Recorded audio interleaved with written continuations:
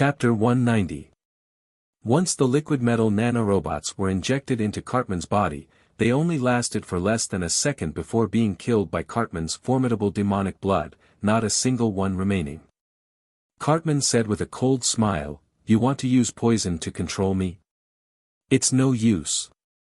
My true body is the Demonist Plane's Demon Emperor. I'm fundamentally different from you ants. My true body is a formidable being comparable to a god. The poison of you ants can't control me." Yang Feng didn't pay attention to Cartman and silently asked within, "Can I control the life form through the liquid metal nanorobots?" From the analysis of the information transmitted by the liquid metal nanorobots, the life form's blood possesses an extremely strong power. Foreign objects are basically unable to fuse or invade it.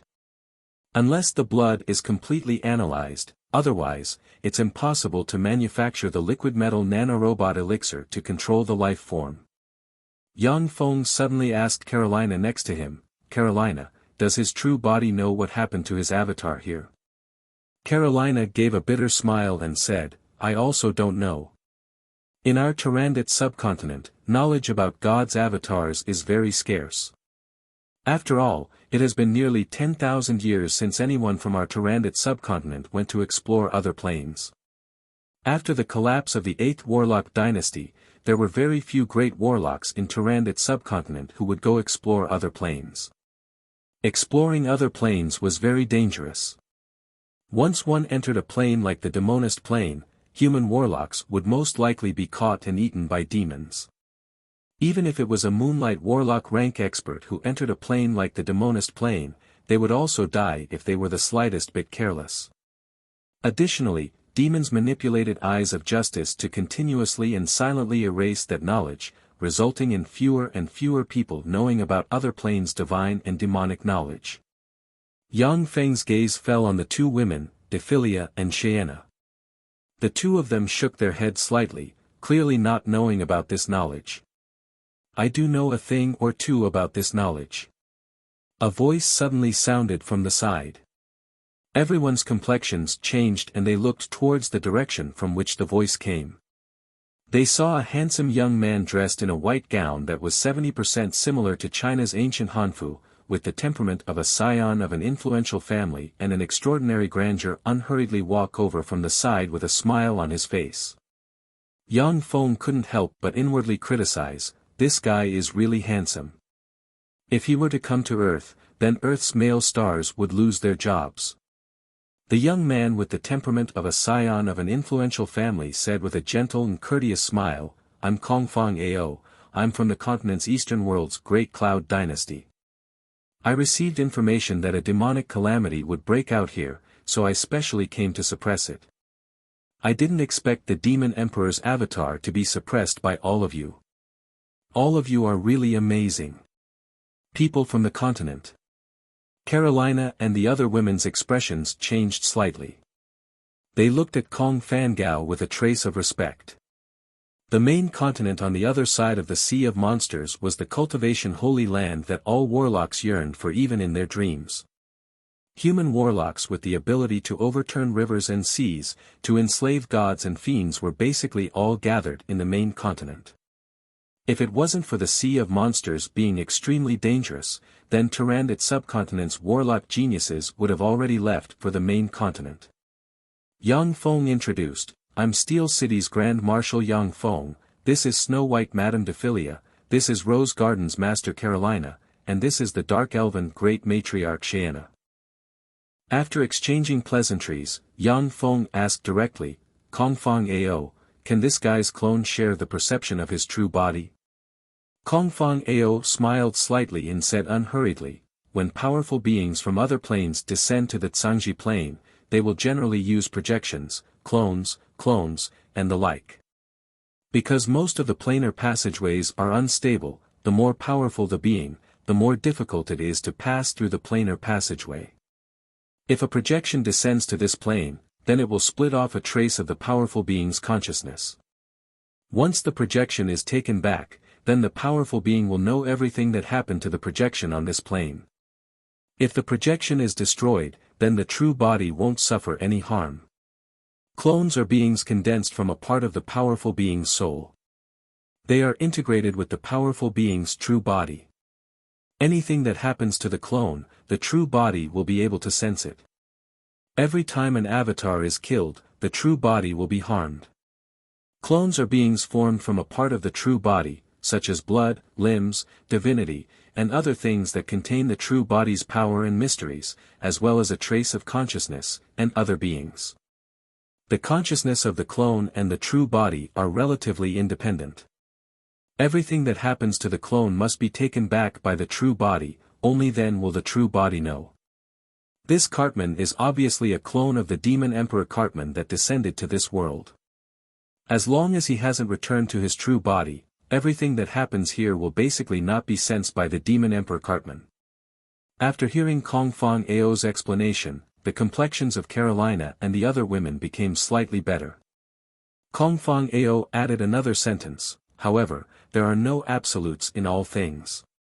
If this doppelganger had mastered some strange secret treasures or some strange spells, and the demon Emperor Cartman used some secret techniques, he might be able to sense everything that was happening here at the same time. After all, the demonist plane is one of the 36 primary material planes, not one bit inferior to the Tsangji plane. The demonist's demon emperor rank experts are already equivalent to the feeble divine force rank gods of other planes. Their divine abilities are so great that they are far beyond the imagination of ordinary people. Unfortunately, I originally planned to capture him and use him as an experimental material for research. In this case, I can't let him stay. Yang Feng said somewhat regretfully and clapped his hands. In the sky, the mechanical black dragon opened its huge mouth, and a dragon breath cannon descended from the sky and blasted the demon Emperor Cartman, directly blasting the clone into ashes. Yang Feng gave a forthright smile and invited, Kong Fong Ao, how about coming to my St. Colin city for a chat? I'll be the host and treat you to a drink. Kong Fong Ao said with a smile, of course, I wouldn't dare. On the top floor of St. Colin City's most luxurious restaurant, Yang Feng and Kong Fong Ao were enjoying Tyrannid subcontinent's top delicacies while talking about the local customs. Kong Fong Ao came from the main continent's famous aristocratic family, his experience was extremely rich and he was extremely talkative, benefiting Yang Feng a lot. After 3 rounds of wine, Kong Fong Ao pondered for a while and said, Brother Yang, I can vaguely feel a trace of Black Dragon's blood meridian fluctuations in your body. Have you transplanted Black Dragon's blood meridians and cultivated the secret method Black Dragon Morph? Yang Feng's eyes flashed with a touch of admiration and he said, that's right. Before Yang Feng used a spell, even a peak great warlock like Carolina would find it difficult to sense that he possessed Black Dragon's blood meridians. Kong Fong Ao had only drunk with him once, yet he was already able to sense that he possessed Black Dragon's blood meridians. This kind of knowledge was simply shocking. Kong Fong Ao's eyes flashed with a touch of regret and he sighed, Brother Yang, with your outstanding talent, how could you cultivate such an inferior secret method like Black Dragon Morph? After all, this Black Dragon Morph secret method only has 5 layers. After barely cultivating it to the Starry Sky Warlock rank, there's no way forward. Yang Feng was suddenly somewhat speechless. The Black Dragon Morph secret method was the core secret method of Black Dragon Pagoda, one of the 6 great warlock groups in Tyrannid subcontinent. Yang Feng was speechless that such a powerful secret method was rated as an inferior secret method by Kong Fong Ao. Yang Feng said without batting an eyelid, Black Dragon Morph can be cultivated to the Starry Sky Warlock rank, it should be regarded as a relatively powerful secret method. How could it be an inferior secret method? My Tsangji plane is one of the 36 primary material planes. In the past, the 7 great warlock emperors of the human race suppressed the universe and conquered countless planes. For what reason did gods, fiends, and devils serve as the lackeys of my human race? It's naturally because of the supreme strength of my human warlocks. My Tsangji plane's warlocks are divided into level 1 warlock, level 2 warlock, level 3 warlock, great warlock, starry sky warlock, moonlight warlock, glorious sun warlock, bright world warlock, Infinity Warlock, Warlock Monarch, Holy Spirit Warlock, and Warlock Emperor. Starry Sky Warlock rank is merely the 5th class. In my Great Cloud Dynasty, Starry Sky Warlock rank experts can at most dominate a city, that's all. In my Great Cloud Dynasty, Starry Sky Warlock rank experts can at most dominate a city, that's all. I'm 24 years old this year, and I'm already a great warlock. If nothing unexpected happens, then I'll be able to promote to a Starry Sky Warlock in 3 years. I'm 24 years old this year, and I'm already a great warlock. If nothing unexpected happens, I can promote to a Starry Sky Warlock in 3 years. As for the Moonlight Warlock rank, it's somewhat difficult. Kong Fong Ao smiled faintly, his words brimming with confidence. Carolina was already considered a rare genius in Tyrannid subcontinent, and she also had the support of Rose Garden's massive resources. Carolina was already regarded as a rare genius in Tyrannid subcontinent, and she had the support of Rose Garden's huge amount of resources. Even such a genius didn't have the confidence to promote to a Starry Sky Warlock before her death. The difficulty of promoting to a Starry Sky Warlock could be imagined. Kong Fong Ao had the confidence to promote to a Starry Sky Warlock at the age of 27. In Tyrannid subcontinent, this cultivation speed was simply heaven-defying. Yang Feng now understood why those Starry Sky Warlocks never came back after leaving Tyrannid subcontinent. That was because the main continent's resources and opportunities weren't something that Tyrannid subcontinent could compare to. If the main continent was a sea, then Tyrannid subcontinent was just a small quagmire. If one wanted to become a true dragon, then one had to go to the sea. If one stayed in the small quagmire, then one could at most become the thickest of loaches. Kong Fong Ao said lightly, the Black Dragon Morph is a secret method passed down from the Second Warlock Dynasty. This ancient Blood Meridian secret method is already outdated. If one wants to practice cultivation to the level of Taboo Lord, then one needs a huge amount of Aurum clan's blood essence. The Aurum clan has already been wiped out by Taboo Lord, so this path is basically a dead end. Yang Feng smiled bitterly. He knew that it was easy to start on the Blood Meridian Warlock path, but extremely difficult to promote later on. However, his soul aptitude was merely at inferior level 1, so he could only walk on the Blood Meridian Warlock path. If it was on the main continent, then perhaps there would be countless secret methods and resources that could solve Yang Feng's low soul aptitude. But there were no ifs. In Tyrannid subcontinent, there were no resources or secret methods that could allow people with inferior level 1 soul aptitude to practice cultivation. He had no choice at that time. Kong Fong Ao said, moreover, you also absorb divinity. That's simply a difference on top of a difference. Divinity was indeed a good treasure. It contained endless knowledge and a trace of the mysteries of laws. It was a first-rate material used to refine semi-divine armaments, as well as a necessity for practicing cultivation and promoting to a god. But in the Tsangji Plain, there was the god-murdering spear. Any expert that vainly attempted to ignite their god fire would only end up dead. Although the divinity inside your body can make your strength advance by leaps and bounds in a short period of time, but when you attack the Starry Sky Warlock rank and undergo a soul transformation, the divinity will definitely be the most frightening obstacle blocking your evolution. Moreover, along with your continuous practice, your strength will continue to increase, and the divinity will slowly transform you into a divine life form. After you promote to a great warlock, no one will be able to help you anymore. Yang Feng was secretly alarmed. After he absorbed the 3 divinity, his strength had skyrocketed. He had always been complacent, thinking that he had obtained a great fortuitous encounter. But he never would have thought that the 3 divinity would actually be a terrifying slow-acting poison for him. Yang Feng's eyes flashed with a touch of bitterness.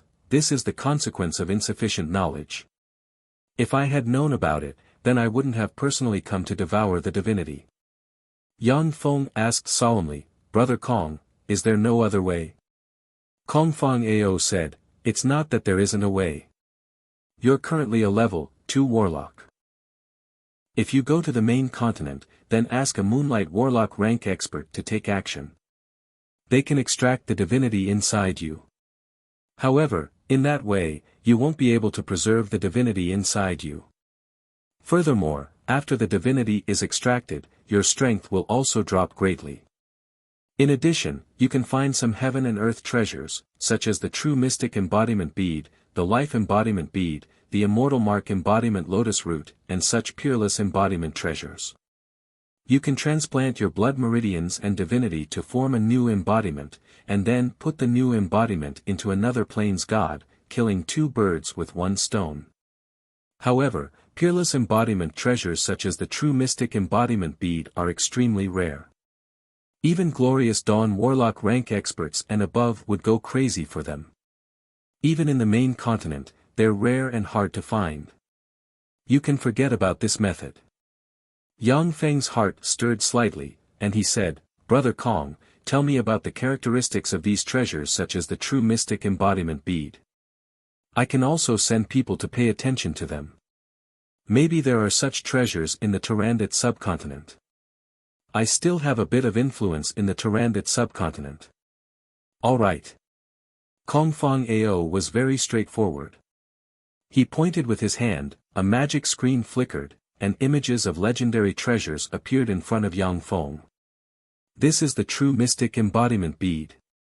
Kong Fong Ao pointed at the images of the treasures and introduced them to Yang Feng. Yang Feng stared at the Life Embodiment Bead, and suddenly felt excited. The Life Embodiment Bead, this bead is similar to the green bead I got from Gloom Cave. Chapter 191. The Life Embodiment Bead was a treasure Yang Feng obtained from Gloom Cave's headquarters via the planar passageway. Yang Feng didn't know what kind of treasure the Life Embodiment Bead was, but he still carefully wore it on his chest. Now that he knew that this was a treasure that even Glorious Dawn Warlocks would go crazy for, he was filled with ecstasy. Yang Feng's eyes flashed with a scorching radiance and he said solemnly, Brother Kong, can you teach me the method to separate the bloodline in divinity and condense an embodiment? Kong Fong Ao hesitated for a moment. I know the rules. According to the rules between warlocks, a corresponding price must be paid in exchange for secret methods and knowledge. This is a mechanical golem comparable to a level, for extraordinary life form. Do you think it's enough to exchange for the secret method? Yang Feng pressed the dimensional crest on his chest, and a fire demonic lion mechanical battle beast suddenly appeared, exuding terrifying fluctuations of power comparable to that of a great warlock. Kong Fong Ao said with an apologetic expression, this secret method isn't anything special. It is taught in some mid-level sects of the Great Cloud Dynasty. However, when I was practicing cultivation in the sect, I made an oath that I would never teach the knowledge taught by the sect to others without the permission of the sect. Therefore, I'm very sorry, but I can't teach you the secret method. Yang Feng suddenly had a disappointed expression, lowered his head, and sank into his thoughts.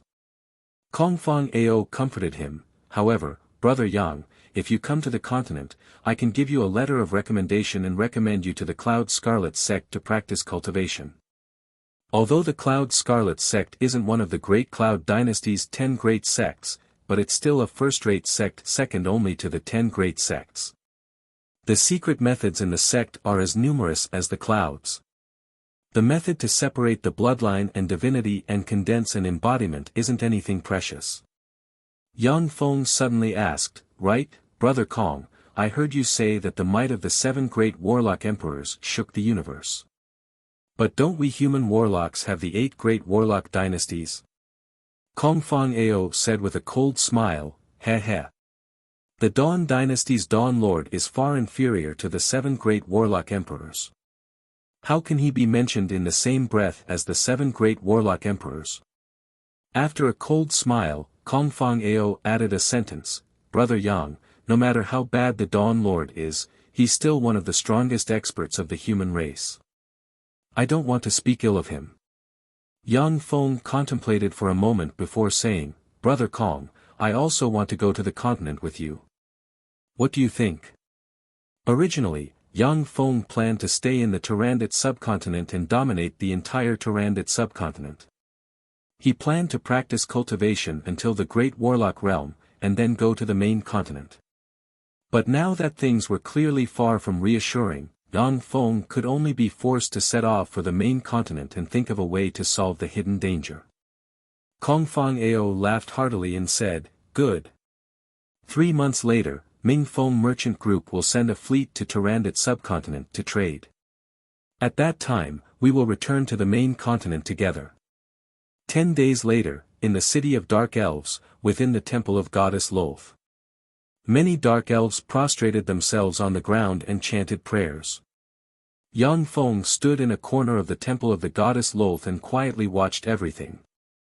From his glasses, he could see wisps of faith power flying out of the Dark Elves' bodies and entering the statue of Goddess Lolth, making the statue of Goddess Lolth emit a faint layer of divine light. Behind Yang Feng stood 2 people, Joanna and Romulich. After the Dark Elves finished their prayers, they respectfully retreated from the temple. Romulich said somewhat discontentedly, "You called us here just to watch this prayer. What's the point?" Romulich was a legend-rank assassin with incomparably powerful strength. At the same time, she didn't believe in the Goddess Lolth. Joanna was a legend-rank archer, but she also didn't believe in the Goddess Lolth. Unless one was a priest nurtured by the temple of the Goddess Lolth since childhood, otherwise, the more powerful the Dark Elven clan was, the more disdainful they would be of the Goddess Lolth. No one would like a god that incessantly sowed discord and made races slaughter each other for fun. In order to obtain power, the Dark Elves at the bottom would instead be more devout in the worship of the Goddess Lolth. Such a dark god, as long as enough flesh and souls were sacrificed, they would generously bestow power to their believers.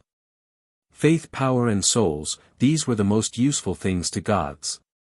Among many gods, powerful souls were used as equivalent currency to carry out all kinds of transactions.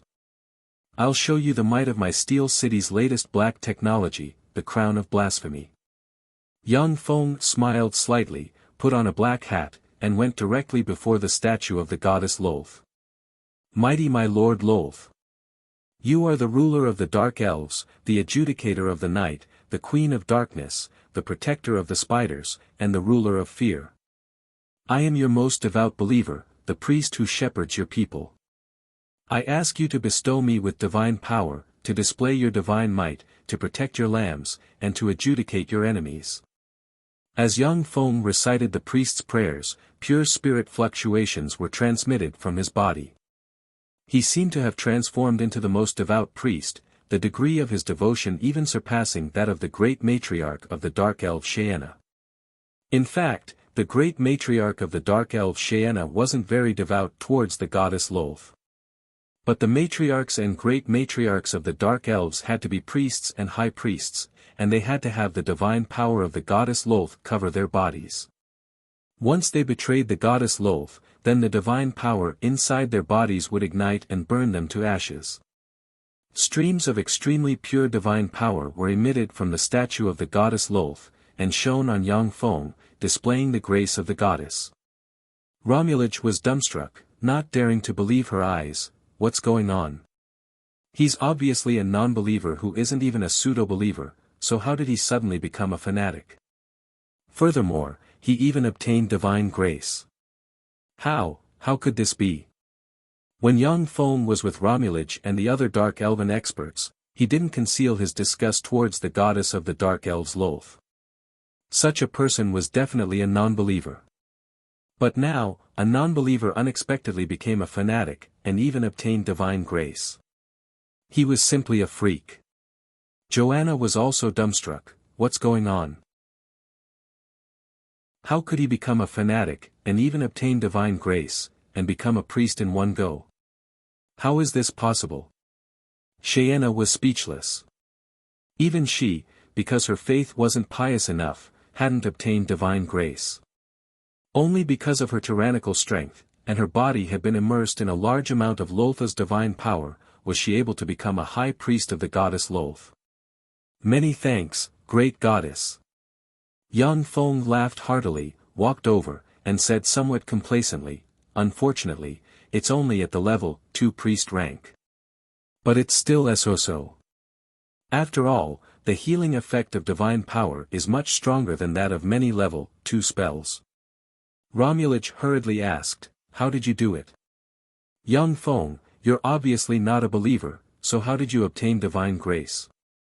Being an assassin was a high-risk occupation. Walking on the tip of a blade, one could be seriously injured if they were the slightest bit careless. If Romulaj could obtain a divine spell and become a high priest, then her battle prowess would increase geometrically.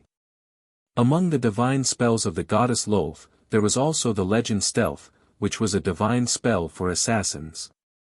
Shadow goddess Malia was the weakest among great warlocks in terms of strength, but with the help of all kinds of outrageous shadow divine spells.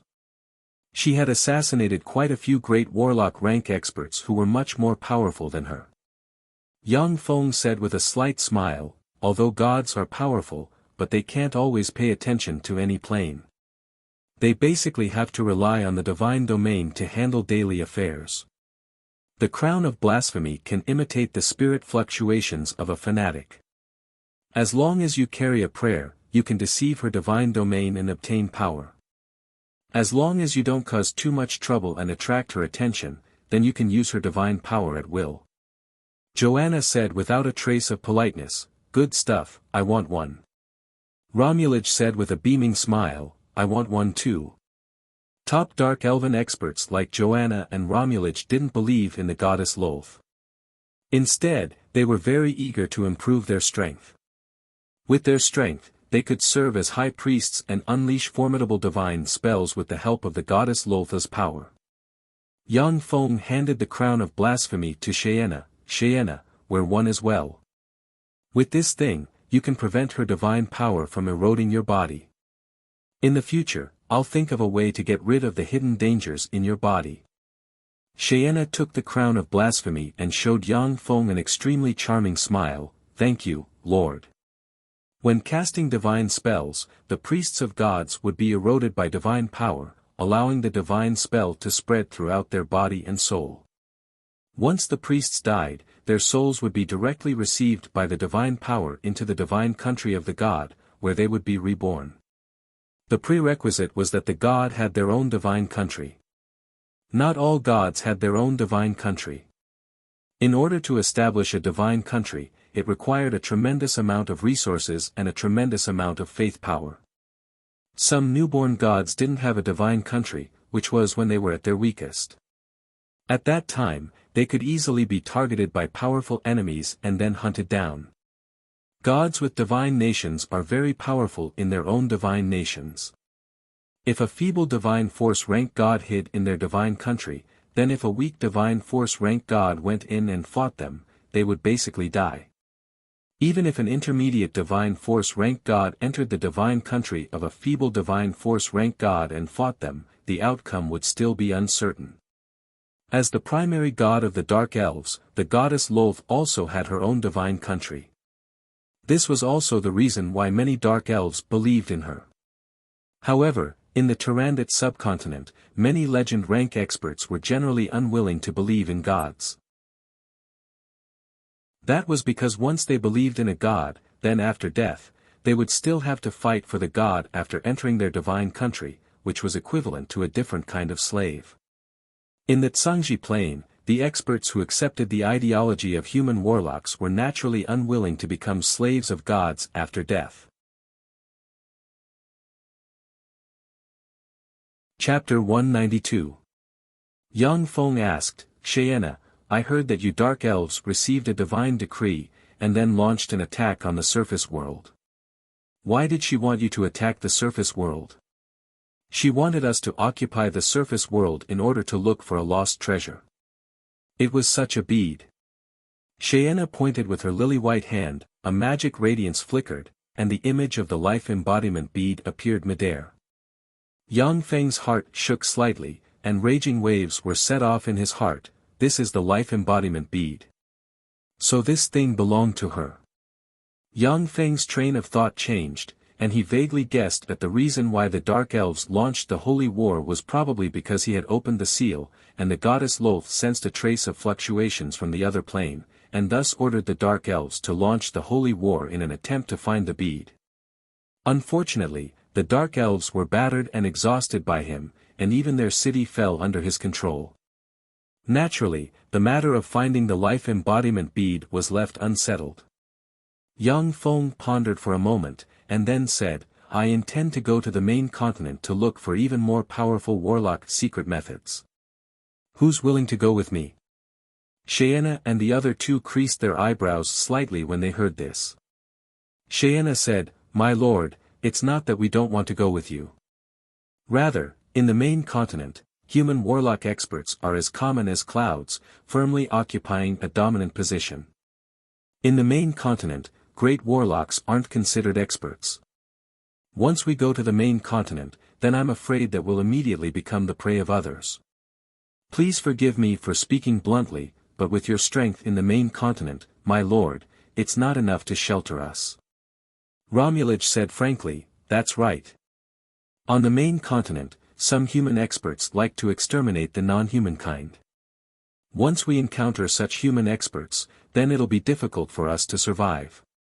Although I'm good at concealment secret methods, but in front of the human warlocks of the main continent, I still can't withstand a single blow." Cheyenne, Joanna, and Romulage, the three women were Tyrannid subcontinent's peak experts.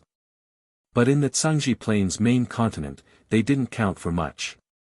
In the Tsangji Plains main continent, peak human warlocks could even enslave gods and ancient fiends. That kind of existence could easily suppress the three women. Yang Feng could already proclaim himself a hegemon in the Tyrannid subcontinent, but once he went to the Tsangji Plain, he'd have to tuck his tail between his legs. Otherwise, the slightest carelessness could lead to death. Yang Feng pondered for a moment, and then said decisively, "I miscalculated. How about this, I'll head over to the main continent first. If I can gain a foothold there, I'll come back to pick you up." White Elephant's Ivory Headquarters. Horace held a letter written by Yang Feng, his complexion alternating between green and white. He wished he could tear the letter to shreds. However, it was natural for a person whose bones had softened once to soften once more. He hesitated again and again, but in the end, he did not tear the letter into pieces. He let out a long sigh and placed the letter directly on the table. 3 days later, White Elephant's Ivory announced its allegiance to Steel City and merged with its forces.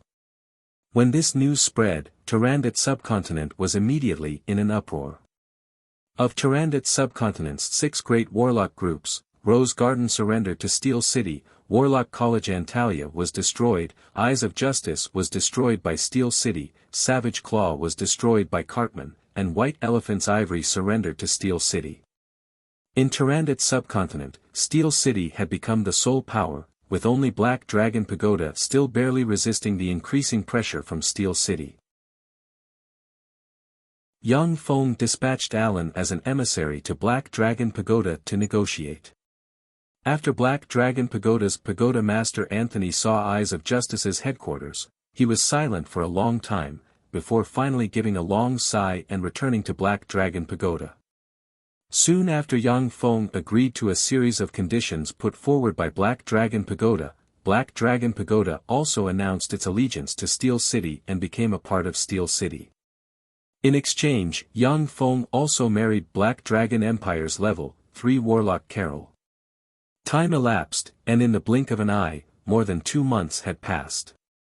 On the harbor, there was a 3,000 m long, several tens of meters tall giant ship, its hull exuding a black metallic luster and engraved with countless mysterious runes.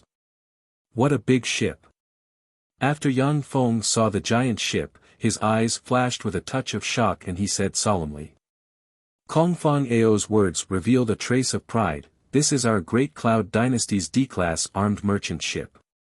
This D-Class armed merchant ship is manufactured from Magic Cloud Ironwood, a specialty of one of the 72 lesser provinces, Green Province's Magic Cloud County. It weighs 1,725,432 tons.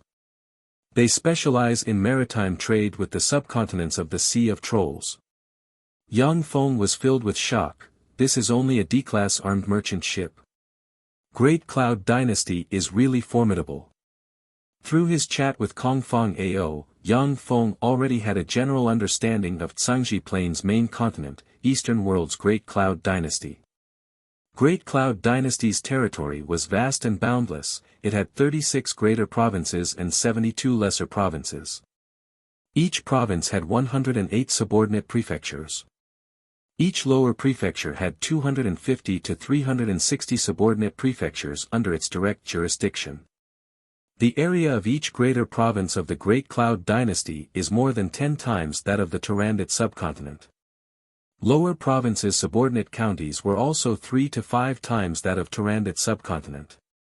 Great Cloud Dynasty's armed merchant ships for maritime trade were divided into 4 grades, A, B, C, and D. The D-class was the highest grade of armed merchant ships for maritime trade. In addition to the 4 grades of merchant ships, there were also some mediocre armed merchant ships responsible for offshore trade. Before Yang Feng's eyes was a huge armed merchant ship, which was very difficult to manufacture on Earth, yet it was merely a D-class armed merchant ship of Great Cloud Dynasty. Compared to the main continent's Great Cloud Dynasty, Turandot subcontinent's people were a bunch of country bumpkins. They couldn't even manufacture 1/10 of this D-class armed merchant ship. Young Master Kongfang, who are these people? A dark-skinned, tall, black-haired, middle-aged man brimming with an oriental aura walked over and asked Kongfang Ao with a slightly respectful tone. Kongfang Ao introduced, Captain Zheng, this is my good friend Yang Feng and this is his younger sister Shi Shui. Brother Yang, this is the Storm Cry's captain, Captain Jinggong. This time, Yang Feng's true body went to the eastern continent's Great Cloud Dynasty with only Shi Shui. He was well aware that his strength was nothing in Great Cloud Dynasty, that was why he went to Great Cloud Dynasty alone. If anything happened, he could slip away without any worries. The reason why he brought Shi Shui was because Turandot subcontinent's various secret methods were too weak. A freak like Shi Shui would only be wasting her talent in Turandot subcontinent. Only by going to Great Cloud Dynasty and practicing even more powerful secret methods could she make perfect use of her freak-like talent and let her grow faster and better. In Turandot subcontinent, a cultivation desert, Shi Shui was able to directly promote to a level 3 warlock in less than 5 years. The strength of her talent could be imagined. Yang Feng wasn't willing to waste her talent in vain. Yang Feng said with a smile, hello, Captain Zheng. Jinggong swept Yang Feng with a glance, creased his eyebrows slightly, and said after a pause, Young Master Yang, hello. Although you're a friend of young Master Kong, but the fare can't be exempted. Yang Feng smiled slightly and threw a storage ring to Jinggong, I know, 4,000 top-notch magic stones per person. Here are 8,000 top-notch magic stones, take a look. Jinggong took the storage ring, scanned it with his spirit, put it away, and then threw 2 jade cards to Yang Feng and Shi Shui, these are your identity cards, don't lose them. These 2 jade tokens might be able to save your lives at a crucial moment. Yang Feng took the jade card and took a look at it. He saw that the jade card was engraved with countless mysterious runes and emitted mysterious fluctuations of power. Clearly, it was a secret treasure. Jinggong said with a solemn expression, the Sea of Monsters is very dangerous and there are countless taboos. On the ship, you have to listen to me. You can't run around, walk around, and most importantly, you can't throw things into the sea. Otherwise, I can't guarantee your safety. Yang Feng said lightly, I know. The Sea of Monsters was very dangerous.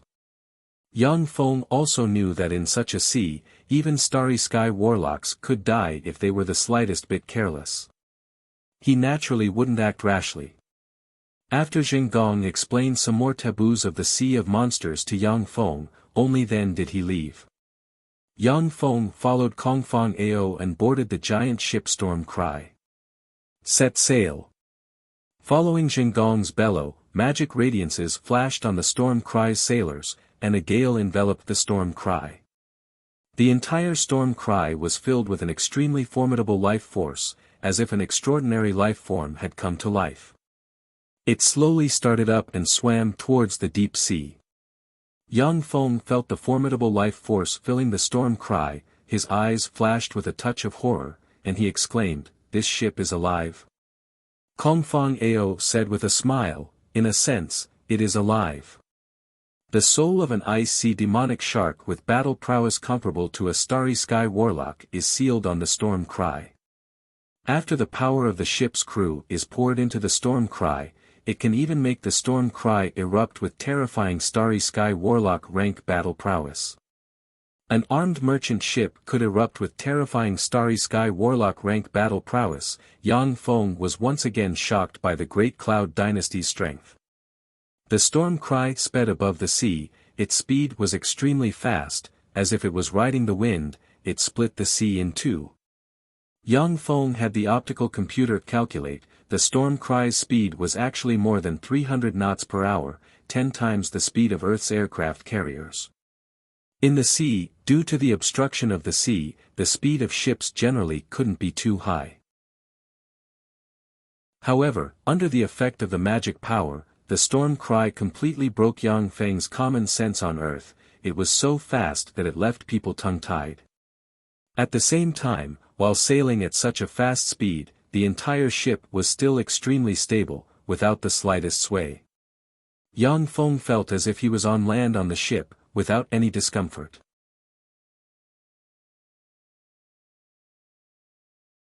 Chapter 193.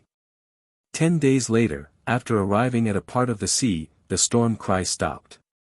The Storm Cry's crew dragged out cattle and sheep and threw them into the sea. An extremely formidable life force spread from the depths of the sea.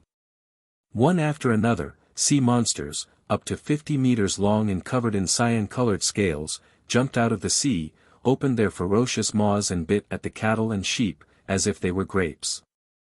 Terrifying energy fluctuations of level, for extraordinary lifeforms spread out from the bodies of these sea monsters. Yang Feng watched the sea monsters jump out of the sea, his eyes flashing with a touch of graveness and apprehension.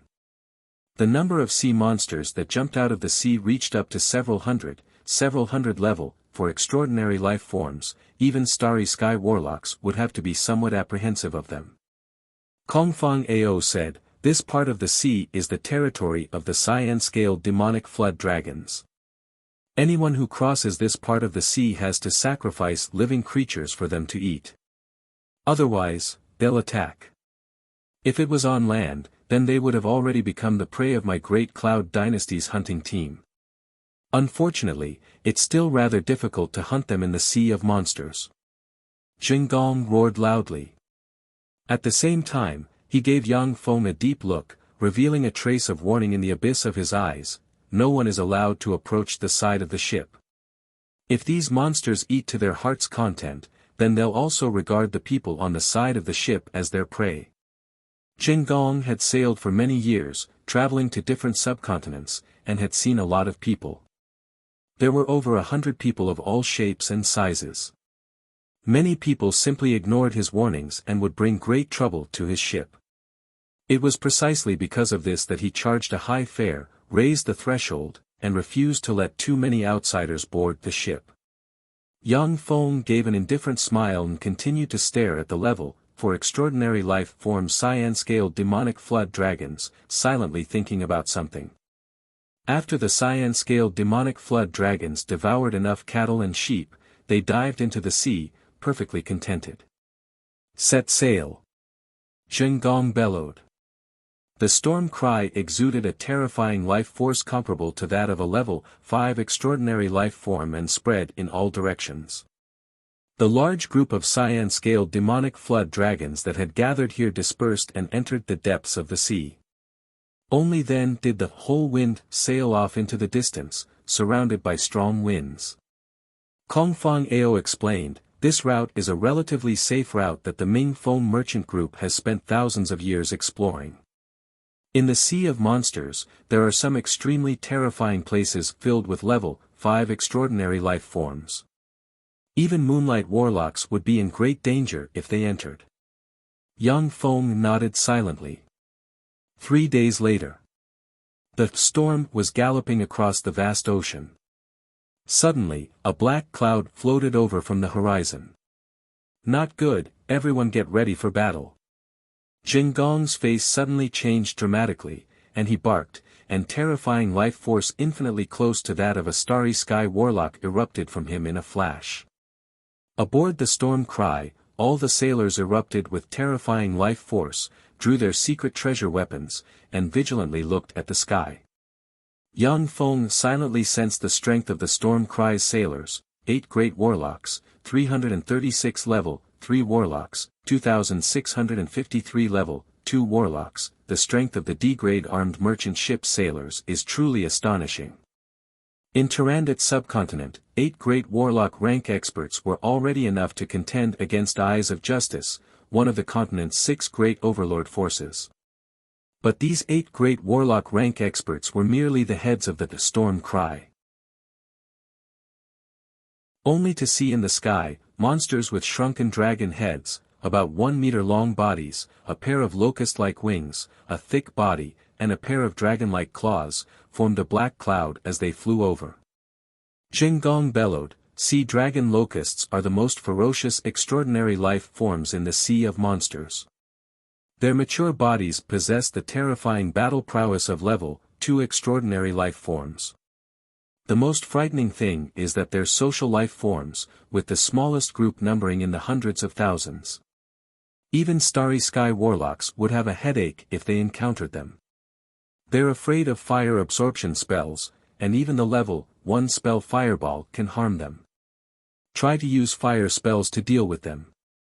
Yang Feng looked at the sea dragon locusts in the sky, and his eyes revealed a trace of graveness. If it was in Tyrannid subcontinent, Yang Feng would have 1 million level 8 primary battle robots protecting him at all times, and those sea dragon locusts would die no matter how many came. But this time, Yang Feng didn't have 1 million level 8 primary battle robots protecting him. If he was the slightest bit careless, then his true body might fall here. The dense swarm of sea dragon locusts dropped from the sky and pounced towards the Storm Cry. Jin Gong gave a furious roar, pointed towards the sky, and instantly cast the level 3 fire attribute spell Fire Serpent. A fire serpent suddenly appeared and pounced towards the sea dragon locusts in the sky. Crackle. When the fire serpent entered the midst of the sea dragon locusts in the sky, crackling sounds were transmitted, and large swaths of the sea dragon locusts were burned to ashes. The sailors aboard the Storm Cry also formed a formation, with a clear distinction between offense and defense. The defenders released defensive spells, while the attackers released fireball and similar fire attribute spells, madly bombarding the sea dragon locusts in the sky. Yang Feng pointed with his hand, and fireballs flew out from his hand, bombarded the sea dragon locusts, and blasted them into ashes. Every time he killed a sea dragon locusts, he could feel traces of demonic energy of massacre being born inside him, strengthening his fleshly body. This was the power of divinity of massacre. Shi Shui operated the Western Extreme Cold Ice Phoenix method, and as if the incarnation of a small goddess of ice and snow, the sea dragon locusts fell to the ground, and turned into ice sculptures. Although Yang Feng could summon great warlock rank mechanical golems to fight for him, but he still had to temper his true combat ability. Once he entered the Great Cloud Dynasty, Yang Feng would no longer be the monarch of Tyrannid subcontinent who could call the wind and summon the rain, but rather an ordinary level 2 warlock. Those mechanical battle beasts would be his greatest trump card. With a smile on his face, Kongfang Ao casually pointed with his finger, and wind blades turned into a whirlpool of wind blades that swept towards the countless sea dragon locusts and crushed them. In the midst of the fierce battle, Jin Gong saw that there was no end to the sea dragon locusts, and that even though there were 8 great warlocks aboard the ship, it would still be difficult to resist. He could only clench his teeth, take out a red jade card from his bosom, and pour his spirit force into it. The storm cry erupted with a terrifying life force. Hatches opened, magic radiances flickered, and fire snakes shot towards the sea dragon locusts from the hatches. Hundreds of fire snakes intertwined in the sky, and fire elemental particles surged and surged, as if a peerless natural disaster. Along with countless crisp sounds, large swaths of sea dragon locusts were burned to ashes, and scattered on the ground. The clumps of sea dragon locusts suffered heavy casualties, and finally could not resist the fire snakes released by the storm cry. They flapped their wings and flew away. Once the sea dragon locusts retreated, everyone aboard the storm cry heaved a sigh of relief. At the same time, anguished howls were heard. After all, the mature sea dragon locusts were level, 2 extraordinary life forms, and their battle prowess was extremely formidable. Even though the sea dragon locusts were driven away by the formidable weapons aboard the storm cry, there were still several hundred casualties among the sailors aboard the storm cry. Only 20+ people died on the spot, but several hundred were injured. Yang Feng asked curiously, why didn't they use large area of effect meteorological spells? Although the sea dragon locusts were level, 2 extraordinary life forms, but they still couldn't resist fireball. If a large area of effect meteorological fire spell was used, then they would be seriously injured in one move. Kongfang Ao explained, this is also a taboo in the Sea of Monsters. Once a large area of effect meteorological spell is used here, then the formidable beings in the Sea of Monsters will sense it. They will come and destroy us. The sea dragon locusts can barely be considered as a natural disaster in the Sea of Monsters that is relatively easy to resist. Kongfang Ao said, Yang Feng, large area of effect meteorological spell is a taboo in many places. Unless it's a mortal enemy, otherwise, once you use it, then you'll be hunted down to your last breath. It's best not to use your alchemical weapon of mass destruction in the Great Cloud Dynasty. Once too many ordinary people die, then the Great Cloud Dynasty will list you as an A-class wanted criminal and send countless experts to hunt you down. In the Great Cloud Dynasty, there are many Moonlight Warlock rank bounty hunters. Yang Feng pondered for a moment, and then nodded. If Yang Feng was the ruler of a great empire, then he would definitely send countless experts to hunt down those villains who could casually kill hundreds of thousands or even millions of ordinary people. Until the villains were completely exterminated. The incomparably large number of ordinary people with weak strength were the foundation of the world of warlocks. Many warlocks started out as ordinary people step by step. Without the large number of ordinary people, then it would be impossible to have a bright and flourishing world of warlocks. Kongfang Ao added another sentence, however, you only have to pay attention to one thing, don't use that kind of alchemical weapon in densely populated places. In the main continent, the first-generation warlock emperors of the 8 great warlock dynasties gathered the power of their dynasties and carried out magic blessings on the main continent. The laws of the main continent are somewhat different from those of the broken subcontinents. Moreover, the main continent is much more solid than the subcontinents. The might of your alchemical weapon can't be as great as in the subcontinents. It's fine to use it in some remote places. Kongfang Ao warned again, in fights in the main continent, generally some spells with strong single target power and small area of effect will be chosen. Otherwise, once the area of effect of the spell is too large, it will attract the attention of many experts and lead to a lot of unnecessary troubles.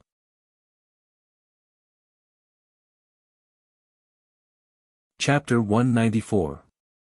In order to kill Cartman as well as the demons commanded by him, Yang Feng had fired dozens of nuclear warheads, erasing eyes of justice from a mountain range. That method was too cruel. Kongfang Ao had no choice but to warn him a few more times. Yang Feng knew what Kongfang Ao was apprehensive about, and said with a slight smile, I know. Cartman's clone was a terrifying demigod-rank existence, and commanded countless demon experts. If he was given a bit of time, then he would definitely turn Tyrannid subcontinent upside down. If it wasn't for Yang Feng's plan to heavily injure him with nuclear warheads, then it wasn't impossible for Tyrannid subcontinent to fall into his hands. Yang Feng only listened to half of Kong Fong Ao's words. Unless it was a critical moment, he would never use nuclear warheads. If his life was in danger, then he would definitely use the nuclear warheads. Warning: the hull of the host's ship will be hit by an irresistible powerful attack. It is recommended to pounce forward. The lightning supersonic fighter released by Yang Feng tens of kilometers ahead of the storm cry instantly crumbled. Be careful. Yang Feng's complexion suddenly changed greatly. He grabbed Shi Shui beside him, and rushed towards Kong Fong Ao. Kong Fong Ao was slightly taken aback, his thoughts revolved lightning fast, and he made a decision. He rushed towards Yang Feng. A cyan beam of light slanted down from the black clouds and hit the storm cry. Countless runes on the storm cry's hull lit up, formidable starry sky warlock rank fluctuations of power erupted in a flash, and a huge protective cover enveloped the entire ship. When the cyan beam of light hit the huge protective cover emitted a "pa" sound and easily shattered. The cyan beam of light hit the storm cry, blasting half of the storm cry into two halves. The terrifying shockwave spread out in all directions, causing everyone on the ship to be shaken and sent flying. The storm cry that was blasted into two also emitted a "kacha" sound, a whirlpool appeared beside it, and it sank to the bottom of the sea. Yang Feng was also hit by the terrifying shockwave, his internal organs felt like they were being torn apart, he spat out a mouthful of blood, fell into the sea, and almost lost consciousness. Brother, wake up. A burst of ice-cold feeling came from his forehead. Yang Feng woke up from his coma. As soon as he opened his eyes, he saw an anxious Shi Shui. Yang Feng looked around and discovered that he was already in the deep sea and was continuously sinking. Surrounding him was a layer of life force that only an official warlock could possess, separating him from the seawater and filtering out traces of air, allowing him to breathe. On the Tsangji Plain, warlocks used secret methods to obtain a kind of life energy. As long as they weren't dead, they would be surrounded by a layer of life force at every moment. The stronger one was, the stronger their life force would be. The life force had all kinds of incredible mystical powers, allowing warlocks to survive in many harsh environments. Yang Feng pressed the dimensional crest on his chest, and a 100-meter-long level, for extraordinary life-form mechanical battle beast Barraman electric sea eel appeared in front of him. Yang Feng pulled Shi Shui's small hand and jumped into the Barraman electric sea eel's cockpit. After becoming the uncrowned king of Tyrannid subcontinent, Yang Feng obtained many level, for extraordinary life-form corpses from the treasure warehouses of Black Dragon Pagoda and White Elephant Ivory. He used the portable fortified stronghold to turn those level, for extraordinary life-form corpses into mechanical battle beasts, which he carried with him. Shi Shui asked, "Brother, what should we do now?" "Go back." While following the storm cry as it sailed in the sea of monsters, Yang Feng secretly recorded the route.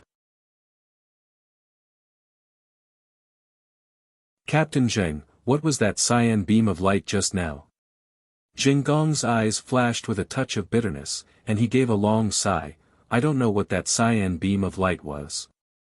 Maybe it was the aftermath of a fierce battle between two formidable beings. More likely, it was because I used the Storm Cry's Fire Serpent Skynet artillery. Such a large area of effect spell was perceived by the formidable beings in the sea, and they conveniently attacked us. The Sea of Monsters is very dangerous. Even though we've been sailing this route for countless years, we still don't dare to say that we truly understand this sea." Zheng Gong said with a solemn expression, "Brother Yang, this sea has become very dangerous. I advise you to leave this sea immediately. Such powerful fluctuations of power will definitely summon formidable beings." Yang Feng said, "I want to continue to the main continent, is there any way?" "No problem, I have the route map of the Sea of Monsters. As long as this route map isn't lost, then I can take you to the main continent through the correct route." Jingong fished out a jade map from his bosom. There were all kinds of fine lines on the map, and on one of the fine lines, there was a red dot. That red dot was the location of Yang Feng's party. Yang Feng took a glance at the jade map, and discovered that they were already 1/3 of the way from the Great Cloud Dynasty in the eastern world of the main continent. Yang Feng immediately piloted the Barraman Sea electric eel in the direction of the eastern world of the main continent, following Jingong's directions. The Barraman Sea electric eel had been fully modified by the portable fortified stronghold, and the fluctuations of life it emitted were not much different from those of a real Barraman Sea electric eel. In the Sea of Monsters, the level for extraordinary life form wasn't considered to be weak. As soon as the low-ranked extraordinary life forms sensed its fluctuations of life, they would retreat in succession. After crossing this sea, shortly after entering another sea, a 40-meter-long level, for extraordinary life form magic fin swordfish, covered in black scales and with a mouth as long as a sharp spear, blocked in front of the Barraman Sea electric eel and issued extremely strange sounds. The sounds are in the common language of the extraordinary life forms. Now translate. Why did you break into our domain? Do you want to start a war with us? We'll tear you to pieces and then eat you. These two voices came from inside the Barraman Sea electric eel. Kongfang Ao praised, amazing, you even know the common language of the extraordinary life forms. Brother Yang, your Steel City's warlock alchemists really make me have a whole new level of respect for you. Jingong's eyes shone as he said, that's right, the extraordinary life forms of the sea are also intelligent life forms. They also have a special common language. We haven't been able to grasp this language. Brother Yang, when we reach the Great Cloud Dynasty, can you sell us this translation secret treasure? Let me think about it. Yang Feng said with a slight smile. The common language of the extraordinary life forms was the knowledge left behind by a Tyrannid subcontinent's great warlock who specialized in the study of the language of the extraordinary life forms of the sea. This kind of knowledge was very remote and couldn't promote the cultivation base of a warlock. Basically, no one would study it.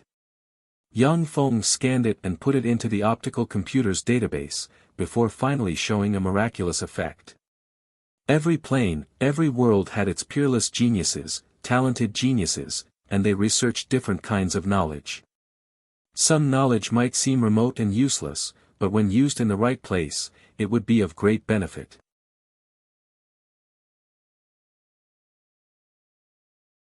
Chapter 195. Friend, I'm lost.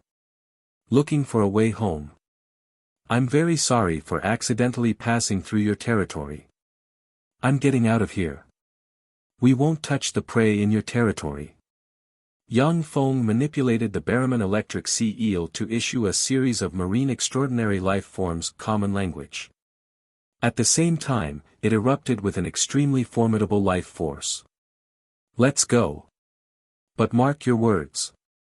If you casually hunt our prey in our territory, together, we will tear you to pieces.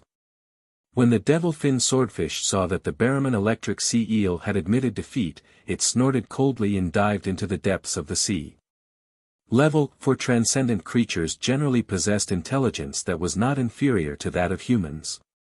Of course, because there was no systematic inheritance of knowledge, those extraordinary creatures were generally more stupid than humans.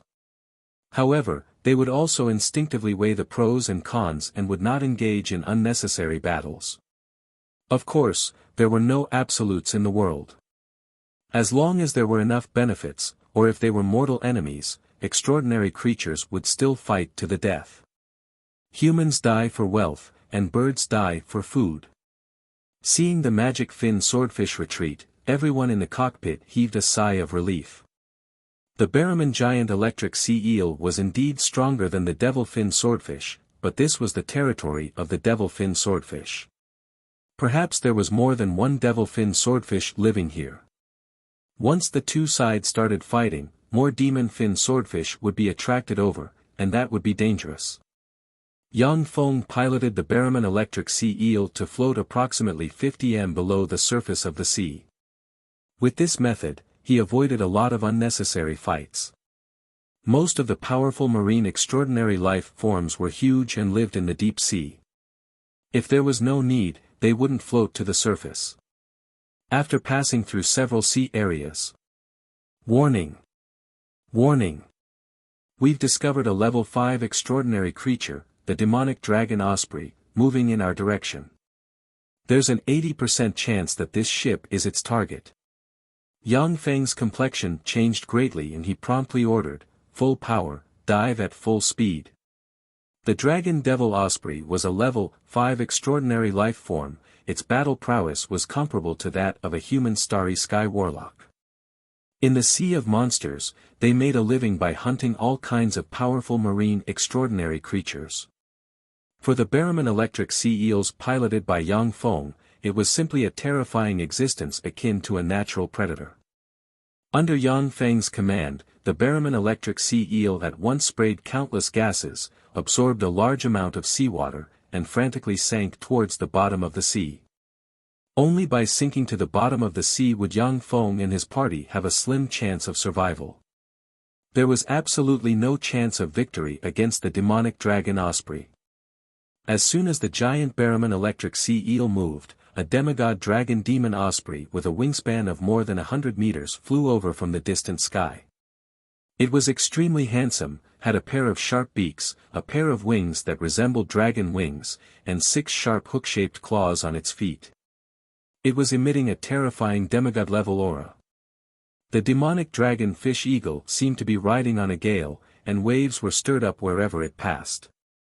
Like a bolt of lightning, it descended from the sky, riding on the power of the wind. It forcefully tore apart the sea and flew toward the depths of the sea with incomparable violence. The Barrowman giant electric sea eel struggled with all its might as it dove down frantically. However, its diving speed could not match the flying speed of the demonic dragon osprey. "Brother Yang, let me lend you a hand." Zhengong gave a shrill howl, silently recited an incantation, pointed inside the Barrowman giant electric sea eel, and cast the level for spell deep sea stealth. In a flash, an azure radiance enveloped the Barrowman giant electric sea eel. The level for spell deep sea stealth was developed by human warlocks for the purpose of diving into the deep sea and searching for all kinds of resources. This spell's power allowed the caster to move freely in the sea, as well as increase the speed of their movement. With the blessing of the level for spell deep sea stealth, the movement speed of human warlocks in the sea could even reach the level of some marine extraordinary life forms. With the blessing of the deep sea stealth, the diving speed of the Barrowman giant electric sea eel once again rose by a notch. "Open the cockpit, I'll give it a good beating." The Storm Cry's vice captain, Wang Lang, who possessed the cultivation base of a great warlock, said loudly. Yang Feng opened the cockpit door without hesitation. "Strong ink." Wang Lang walked to the cockpit entrance, silently recited an incantation, pointed upward, and cast the level for spell strong ink. A large expanse of black colloid suddenly appeared in the sea, forming a large expanse of colloid-like ink. As if possessing a life of its own, the colloid-like ink quickly spread in all directions, polluting the sea and completely covering it. The colloid-like ink not only obstructed the line of sight, but also obstructed the dragon devil osprey's formidable perception.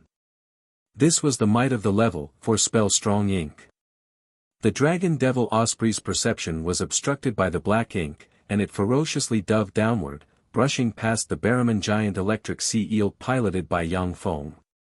The dragon devil osprey plunged 1,000 meters into the sea, and then had no choice but to ride the gale and suddenly fly out of the sea and into the sky. Even if the dragon devil osprey was a terrifying demigod rank extraordinary life form, but it still couldn't contend against the natural pressure of the entire Sea of Monsters. Diving 1,000 meters into the sea was already its limit. After the dragon devil osprey flew out of the sea, it circled in the sky, before flapping its wings and flying towards another place. In the Sea of Monsters, the dragon devil osprey had failed to hunt more than once or twice, therefore, it didn't take this failure to heart. "It's finally gone." Once the dragon devil osprey flew away, the people in the cockpit smiled, and a harmonious atmosphere pervaded the cockpit. After experiencing life and death together twice, the people present were no longer as distant as before, and had become somewhat closer. Yang Feng laughed heartily and said, Big brother Wang, that strong ink of yours is really exquisite. Wang Lang also smiled contentedly and said, the essence of battle lies in the choice of different spells. We men who run at sea all year round naturally grasp battle spells related to the sea. We still have some experience in choosing spells for naval battles. Yang Feng, if you want to learn, then I'll teach you. Yang Feng was overjoyed and said, many thanks, big brother Wang. Generally, human warlocks wouldn't learn too many spell models, that was because one's mental energy was of utmost priority. In order to construct a spell model in the spirit sea, it often took a huge amount of time. Yang Feng had the optical computer's assistance. Constructing spell models in the spirit sea was far simpler and more relaxed than other warlocks. What he lacked was a variety of formidable spell models. In Tyrannid subcontinent, level 4 spell models were very precious. In Tyrannid subcontinent, each of the 6 great forces grasped only about 20 level 4 spells. Moreover, there were many duplicates between them. Yang Feng was very interested in collecting all kinds of formidable spell models. Wang Lang smiled, took out a knowledge crystal, and handed it to Yang Feng. This is a knowledge crystal related to the level 4 spell strong ink spell model. After you've promoted to a great warlock, then you can study it. Zheng Gong gave a forthright smile, took out a knowledge crystal, poured a dozen or so sea-attributed spell models into it, and then handed it to Yang Feng. Yang Feng, this is the level 4 spell deep sea stealth spell model. I also have a few level 4 spell models, deep sea supervision, deep sea super perception, ice sea arrow. Storm, I'll give them all to you. Yang Feng had saved the lives of the storm cries several hundred people. Zheng Gong also found him very pleasing to the eye, and directly gifted him with the sea-attributed spell models in order to thank him for his life-saving grace. Kongfang Ao hesitated for a moment, took out a knowledge crystal, poured the knowledge of the secret method into it, and then handed it to Yang Feng. Brother Yang, haven't you always wanted to obtain a secret method for embodiment? Although I'm limited by my oath and can't impart my sect's secret method to you. However, during my adventures, I've obtained an even better secret method for embodiment. This secret method for embodiment, I'll give it to you. When Yang Feng absorbed the knowledge crystal, his eyes flashed with a touch of ecstasy, and he promptly expressed his thanks. Many thanks, Brother Kongfang. I'm really grateful to you. The secret method that Kongfang Ao gave Yang Feng was called True Mystic Embodiment Scripture. It was a secret method for practicing embodiment with endless mysteries. There were also different levels of secret methods for practicing embodiment cultivation. Many of the lowest level secret methods for practicing embodiment cultivation could only produce a single embodiment, and the strength of the separated embodiment had to be lower than the cultivation base of the true body. Once the strength of the embodiment was determined, it was very difficult to strengthen it. After condensing a godhead, gods from other planes would consume a large amount of divine power and rare materials to refine an embodiment. Different godheads could condense different embodiments. Feeble divine power rank gods could only condense a single embodiment. The true mystic embodiment scripture was very heaven-defying. As long as one had a treasure of heaven and earth like the life embodiment bead, one could separate an embodiment. Each embodiment could practice cultivation on its own, and could even practice cultivation to a point where it was stronger than the true body, almost like a completely different individual. In this way, the true body and the embodiment could practice cultivation together, and the cultivation speed would increase by several times. Moreover, the true mystic embodiment scripture also recorded this secret method. It could be used to slowly practice cultivation and nourish one's soul after splitting a part of one's soul into an embodiment, and then slowly recover. The soul contained the ultimate mysteries of life, and even gods couldn't fully analyze the mysteries of the soul. Many embodiment secret methods didn't have methods to cultivate soul force, and could only allow people to slowly recover. In this way, after splitting an embodiment, the strength of those who practiced embodiment cultivation would be greatly weakened for a period of time. The only weakness of the true mystic embodiment scripture was that it was difficult to find treasures of heaven and earth like the life embodiment bead.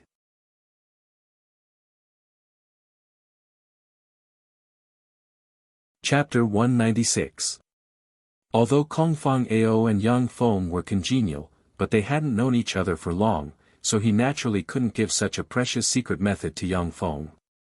This time, Yang Feng saved Kongfang Ao's life, and then after going through life and death together, he chose to give this secret method to Yang Feng.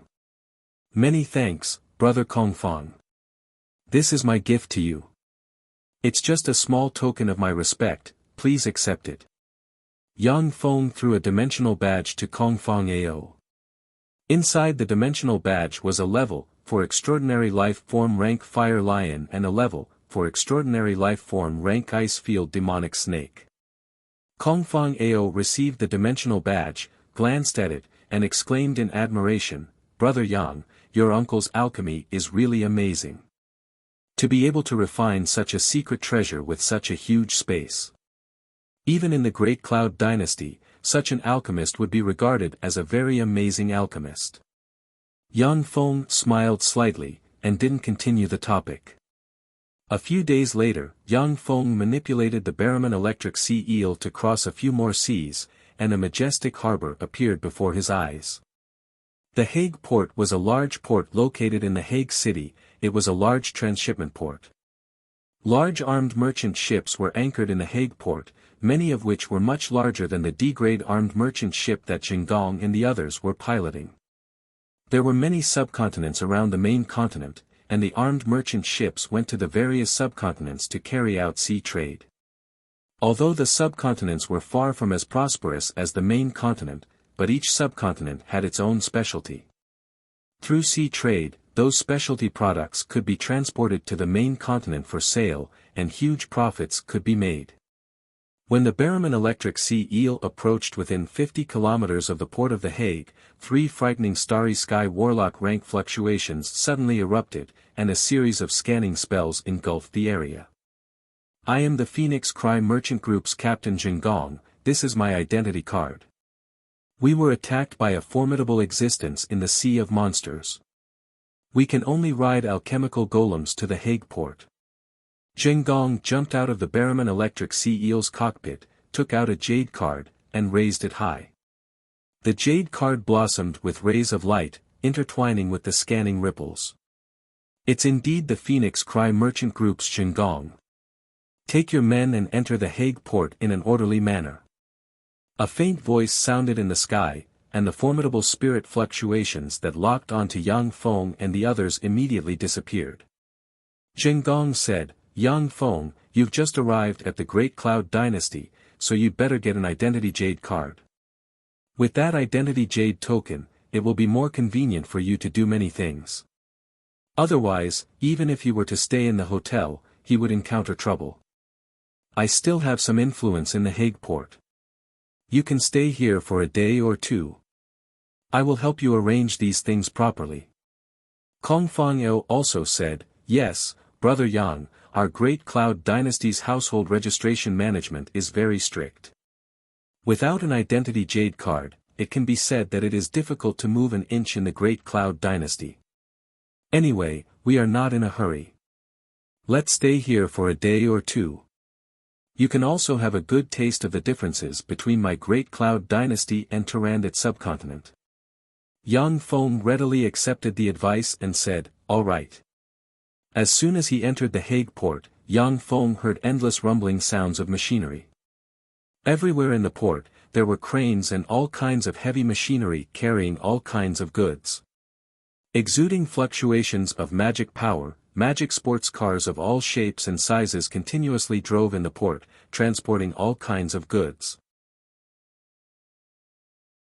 In the port, many workers were casting spells, using all kinds of spells to load, unload, and do all kinds of other things.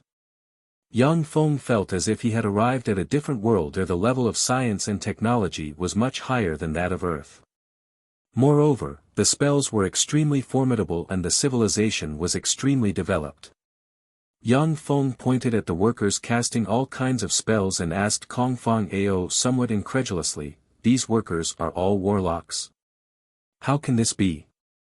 Isn't it very difficult for warlocks to practice cultivation? How come there are so many warlocks? Official warlocks are very difficult to be born in such a backward place like Turandot subcontinent. But in our Great Cloud dynasty, on average, one official warlock will be born out of every 100 ordinary people. As for why there is such a disparity, that is because the level of civilization of the two places is fundamentally different. In our Great Cloud dynasty, 12 years of compulsory education is basically universal. Every child of the right age, as long as they reach the right age to study, can enter a school to learn all kinds of basic knowledge. So long as they are admitted to a university, they are basically apprentice warlocks. Some outstanding elite students have basically already promoted to official warlocks in the university. In our Great Cloud dynasty, inferior magic stones, intermediate magic stones, superior magic stones and even top-notch magic stones can already be synthesized in large quantities using all kinds of extraordinary plants. In your Turandot subcontinent, a piece of inferior magic stone costs 100 gold coins, but here, it only costs 1 silver coin. The exchange rate between magic stones is basically 100 to 1. As long as you have enough inferior magic stones, you can casually exchange them for top-notch magic stones.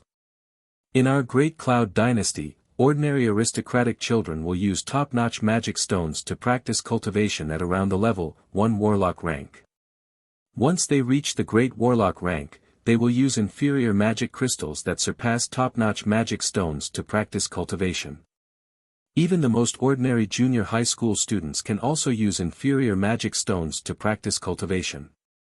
Level 1 to level 4 spell models can be bought in warlock shops. Moreover, our Great Cloud dynasty's spell models are simplified and optimized versions that have gone through countless geniuses. They can make it even easier for people to practice cultivation. Although a lot of the 8 great warlock dynasties' knowledge has been lost in the wars of the previous dynasties. However, most of it has been basically passed down. Our Great Cloud dynasty is one of the most powerful human warlock dynasties. If we didn't even have this bit of ability, then we would have already been destroyed by those powerful beings from other planes. Kong Fang Ao's words revealed the pride of being a citizen of the Great Cloud dynasty. Kong Fang Ao said lightly, "Turandot subcontinent is still the same as it was tens of thousands of years ago, it's really too backward." Yang Feng thought for a moment. Just as Kong Fang Ao said, Turandot subcontinent was really backward to the extreme compared to the Great Cloud dynasty. Turandot subcontinent and the Great Cloud dynasty, the disparity was more than 1,000 times greater than the disparity between Earth's primitive tribes and the United States Empire. Although everyone was on the same planet, but the world they came into contact with was completely different. In Turandot subcontinent, a level 2 warlock was already considered an overlord. But in the Great Cloud dynasty, a level 2 warlock was merely a relatively powerful sailor or soldier. Kong Fang Ao said, "Of course, our human physiques can't compare to those of fiends, divine descendants, dragons and high elves. Even in the Great Cloud dynasty, ordinary people are the most numerous. Level 1 warlocks and level 2 warlocks are considered elites. Level 3 warlocks are considered top-notch elites. Great warlocks are considered experts. Starry Sky warlock rank experts are qualified to dominate a region. As for powerful warlocks above the Starry Sky warlock rank, whether it's in the Great Cloud dynasty or the Western world's Portman dynasty, they're considered true experts. Their strength can contend with the gods of other planes." Yang Feng asked curiously, "Since the Great Cloud dynasty's civilization has already progressed so much, then why is Turandot subcontinent's civilization still so backward?" Heh. On one hand, it's because we don't want to, on the other hand, Turandot subcontinent's rulers also don't want to see civilization progress. Kongfang Ao gave a contemptuous smile and said meaningfully, the more backward a place is, the more they resist the spread of advanced civilization. Moreover, the resistance often comes from the upper echelons. In the future, if you go to those plains dominated by gods, then you'll see many plains with backward civilizations and full of suffering, just like Turandot subcontinent. In fact, it's very simple. Only in ignorant, backward, and full of suffering places will people believe in gods. We people of the Tsangji plain don't have faith, we only believe in our own strength. Among the 7 great warlock emperors, I, Kongfang Ao, admire the Time Lord the most. He forged the god-murdering spear with the bones of countless ancient gods and the mighty power of a warlock dynasty. From then on, no one in the Tsangji plain could ascend to godhood. It's precisely because of this that the formidable beings of the Tsangji plain were forced to find an evolutionary path without ascending to godhood, thus establishing a brilliant and flourishing warlock civilization. At that time, if the Time Lord had chosen to become a god, then with his terrifying strength, I'm afraid that the entire Tsangji plain would have slowly transformed into his divine country. All of us would have become the slaves of gods, the lambs of gods, and become backward and ignorant. We would only believe in him and live for the sake of believing in him. After listening to Kongfang Ao, Yang Feng understood why Turandot subcontinent was so backward. Previously, all of Turandot subcontinent's knowledge and power were in the hands of the 6 great warlock groups as well as the large and small warlock groups attached to them. The warlocks of those warlock groups were existences that stood above the masses. If a civilization like that of the Great Cloud Dynasty were to spread, then their monopoly of superior knowledge would be broken, and their status as superior beings would cease to exist. Therefore, they unconsciously resisted the influence of the continent's civilization. As for the Great Cloud Dynasty, they were also happy to see Turandot subcontinent continue to be ignorant, so that they could make huge profits through sea trade.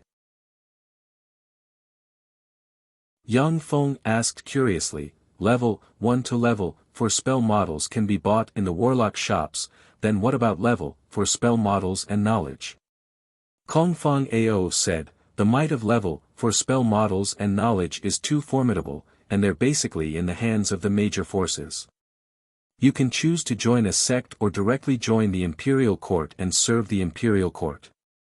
According to your contributions, you can obtain different secret methods and a variety of formidable spell models.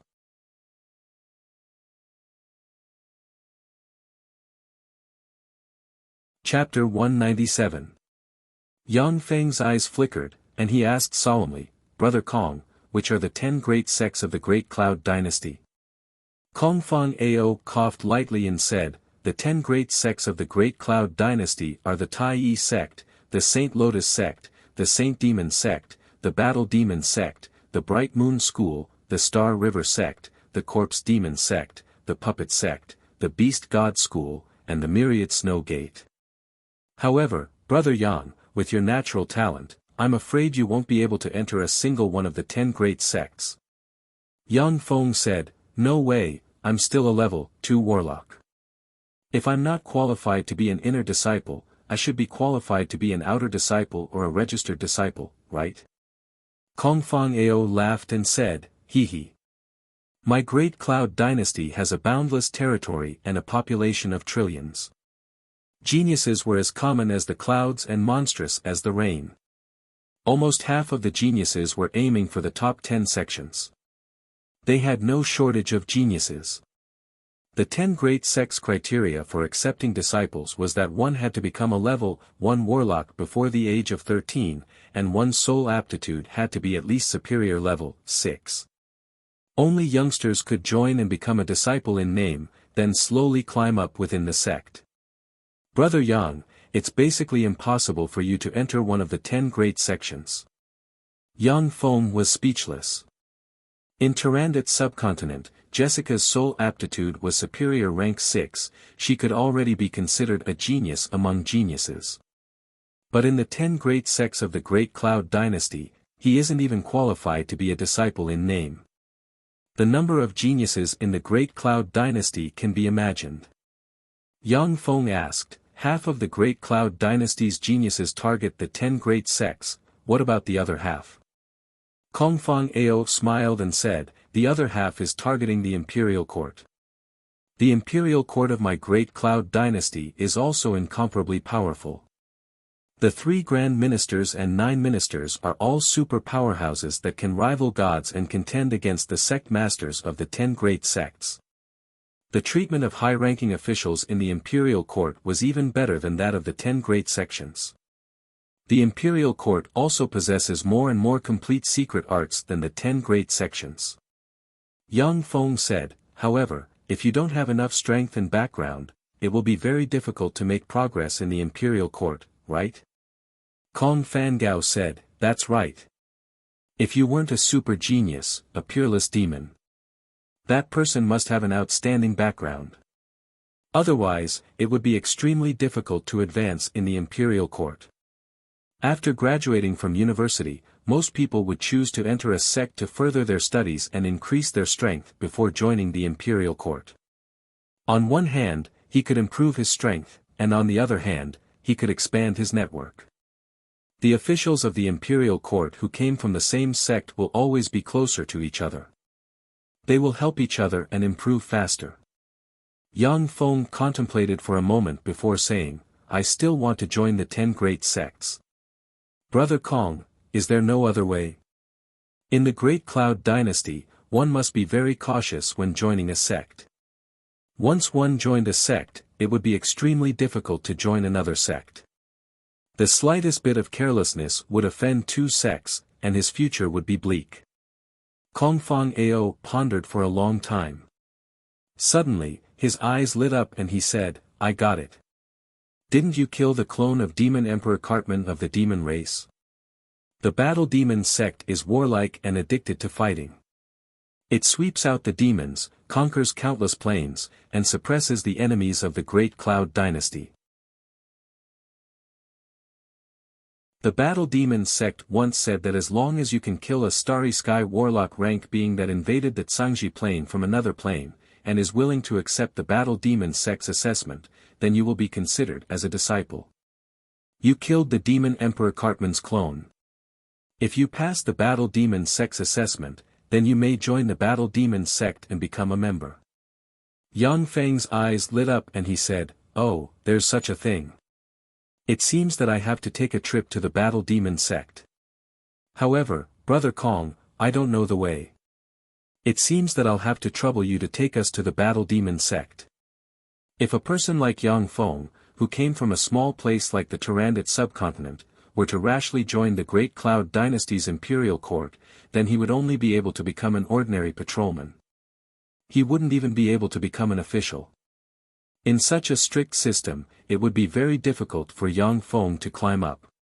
Joining the Battle Demon sect was the best choice for people like Yang Feng who yearned for instant success. This was also the reason why there were so many people flocking to the 10 great sects. Kongfang Ao said with a smile, all right. Jinggong quickly completed a series of procedures and handed 2 identity cards to Yang Feng and Shi Shui. 2 days later, the Hague Port's airship parking lot. In the Hague Port's airship parking lot, there were several 100-meters-long airships with countless mysterious runes engraved on their sails.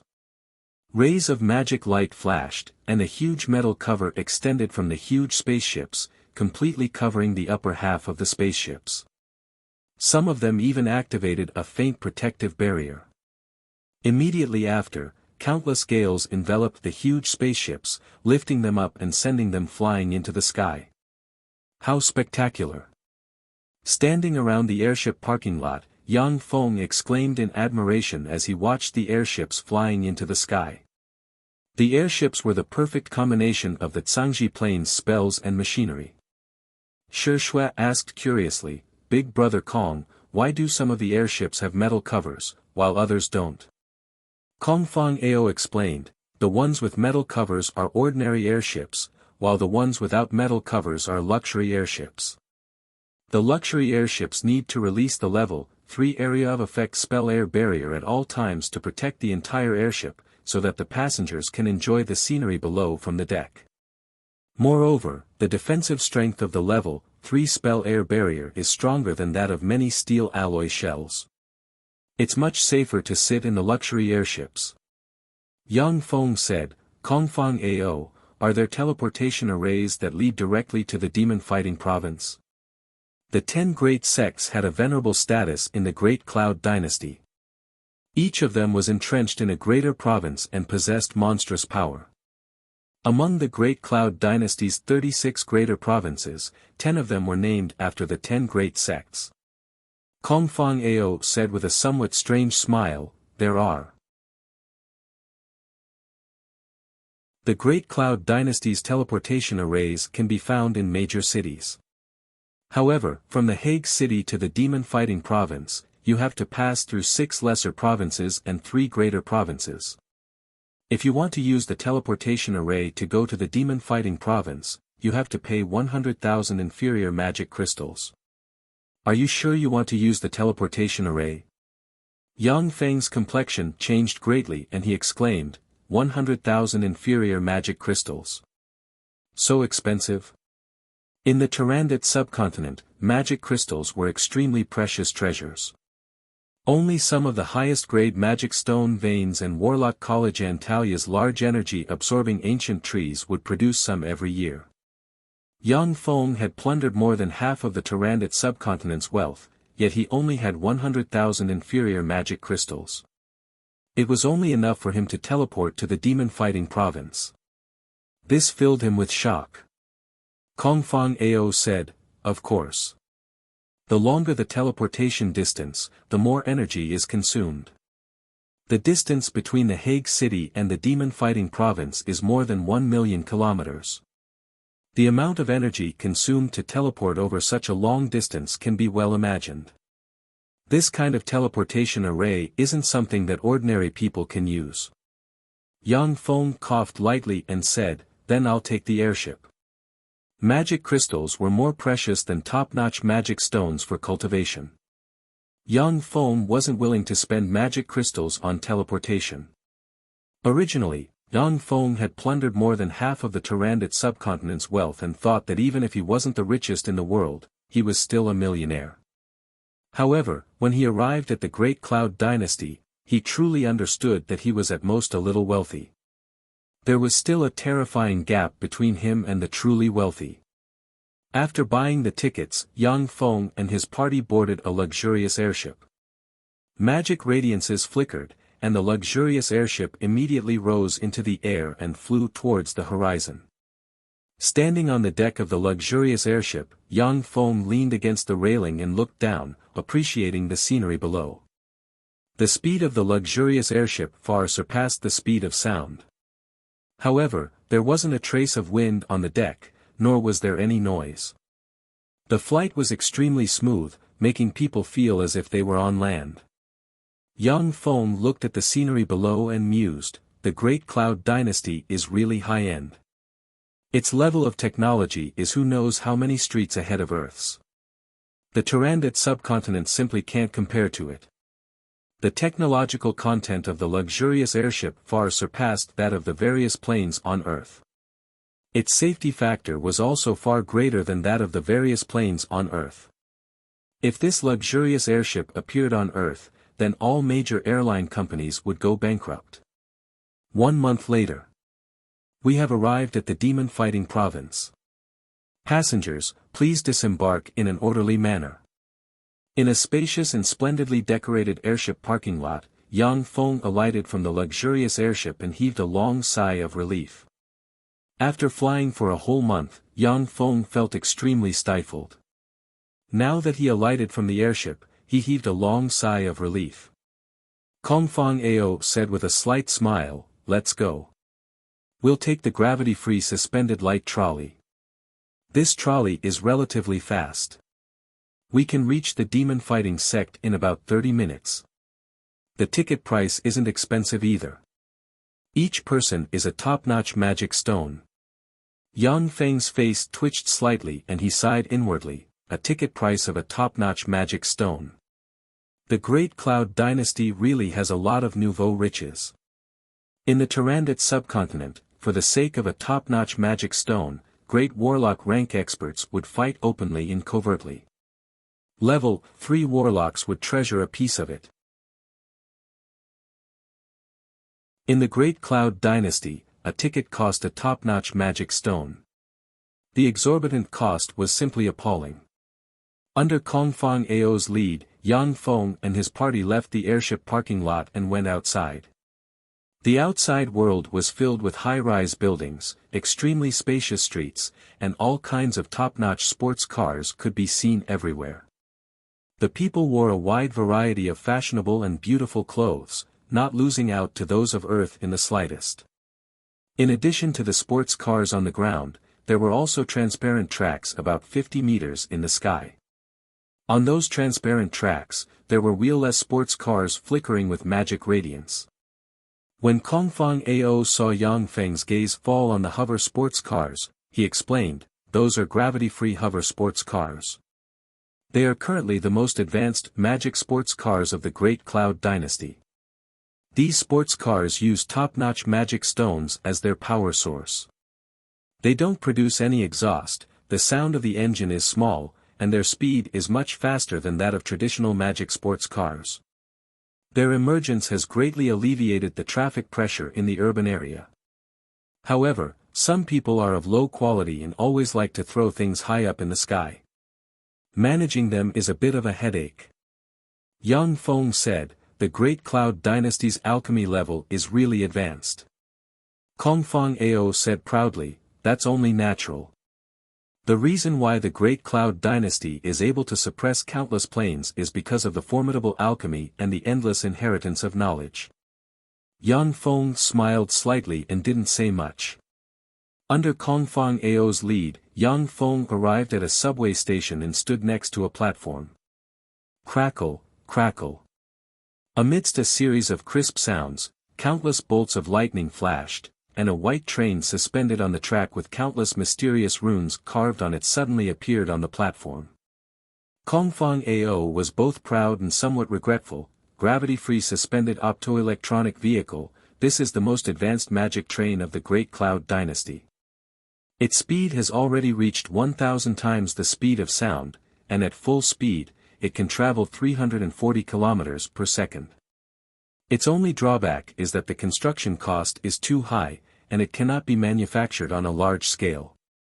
Ordinary people also find it difficult to afford the ticket price of a top-notch magic stone, and it is very difficult to popularize it throughout the country. Only some greater provinces have such gravity-free suspended optoelectronic vehicles. Yang Feng looked at the white train, and a touch of shock flashed past the abyss of his eyes. 1,000 times the speed of sound, that's too heaven-defying. After buying tickets and boarding the gravity-free suspended optoelectronic vehicle, Yang Feng and his party boarded the train. As soon as he entered the train, Yang Feng could feel a gentle force being released from the train and wrapping around his body. Kongfang Ao warned, "Don't resist or destroy this layer of magic power. Otherwise, traveling at super high speeds will cause you harm." When the gravity-free suspended optoelectronic vehicle was first launched on the market, many idiots destroyed this layer of magic power. As a result, they were turned into a pile of minced meat. Yang Feng nodded and didn't move. "The train is about to depart, please don't destroy the spell protecting your body. The train is about to depart, please don't destroy the spell protecting your body. Otherwise, you'll have to bear the consequences." After the announcement was made several times, the voice disappeared. Electric lights flickered around the train. Yang Feng only felt a slight pull on his body, and then calmed down. "We have arrived at the demon-fighting sect. Passengers, please alight in an orderly manner." Before long, a voice came from the train. Yang Feng and his party alighted from the train and left the exclusive station of the gravity-free suspended optoelectronic vehicle. Once they left the station, a majestic city with a several hundred-meter tall city wall engraved with countless mysterious runes appeared before Yang Feng's eyes. On top of the city wall, there were built one after another 9-story tall warlock pagodas, for a total of 36 9-story tall warlock pagodas. Each 9-story tall warlock pagoda exuded terrifying fluctuations of power, as if a god was stationed there.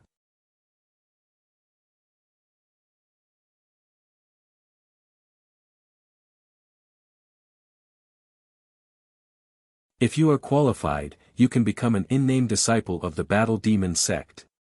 This is your identity jade token. Come over tomorrow to receive guidance and choose a secret technique. The little girl said with a sweet smile, "Thank you, Big Brother Ming." Ming Xing said with a slight smile, "You're welcome. That's because you met the requirements. That's why I was able to recruit you. If you didn't meet the requirements, then I couldn't do anything about it." Inferior level, 7 soul aptitude. Such a little girl's soul aptitude can be compared to Carolina's and Cheyenne's. The demon fighting sect really has as many geniuses as dogs, and experts are everywhere. After Yang Feng swept Xu Jingman and Ming Sheng with a glance, he suddenly felt a great pressure. Although Ming Sheng was only an outer sect disciple, but Yang Feng could already feel that the life force he emitted had already reached the pinnacle Great Warlock realm, and was infinitely close to the Starry Sky Warlock realm. It was the strength of Tyrannid subcontinent's overlord rank experts like Aldrich, Carolina, and Anthony. Xu Jingman walked to Shi Shui's side, her big black and white eyes flashed with a touch of craftiness, and she said with a cute smile, "Big sister, my name is Xu Jingman. Are you also here to take the demon fighting sect's entrance test?" Shi Shui gave a sweet smile and hugged Yang Feng's arm. Her pretty face blossomed with endless brilliance, and she was incomparably beautiful. "I am Shi Shui. If Big Brother Yang Feng joins the demon fighting sect, then I'll join the demon fighting sect. If Big Brother doesn't join, then I won't join." The gazes of the people in the building, regardless of gender, were attracted by Shi Shui. Among them, the 2 little boys who came to handle the admission procedures couldn't help but reveal a trace of jealousy in their eyes. "Big sister Shi Shui, your big brother Yang Feng is a bit too old. I think it'll be very difficult for him to join the demon fighting sect." A 12 or 13-year-old handsome youngster with short black hair and even a trace of femininity came over. He imitated the bearing of an adult and said with a slight smile, "My name is He Feng, superior level, 6 soul aptitude, level 2 warlock rank cultivation base, and I've just obtained the admission qualifications of the demon fighting sect. Big Brother Yang Feng, you can come to my place and take the entrance test. If you can't pass the entrance test, then I can introduce you to a low-grade sect in the spiritual state's Green Wolf County. Our He family still has some prestige in the Green Wolf County." "All right." Yang Feng was somewhat speechless as he watched this little brat, who hadn't even fully grown his hair, show off his family background and pick up girls. When he was 12 years old, he was a young pioneer who didn't understand anything. His most outrageous action was to pull the hair of a girl he liked in order to attract her attention. Yang Feng walked up to Han Ning, an outer sect disciple of the demon fighting sect. Han Ning swept Yang Feng with a glance, his eyes blossomed with traces of magic fluctuations, and a yellow radiance shot out from his eyes and fell on Yang Feng. Yang Feng suddenly felt a prying force pervade his body. Han Ning withdrew his spell and said politely, "Yang Feng, 29 years old, intermediate level, 6 soul aptitude, Black Dragon's Blood Meridians, level 2 warlock rank cultivation base." "Yang Feng, I'm sorry, you don't meet the requirements to join the demon fighting sect. Basically, the demon fighting sect rarely recruits Blood Meridian warlocks, because the potential of Blood Meridian warlocks is really limited. Only Blood Meridian warlocks with a Moonlight warlock rank or above might be recruited by the demon fighting sect. The demon fighting sect isn't the most outstanding in researching the power of Blood Meridians, but rather the Beast God School and the Myriad Snow Gate. You should go to those 2 sects and give it a try." Yang Feng smiled bitterly inside. The Beast God School and the Myriad Snow Gate were indeed the two great sects with the most outstanding in researching the power of blood meridians in the Great Cloud Dynasty. However, as part of the 10 great sects, these two great sects had extremely high requirements for their disciples. Yang Feng had no chance of joining the two great sections. The two precocious boys also revealed looks of disdain. Xu Jingman and the other outstanding little girl also revealed looks of disappointment. It was easy for blood meridian warlocks to practice cultivation in the early stages, but later on, it would be very difficult to practice cultivation, as they would be shackled by the bloodline. If it was a formidable bloodline of the Moonlight Warlock rank or above, they would still receive some attention. Black Dragon bloodline, at most, could only be practiced until the Great Warlock rank bloodline. In some small places of the Great Cloud Dynasty, but in the demon fighting sect and the other 10 great sects, it was synonymous with no potential. This is the clone of the demon Emperor Cartman that descended to the Tyrannid subcontinent from the Demonist plane and was killed by me. I heard that the demon fighting sect specially recruits heroes who are willing to kill foreign enemies of other races for the Great Cloud Dynasty. As long as you kill a Starry Sky Warlock rank freak that invaded the Tsangji plane from another plane, you'll get a chance to join the demon fighting sect. Since I killed the demon Emperor Cartman, should be given a chance to take the assessment, right? Yang Feng took out a box and opened it, revealing the severed head of the demon Emperor Cartman's clone. A remnant demigod rank and extremely ferocious might immediately pervaded the area. Under the remnant might of the severed head of the demon Emperor Cartman's clone, He Feng and the little boy called Wang Shuang had their complexions change greatly, and they couldn't help but take a dozen steps back. The pretty complexions of Xu Jingman and the other girl called Wang Yi also changed, and they retreated again and again, their beautiful eyes flashing with a touch of fear. He Feng and the other three were indeed peerless geniuses with outstanding talent.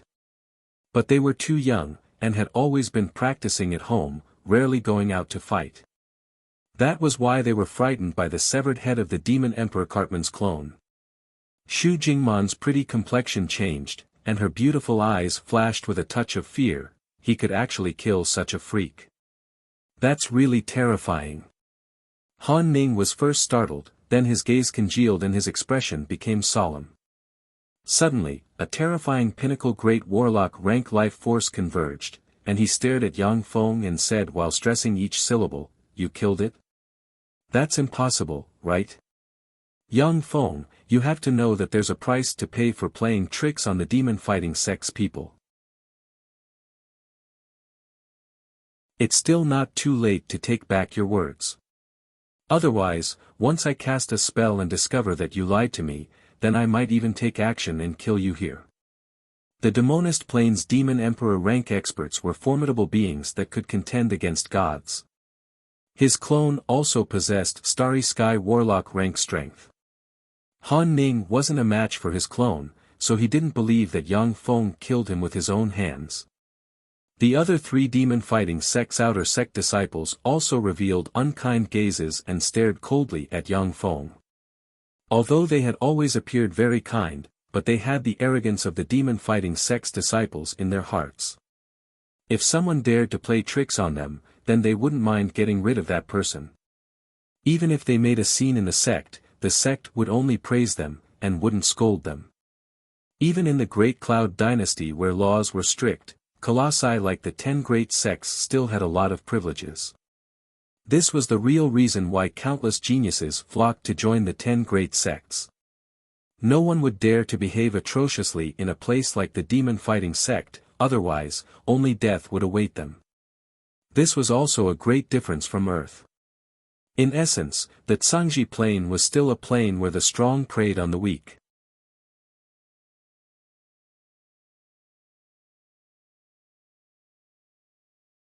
Chapter 199. Yang Feng said calmly, "I was the one who killed him. The correct way to put it is that I first severely injured him, then besieged him with a group of subordinates. Finally, I killed him with my alchemical golem. You can use a spell to test me. Everything I said is true." Han Ning silently recited an incantation, pointed at Yang Feng, and a spell to detect lies suddenly fell on Yang Feng. A white radiance suddenly lit up on Yang Feng. Han Ning's eyes flashed with a touch of incredulity, and he praised sincerely, "What you said is true. You can actually kill him. That's amazing." The other 3 demon-fighting sect's outer sect disciples also revealed looks of admiration. The demon Emperor Cartman was a powerful being of the demonist plane, comparable to a god. Within the demon-fighting sect, only true disciples and great elders had the ability to deal with him. Even the demon-fighting sect's inner sect disciples might not be able to kill his avatar. No matter what method Yang Feng used, to be able to kill an avatar of the demon Emperor Cartman, that was a very remarkable thing. Han Ning said with a smile of admiration, "Yang Feng, to be able to kill an avatar of the demonist plane, you're a hero. However, I have to warn you. The difficulty of the demon-fighting sect's assessment is very high. If you're the slightest bit careless, then even a Starry Sky Warlock rank expert will die." Yang Feng asked, "What assessment? Can you tell me first so that I can be mentally prepared? It's best to choose the simplest one.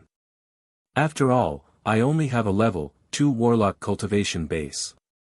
If the difficulty of the demon-fighting sect's assessment was too high, then Yang Feng could only choose to give up. After all, he only had one life. If he died, then he would have nothing left." Han Ning said, "I'll help you choose the simplest one. However, you have to be mentally prepared. Even the simplest test mission would be extremely difficult for you. It's almost impossible to complete.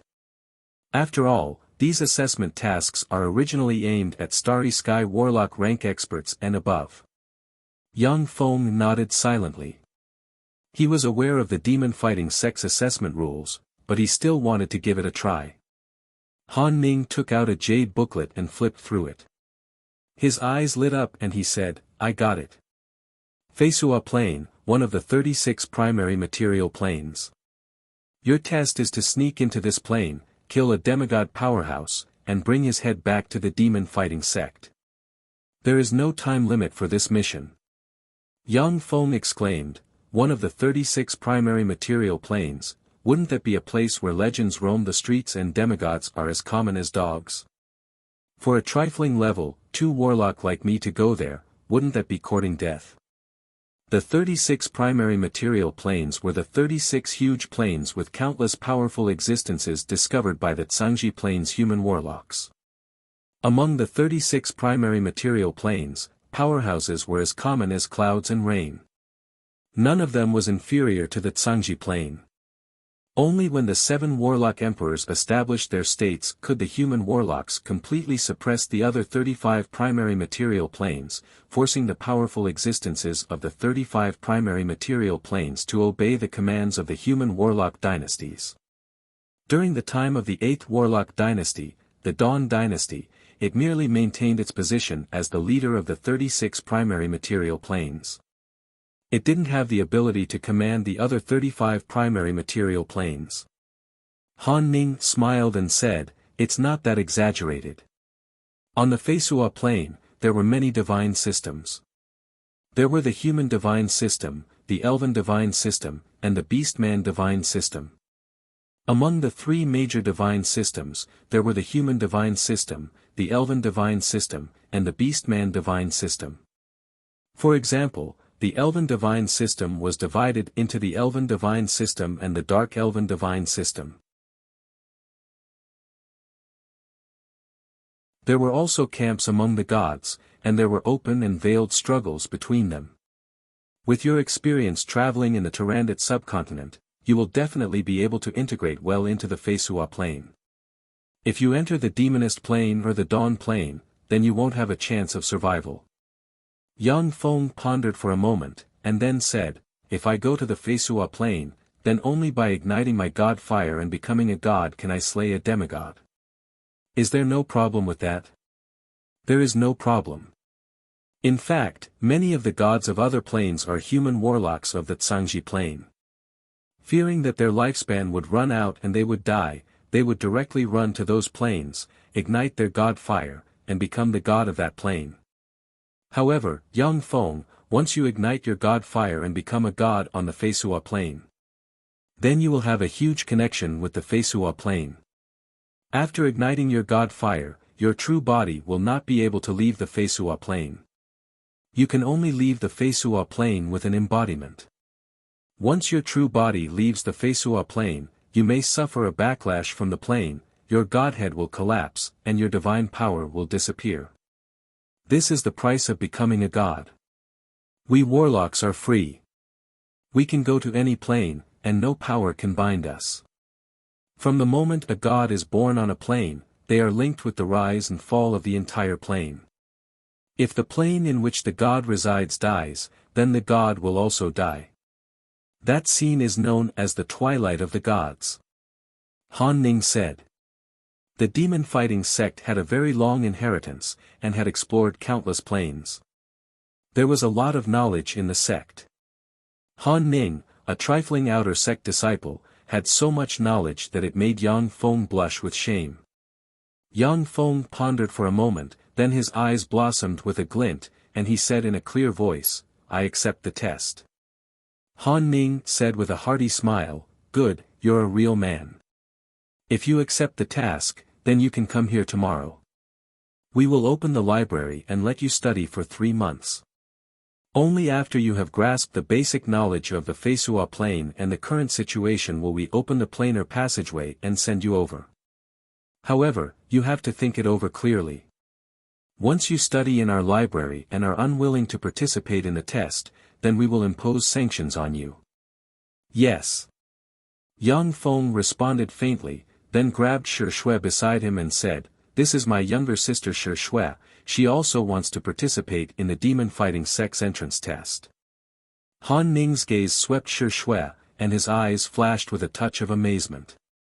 He smiled slightly, then silently recited an incantation. His eyes blossomed with 2 magic radiances that fell on Shi Shui. Superior Level 8. Superior Level 8 Soul Aptitude. Her soul aptitude is Superior Level 8. Han Ning only took a glance at Shi Shui, then his complexion suddenly changed greatly, his eyes brimming with shock, and he cried out involuntarily. "What, Superior Level 8 Soul Aptitude?" "Superior Level 8 Soul Aptitude," quickly informed the elders.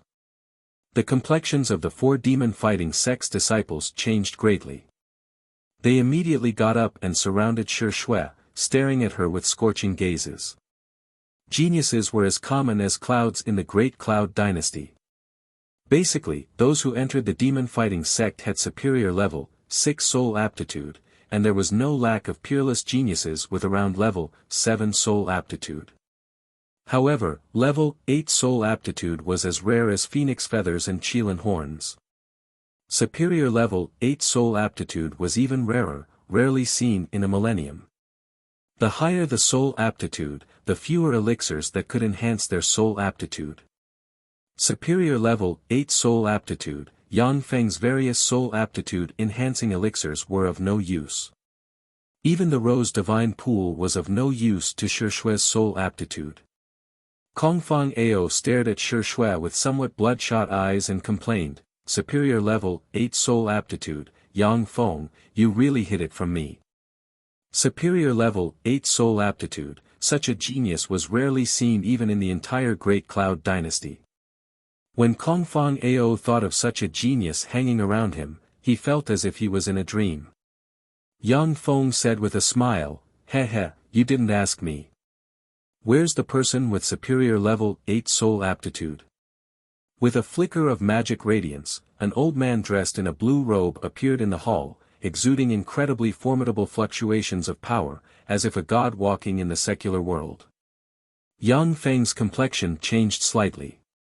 He could vaguely feel that the terrifying power exuded by the old man dressed in a blue robe could even contend with the power he sensed from the goddess Lolth. An extremely beautiful young woman dressed in a red warrior's attire, looking like a flame, strangely appeared beside Shi Shui. She swept Shi Shui with a glance and said with great satisfaction, "Little girl, are you the one with superior level 8 soul aptitude? Not bad, to possess the strength of a level 3 warlock at such a young age, truly remarkable. I'm Wuxia, one of the great elders of the demon-fighting sect. Little girl, how about becoming my personal disciple? As soon as she said that, the 4 outer sect disciples of the demon-fighting sect immediately revealed envious expressions. Wuxia was one of the great elders of the demon-fighting sect, her strength tyrannical. To be accepted by her as a personal disciple was something that even true disciples of the demon-fighting sect yearned for, let alone outer sect disciples of the demon-fighting sect. The old man dressed in a blue robe frowned and said, Wuxia, shouldn't there be a first come, first served basis for everything? I came first, so this disciple should be mine. Ordinary geniuses were fine. Superior level 8 soul aptitude was simply a freak among freaks.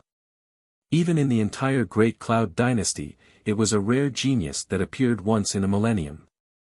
Wuxia said coldly, Chao Iha, I'm taking this disciple. She's a little girl. You're an old man, taking a little girl as your disciple, don't you feel ashamed? Huang Yihe was also one of the great elders of the demon-fighting sect, his strength was tyrannical, comparable to that of a god. Unmoved, Huang Yihe said with a faint smile, on the path to eternal life, there's only master and disciple, there's no distinction between men and women. I won't give up. Wuxia was silent for a moment, and then said, you and I are equal in strength and status. It's better to let this little girl choose her own master, what do you think? Huang Yihe said decisively, all right. Wuxia asked directly, little girl, between him and me, which one do you want to be your master? Huang Yihe replied, little girl, if you choose me as your master, then I'll definitely teach you everything I know. With your talent, as long as you practice diligently under my guidance, you'll be able to promote to a glorious dawn warlock within 1,000 years. The eyes of the 4 outer sect disciples of the demon-fighting sect almost spewed fire with jealousy. They were all geniuses with superior level 6 soul aptitude, but it was already very difficult for them to promote to the great warlock realm, let alone promote to the starry sky warlock realm. As for the moonlight warlock realm, they didn't even dare to think about it. As for the glorious dawn warlock realm, even in the Great Cloud dynasty, they were pinnacle experts with lofty status and strength comparable to gods.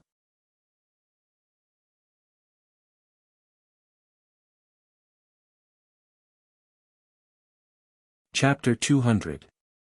Wuxia said with a proud smile, whatever old bastard Chao can promise you, I can promise you everything. As long as you become my personal disciple, the glorious dawn warlock rank won't be a problem. Shi Shui very obediently bowed respectfully to the 2 great elders of the battle demon sect and said, 2 seniors, I am very grateful for your kindness. However, I hope to be with Big Brother Yang Feng. As for choosing a master, I'll choose whoever Big Brother Yang Feng wants me to choose. Huang Yihe frowned and said, Yang Feng. Who's that? Han Ming promptly pointed at Yang Feng and said, Great Elder, this is Shi Shui's big brother Yang Feng. Blood Meridian Warlock. Black Dragon's Blood Meridian. His potential is too low. Huang Yihe's eyebrows creased slightly, saying, why did he come to the demon-fighting sect with such aptitude? Han Ming said, he killed a starry sky warlock rank clone of a demonist plains demon emperor that descended on the Tyrannid subcontinent. He hopes to join the demon-fighting sect through the assessment. Huang Yihe said with slight surprise, he wants to join the demon-fighting sect through the assessment. Little guy, I didn't expect you to have some backbone. Huang Yihe was very clear about the difficulty of the demon-fighting sect's entrance assessment.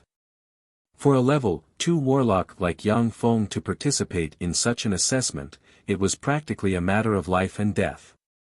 Wuxia said coldly, you don't need to take the assessment.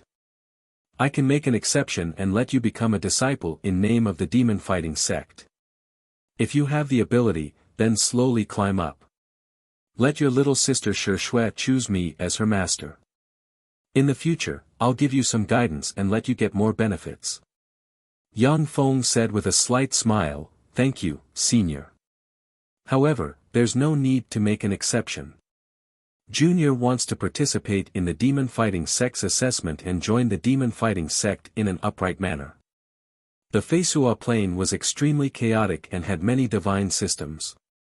Such a plane was the best place to fish in troubled waters. On the Feisua plane, Yang Feng's clone and Shizu robots would be of great use. Yu Wuxian was slightly surprised, and said with a faint smile, "You have backbone. I misjudged you. I originally thought that you wanted to borrow your little sister's talent to join the demon fighting sect. Not bad, kid, I'm starting to like you a little. As long as you can complete the fighting demon sect's assessment this time, I can directly guarantee that you will become an inner disciple of my fighting demon sect." Huang Yihe grinned, "Hee, interesting. Yang Feng, if you can complete the demon fighting sect's assessment, I'll accept you as a personal disciple." Yang Feng said with a smile, "Thank you for your kindness, seniors. Shui, I think Great Elder Yu Wuxian is more suitable for you. You should take her as your master." Shi Shui was very well behaved. She immediately knelt on the ground and bowed to Yu Wuxian. "Master, please accept this bow from your disciple." "Ha, good. Good. Good disciple, come with me to the floating island now. I'm going to show off to those guys." "Ha." Yu Wuxian somewhat forgot herself and laughed heartily. Her whole body flickered with a magical radiance, and in a flash, she and Shi Shui disappeared from their original place. "Sigh, what a pity." Huang Yihe also let out a long sigh. With a flash of magical light, he disappeared from where he stood. After the two great elders of the demon fighting sect left, the gazes with which everyone looked at Yang Feng changed. Shi Shui's future prospects were limitless, and Yang Feng was no longer an ordinary level 2 warlock. "Since the matter has been settled, I'll take my leave first." Yang Feng smiled and left the demon fighting sect with Kongfang Ao. Kongfang Ao said with a smile, "Yang Feng, since you've already arrived at the demon fighting sect, then I'll take my leave first. Let's meet again.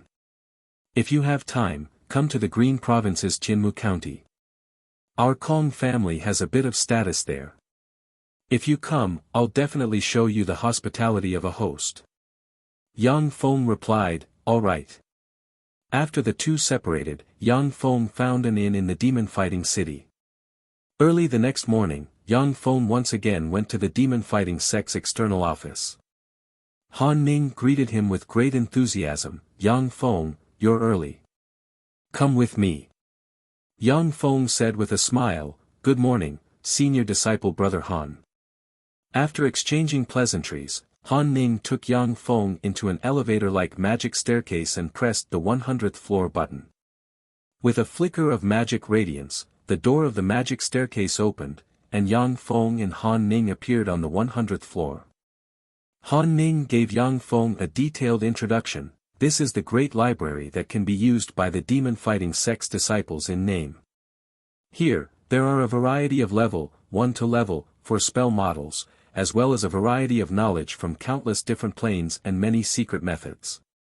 The common knowledge of the Feisua plane is also here. Among the countless knowledge here, the one I recommend the most is the demon fighting sect's fundamental secret method, the demon fighting heaven suppressing record. This is the demon fighting sect's strongest secret method. There are only 4 layers of the demon fighting heaven suppressing record here, which can only be practiced until the great warlock realm. In the future, if you can complete the assessment and join the demon fighting sect, then you'll have the opportunity to learn the next few layers of the secret method." Yang Feng looked at the great library and saw that it covered an area of about 5 square kilometers. Obviously, a powerful warlock had cast a spatial spell on it. Within that area of 5 square kilometers, there were countless bookshelves with books neatly arranged on them. In the center of the great library, there was a magic crystal ball with a diameter of about 1 meter suspended in the air and engraved with countless mysterious runes. Han Ning said, "That's the great library's index crystal, as well as the library's administrator. You can use the index crystal to quickly find all kinds of information you want. The specific way to use it is to walk within 5 meters of it and then silently recite the information you want in your mind. Yang Feng went before the index crystal and mused, "I need the demon-fighting heaven-suppressing record." With a flicker of magic radiance, a book flew out from the countless bookshelves and flew into Yang Feng's hand. Han Ning said with a smile, "All right, Yang Feng, I won't disturb your study. Work hard." Yang Feng said, "Thank you, senior disciple brother Han." After Han Ning left, Yang Feng sat to one side and began to study while using the smart microchip installed on his glasses to scan those books into his database. In the great library, Yang Feng practically forgot to eat and sleep as he studied all the information related to the Feisua plane. He was very clear that the information was related to the future safety and development of his embodiment. 10 days later, in a cultivation secret room of a luxurious hotel, Yang Feng sat cross-legged on a jade bed, surrounded by the remains and ashes of top-notch magic stones. The green life embodiment bead suspended in the air in front of Yang Feng and blossomed with resplendent radiance. Yang Feng suddenly opened his eyes and spat out a stream of blood essence along with 3 golden specks of light that entered the life embodiment bead. After losing the stream of blood essence, Yang Feng's complexion became extremely pale. He promptly picked up a vial of elixir beside him and poured it into his mouth. After drinking the vial of elixir, Yang Feng's complexion became a lot better. He silently chanted, and rays of magic light condensed around his body. A soul seed flew out from between his eyebrows in a strange manner. Below the soul seed, there were countless fine lines extending, with each fine line having a small sphere. With a closer look, one could see that the small spheres were spell models. As soon as the soul seed appeared, it slowly split into 2 halves. Along with the splitting of the soul seed, Yang Feng felt as if he had been split into 2 halves, feeling extremely painful. However, he still forcefully endured the pain with great willpower. After the soul seed split into 2 halves, 1 half flew into the life embodiment bead along with the countless spell models. The life embodiment bead trembled slightly, twisted continuously, changed rapidly, and finally condensed into a person that looked exactly like Yang Feng. Even the soul fluctuations were the same. When Yang Feng's embodiment took shape, an extremely novel feeling was suddenly born in Yang Feng's true body. It was as if there were 2 of him existing in this world at the same time. This was different from when he used the consciousness conduction helmet. When he used the consciousness conduction helmet, he was still a consciousness. When he possessed the robots, his true body would fall into an unconscious state. But now, he had 2 independent consciousnesses existing in this world, and both consciousnesses were him. Yang Feng's embodiment sighed slightly. "This feeling is really wonderful, as if there are 2 of me existing at the same time." Yang Feng's true body said, "It's really wonderful. No wonder even if it is as strong as a god, if their godhead isn't high enough, they still can't split into more embodiments. Without the support of a godhead, if one has too many embodiments, they will definitely suffer from schizophrenia and become a psychopath. Gods could also split into embodiments, but generally speaking, gods with feeble divine force rank would only split into 1 embodiment. That was because their godhead couldn't support the existence of more embodiments." Yang Feng's true body said, "Scan me." Yang Feng, basic attributes, strength 1. 1, agility 1. 3, physique 1. 2, spirit 1. 6. Blood meridians, pure human blood meridians. Soul aptitude, superior level, 6. General evaluation, classified as a level 0 life form. Evolution potential, great.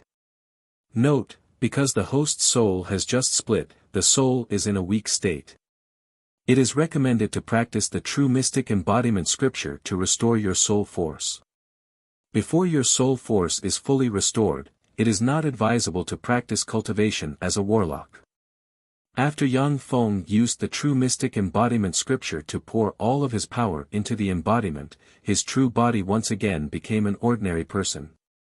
However, he now had infinite evolution possibilities, laying a solid foundation for recultivating on the warlock path. Moreover, the wealth he collected in the Tyrannid subcontinent was enough for him to recultivate and easily evolve into an official warlock.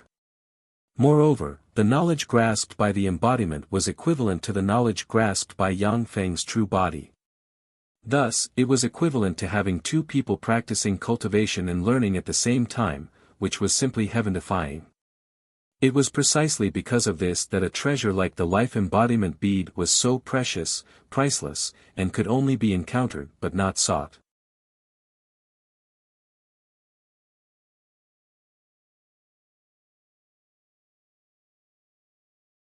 Chapter 201.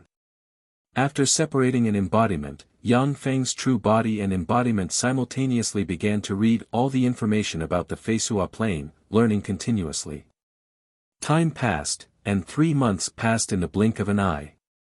Yang Feng arrived at the demon-fighting sect's external office. The one in charge of receiving him was still Han Ning. When Han Ning saw Yang Feng arrive, his eyes flashed with a touch of unwillingness. He wanted to say something, but then hesitated. Finally, he gave a long sigh and said, "Come with me." The difficulty of a level 2 warlock entering the Feisua plane, a primary material plane that could contend with the Zhangji plane, and killing a demigod rank expert could be well imagined. The demon-fighting sect set up such an assessment mission in order to recruit peak experts above the Starry Sky warlock rank. At the same time, it was also to eliminate a large number of silk pants who used their family's power to help hunt demigod rank freaks. Even great warlocks would find it very difficult to complete such an assessment mission, let alone a level 2 warlock like Yang Feng. Yang Feng followed Han Ning to the top floor of the demon-fighting sect's external office. After passing through a teleportation array, they appeared in front of a huge palace.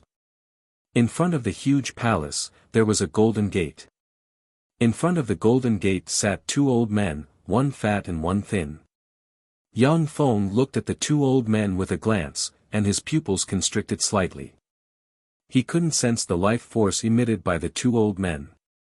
This showed that even without using secret methods, the 2 old men could completely restrain their life force, making people feel that they were ordinary people.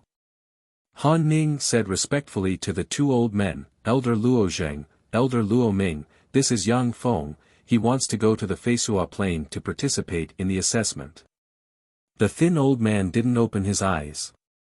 The fat old man opened his eyes, and 2 divine lights shot out of his eyes and swept Yang Feng. A feeling of being seen through instantly pervaded Yang Feng's body. The fat old man threw a gray jade card to Yang Feng and said lightly, "This is a return jade card. After completing the mission, crush this jade card, and we'll find a way to pick you up. However, it won't be instantaneous. If you don't complete the mission and crush this jade card, only death awaits you." Yang Feng took the jade card and said, "Yes. I understand."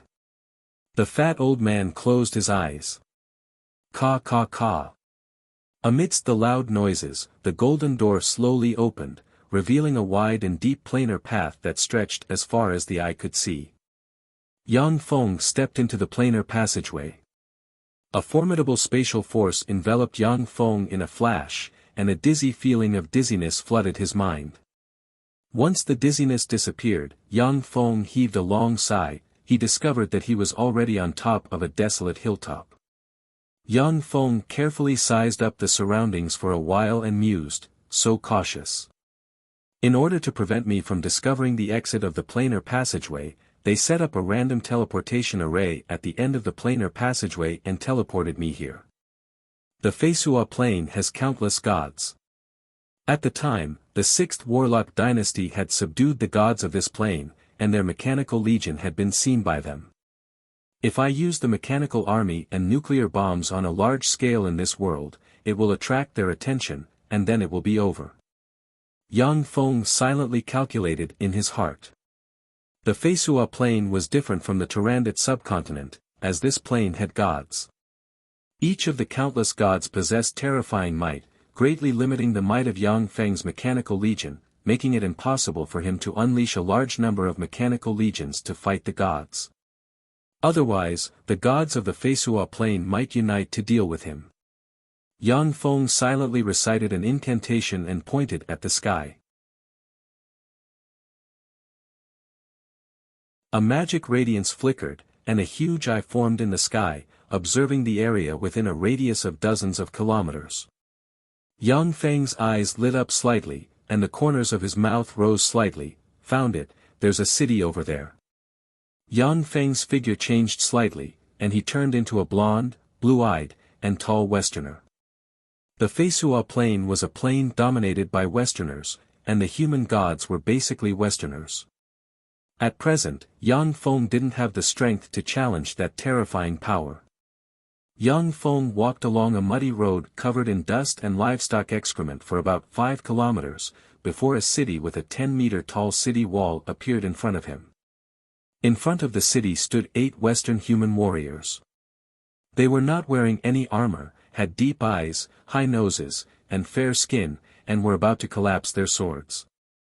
The captain of the 8 warriors stepped forward and stopped Yang Feng, saying, "Stop, please show me your identity document."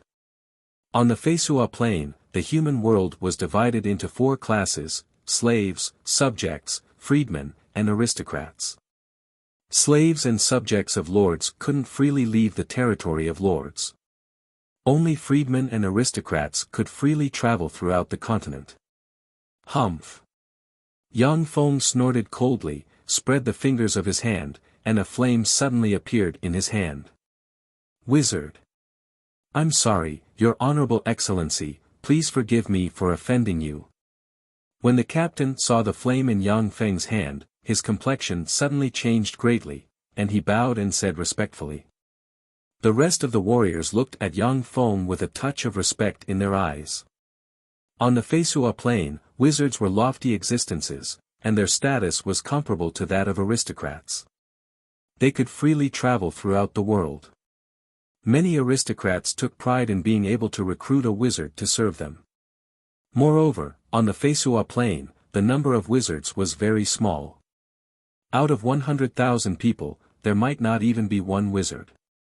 This is my power, my own power. Yang Feng looked at the 8 respectful warriors, and a touch of pleasure welled up inside him. On the Turandot subcontinent, relying on the tremendous power of the Shizu Mechanical Legion, Yang Feng defeated countless powerful enemies, and finally unified the entire Turandot subcontinent and became its king. However, he was very clear that it was mainly by relying on the power of the Mechanical Legion that he achieved that step. But now, on the Faesua plain, the power he possessed was enough to make people revere him. This feeling made him somewhat unable to stop, and he was very pleased. Get lost, you lowly commoners. Quickly make way for Master Wizard to enter the city. A warrior immediately berated the farmers and merchants waiting to enter the city, driving them away and making way for Yang Feng. Yang Feng entered the city. In the city, the roads were extremely muddy, livestock's excrement could be seen everywhere, and there was a lot of dust. Most of the buildings in the city were made of wood, exuding a backward and ancient aura of the Western Middle Ages. Yang Feng swept the city with a glance and frowned slightly. This is the Faesua plain that can contend with the Zhangji plain. This is unbelievable. This human city couldn't even compare to many cities in the backward places like the Turandot subcontinent. Yang Feng arrived in front of a mermaid and bear bar, pushed the door open, and entered. As soon as he entered the bar, Yang Feng saw burly mercenaries gulping down alcohol and eating meat, while uttering vulgar words and flirting with the waitresses in the bar. Yang Feng went to the bartender who was mixing drinks in front of the counter, and with a light flick, a gold coin drew a beautiful parabola and fell in front of the bartender. Yang Feng said, I want to go to the Rijek city, so I need an experienced and reputable mercenary group to escort me. Tell me, what's a reasonable price to hire such a mercenary group? The bartender smiled and put away the gold coin. It depends on the number of people you hire. From the Wood Speech City to the Rijek City, it's about 10 days' journey. The journey isn't too dangerous, and paying 3 silver coins per person per day is already enough. Of course, the more reputable and stronger mercenary groups, the higher the price. The common currency of the Fesua Plain was gold coins. 1 gold coin equals 10 silver coins equals 1,000 copper coins. Hey, young man, hire our Bear Strength mercenary group. Our mercenary group has 10 good lads, each of whom is a seasoned mercenary. A burly man with a bear-like build and a big beard strode towards Yang Feng and said with a hearty laugh, "For each of us, you only need to pay 5 silver coins per day."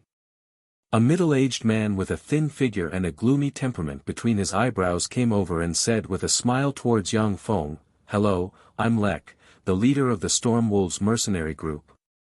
Our Storm Wolves mercenary group has 13 members. For each of us, you only need to pay 2 silver coins per day, and you'll be able to get the services of the 13 members of the Storm Wolves mercenary group to safely escort you to the Rijek City." A beautiful woman with a height of 1.8 meters, wheat-colored skin, and regular facial features, who was much taller than many men, strode towards Yang Feng and said, "Mister, please hire our White Lily mercenary group. Our White Lily mercenary group only has 5 people, but it's the mercenary group with the best reputation in the Wood Speech City. There's no record of us going back on our word. For each of us, you only need to pay 8 silver coins per day, and we'll do our best to protect you." Lek's face stiffened. As if a viper, he stared at the beautiful woman with a tall figure and said coldly, "Katie, what's the meaning of this?" Katie said with a cold smile, "What do I mean? You're well aware of it." Yang Feng had read a lot of information about the Fesua Plain and knew that there were all sorts of people among mercenaries. Many mercenaries would normally do normal business, but would secretly kill their employers. If choosing a mercenary group wasn't suitable, then it would definitely be courting death. Yang Feng said with a slight smile, "There's no need to fight over it. I think that beautiful women are better. The White Lily mercenary group is fine." Once he said that, the leader of the Bear Strength mercenary group gave Yang Feng a somewhat odd look, then gave a chuckle, turned around, and returned to his mercenary group. The bartender also gave Yang Feng a somewhat odd look, but remained silent. Lek gave a cold smile and said meaningfully, "Good, good, good. You're on your own."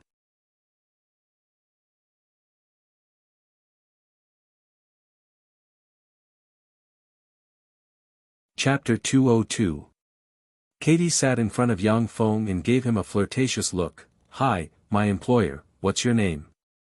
Although Katie's looks and temperament were far inferior to that of beauties like Jessica and Judy, but compared to ordinary girls, she was already a beauty. Moreover, she had the unique heroic spirit of mercenaries, which was quite attractive to men. Yang Feng said with a smile, "My name is Ian." Katie asked, "When do you plan to set off for the Rijek City?" "The sooner the better." "Then how about we meet at the Western Gate tomorrow morning at 9 o'clock?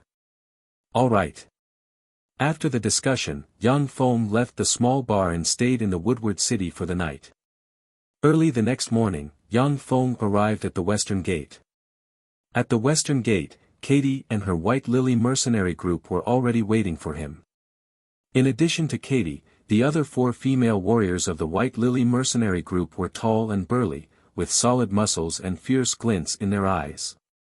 They looked more manly than men. Yang Feng looked at the 4 burly female warriors of the White Lily mercenary group and muttered inside, "The White Lily mercenary group has such a nice name." Katie smiled sweetly at Yang Feng and said, "You're early, get on the carriage." Yang Feng nodded and boarded a carriage. The carriage rental fee was naturally paid by Yang Feng. "Set off," Katie ordered, and the convoy left the Woodward City. The main road of the Woodward City hadn't been repaired and was full of potholes. Sitting in the carriage, Yang Feng felt very uncomfortable due to the jolting. Yang Feng criticized inside, no wonder it was so difficult for people in ancient times to travel far. It's so uncomfortable to sit in a carriage. If it wasn't for my strong physique, I would have been jolted like a dog. In the Turandot subcontinent, Yang Feng's true body came and went either by plane or by magic carpet, which was a very comfortable and happy life. Even in the Great Cloud Dynasty, he rode a variety of advanced alchemical secret treasures and didn't feel any discomfort. Now that he came to the Feisua Plain, he deeply felt the backwardness of the Feisua Plain.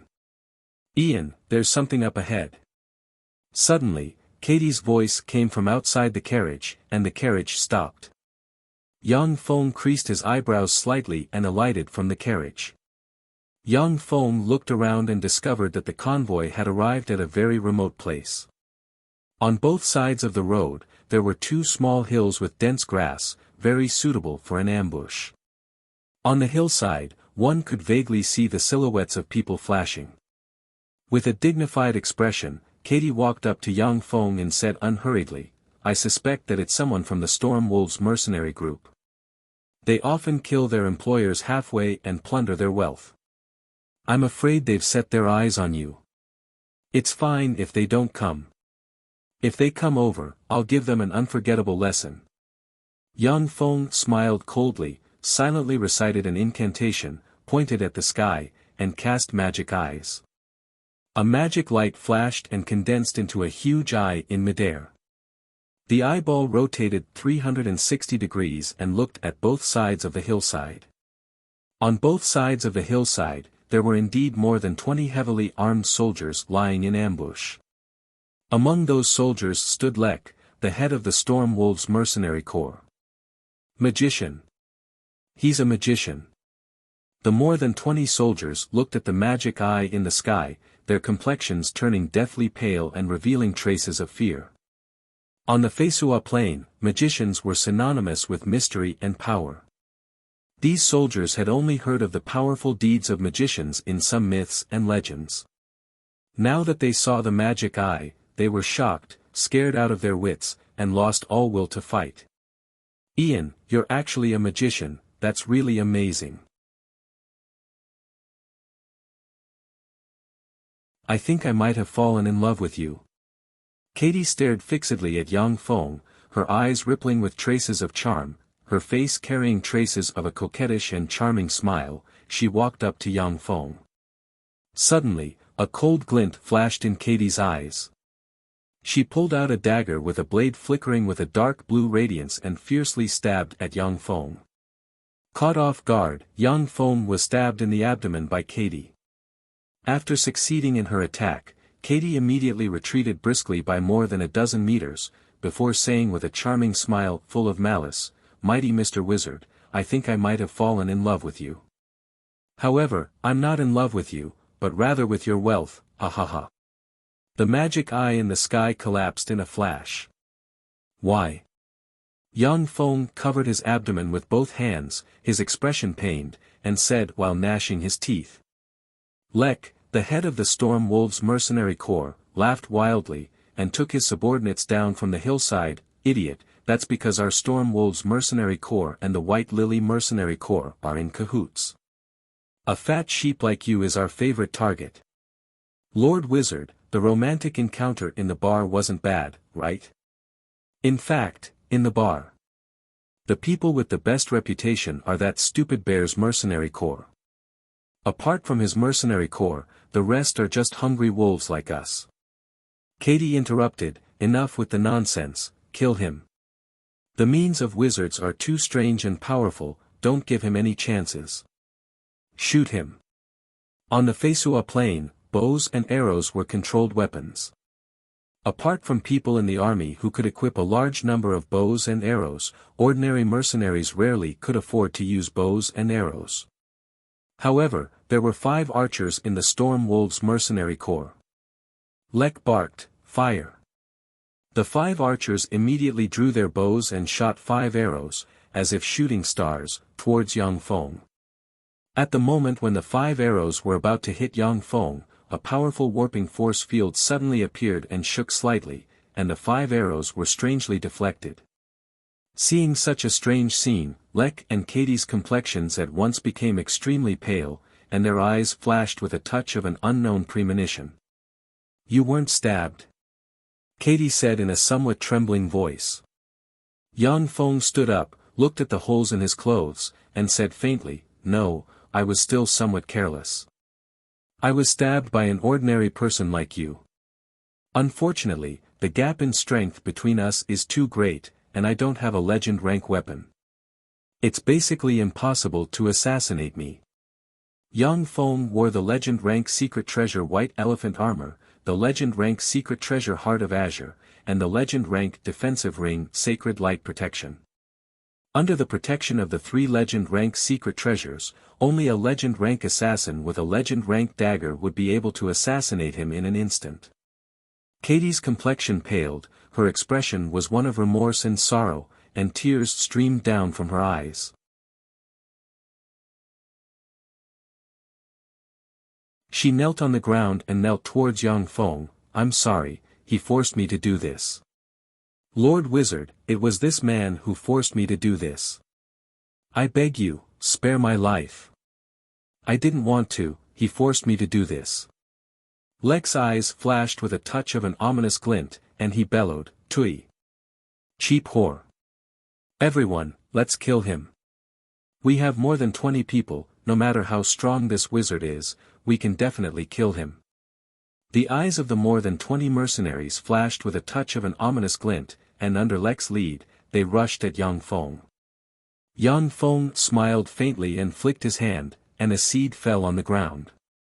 With a flash of magic radiance, the seed quickly grew, extended more than 30 barbed rattans, and wrapped around the more than 20 mercenaries. The extremely sharp barbs stabbed into their bodies, making them wail in pain. Even the leader of the Storm Wolves mercenary group, Lek, was tightly entangled by the rattan within a single move and let out an incomparably mournful shriek. The complexions of Katie and the 4 female warriors of the White Lily mercenary group, who were more manly than men, were very pale, and their eyes flashed with a touch of fear. This extraordinary power was far beyond their imagination. "It would be a pity to waste such a precious elixir on you, but I'm short on manpower. I'll reluctantly use it on you." Yang Feng took out a large box of liquid metal nanorobot elixir and said somewhat regretfully. Before coming to the Feisua plain this time, Yang Feng had made sufficient preparations, bringing 30,000 vials of liquid metal nanorobot elixir. In the Tyrannid subcontinent, liquid metal nanorobot elixir was only a benefit for the upper echelons. After a vial of liquid metal nanorobot elixir was injected into one's body, one could maintain eternal youth by relying on the nanomachines. Before dying of old age, one would always look young. It was very popular among women, and was in short supply. Before Yang Feng built the first portable fortified stronghold on the Feisua plain, the 30,000 vials of liquid metal nanorobot elixir could be used up, and could not be replenished.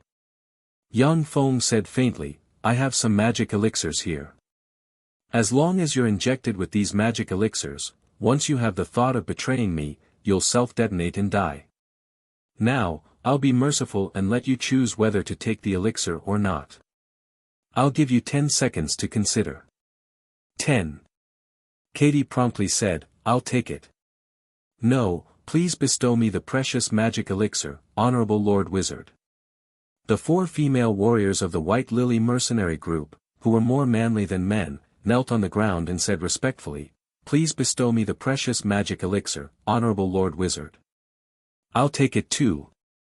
"I beg you, let me take it." "Honorable Lord Wizard, please bestow me the precious magic elixir." The warriors of the Storm Wolves mercenary group weren't fools, and they implored bitterly.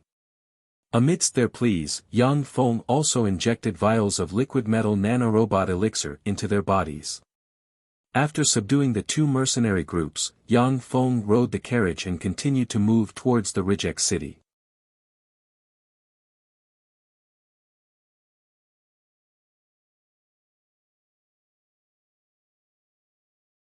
Chapter 203. The Rijek city was located at the border of the Beastman Empire, the Elven Empire, and the Human Morans Empire. It was a large city belonging to the Morince Empire. With a population of nearly 1 million, the Rijek city was very prosperous. It was the extremely sinful slave trade that supported the Rijek city's prosperous economy. The Beastman Empire, the Elven Empire, and the Morince Empire waged war all year round. The defeated would be reduced to slaves and brought to the Rijek city by slave merchants. At the same time, sinful human slave hunters often appeared in the Beastman Empire and the Elven Empire, capturing beastmen and elves for sale. The Rijek city was the largest slave trading city in the Morince Empire. The city wall is only a dozen meters tall, it's really weak. Young Feng looked at the city wall that was only a dozen meters tall and sighed inside. In the Great Cloud Dynasty, the city walls of various cities were at least 100 meters tall and were covered with warlock towers. The defenses were extremely strict. The city wall of the Rijek city, the largest slave trading city of the Morince Empire, was only a dozen meters tall. If Yang Feng drove the Mechanical Legion, then he would be able to seize the Rijek city's city wall with a single charge. Stop. Please show me your identification. When Yang Feng and his party arrived at the gate of the Rijek city, several warriors came over. Yang Feng spread the fingers of his hand and a scorching fireball appeared in his hand. The complexions of the warriors changed and they said respectfully, "So it's the Honorable Sir Wizard, we've been impolite. Please come in." A warrior promptly drove away the commoners at the gate, making way for Yang Feng and the others to enter the city. A warrior gave them a glance, then left his post and quickly walked into the city. In the Rijek city, in a luxurious room, a fat man with a pair of small eyes, yet a shrewd glint, narrowed his eyes and asked the warrior, "What? You said that a wizard without a magic badge came to the Rijek city?" The warrior said, "That's right, Master Jim. I saw it with my own eyes. There were more than 20 mercenaries beside the mage. 5 female mercenaries and 23 male mercenaries." Jim casually tossed 3 gold coins to the soldier. "Interesting, these 3 gold coins are yours. You can go." The warrior was overjoyed. He received the 3 gold coins and withdrew. "Thank you very much, Master Jim." Jim's eyes narrowed and flashed with a shrewd glint, a wizard without a wizard badge. Is he a wizard who just returned after learning from a reclusive wizard? He's a good investment target. Without any hesitation, Jim immediately stood up and walked out with large strides with vigorous movements that were different from his fat body. Rijek city was much larger than Woodward city and had a much larger population. It was bustling with people coming and going, making it seem very prosperous. The streets were filled with all kinds of beast-like slaves, but most of them looked like humans. The beast-men were divided into the humanoid beast-men and the pure beast-men. The humanoid beast-men were beast-men who had a partial beast form, but most of them were in human form. On the other hand, pure beast orcs were all kinds of beast orcs that had evolved to have hands and feet and possessed intelligence that was not inferior to that of humans. Beastmen were beastmen of beastmen, with beastmen, and beastmen. With beastmen. Beastmen were natives of the Feisua plain. Beastmen were pets brought over from other plains by the Tsangji Plains human warlocks. The Beastman Empire was ruled by beastmen, and beastmen didn't have much power. In the Tyrannid subcontinent, beastmen were also called humanoids, and were distinguished from beastmen who had a human appearance.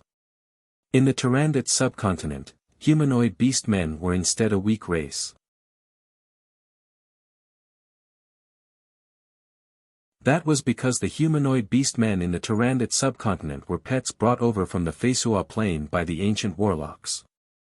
Yang Feng looked at the streets full of humanoid beastmen and had a very novel feeling. Shortly after Yang Feng walked in the Rijek city, Jim came to greet him with a dozen guards. Jim revealed a refreshing smile on his face and said, "Hello, Honorable Sir Wizard. I am Jim, the manager of the Rijek city branch of the Rose Merchant Group. The Rose Merchant Group has the best supply in the entire Rijek city. We can even get you the most sought-after fox girls among the elves and beast men. They are definitely purebred elves and beast man foxes, and not those mixed-blood half-elves and half-blood beast men. Would you like our services? Purebred elves and purebred beast-man foxes were the most beautiful women. Protected by the beast-man empire and the elven empire, it was very difficult to get hold of them. On the other hand, half-elves, half-humans, and half-beastmen weren't protected by the Orc Empire or the Elven Empire. Many of the slave merchants in the Rijek city were very black-hearted, and sold half-blood beastmen and half-blood beastmen as genuine purebred elves and purebred beastmen to make a huge profit. Yang Feng said with a light smile, "My name is Ian. I think I'll need your services." With a full set of legend rank secret treasures and the level, for extraordinary life form rank mechanical battle beasts stored inside the dimensional badge, unless it was a demigod rank expert, no one could kill Yang Feng's embodiment.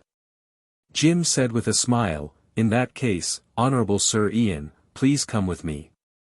Yang Feng said carelessly as he walked, "Slaves need to eat and drink. Can you buy a lot of food?" Jim's plump face beamed like a flower. "You've asked the right person. The Rose Merchant Group is one of the 10 largest merchant groups in the Morance Empire. Only we can easily buy food for hundreds or thousands of people." Yang Feng asked, "Is it transportation?" Jim said with some vigilance, "To where?" The Beastman Empire had always been short of food. Every year, they had to smuggle large amounts of food from the Morance Empire. The Morance Empire had always cracked down on smuggling. Jim had no choice but to be vigilant. Yang Feng said lightly, "The Red Earth Wasteland. I want to build a city in the Red Earth Wasteland." The Red Earth Wasteland. That's no problem. What? You want to build a city in the Red Earth Wasteland? Jim was suddenly taken aback, saying, "Sir Ian, the Red Earth Wasteland is extremely barren. It has no special products or minerals, only some dirty goblin bandits, bugbears, and other lowly races. It's of no value at all." The Red Earth Wasteland was a vast wasteland located at the junction of the Morance Empire, the Titan Empire, the Beastman Empire, and the Elven Empire. In the wasteland, only the Rhine River ran through the entire wasteland.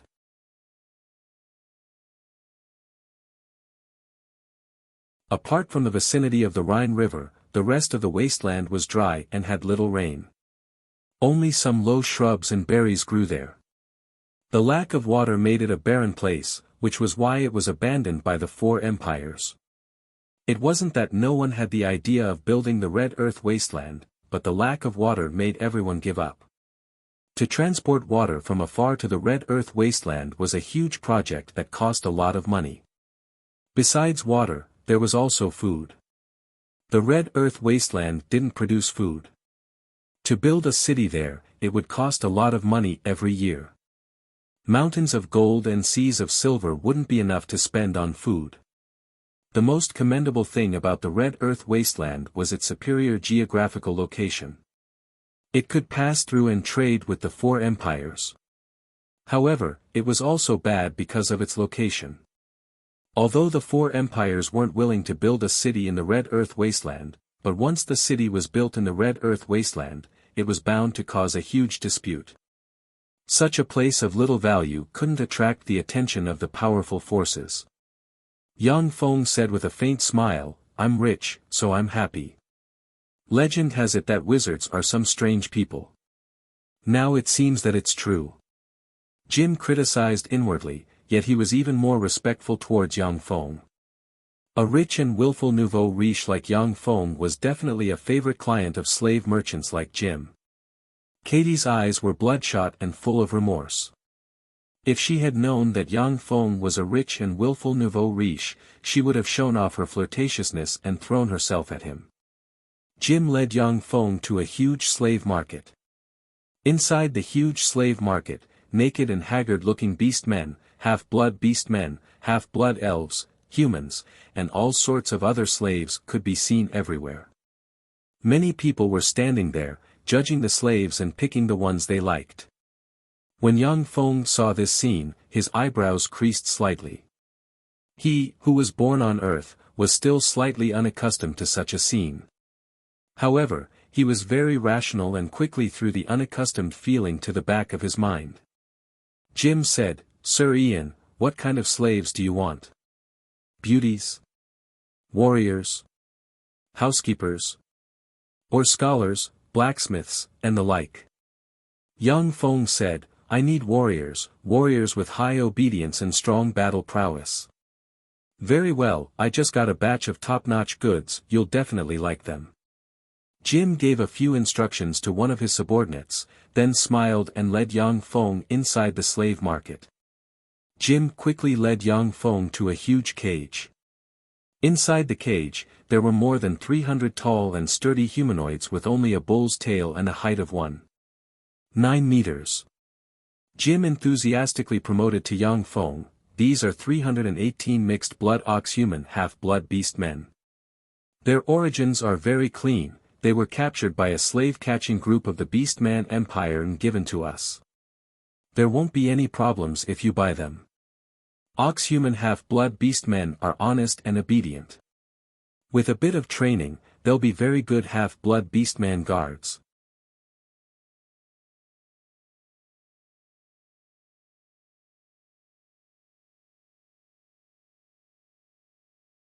Chapter 204.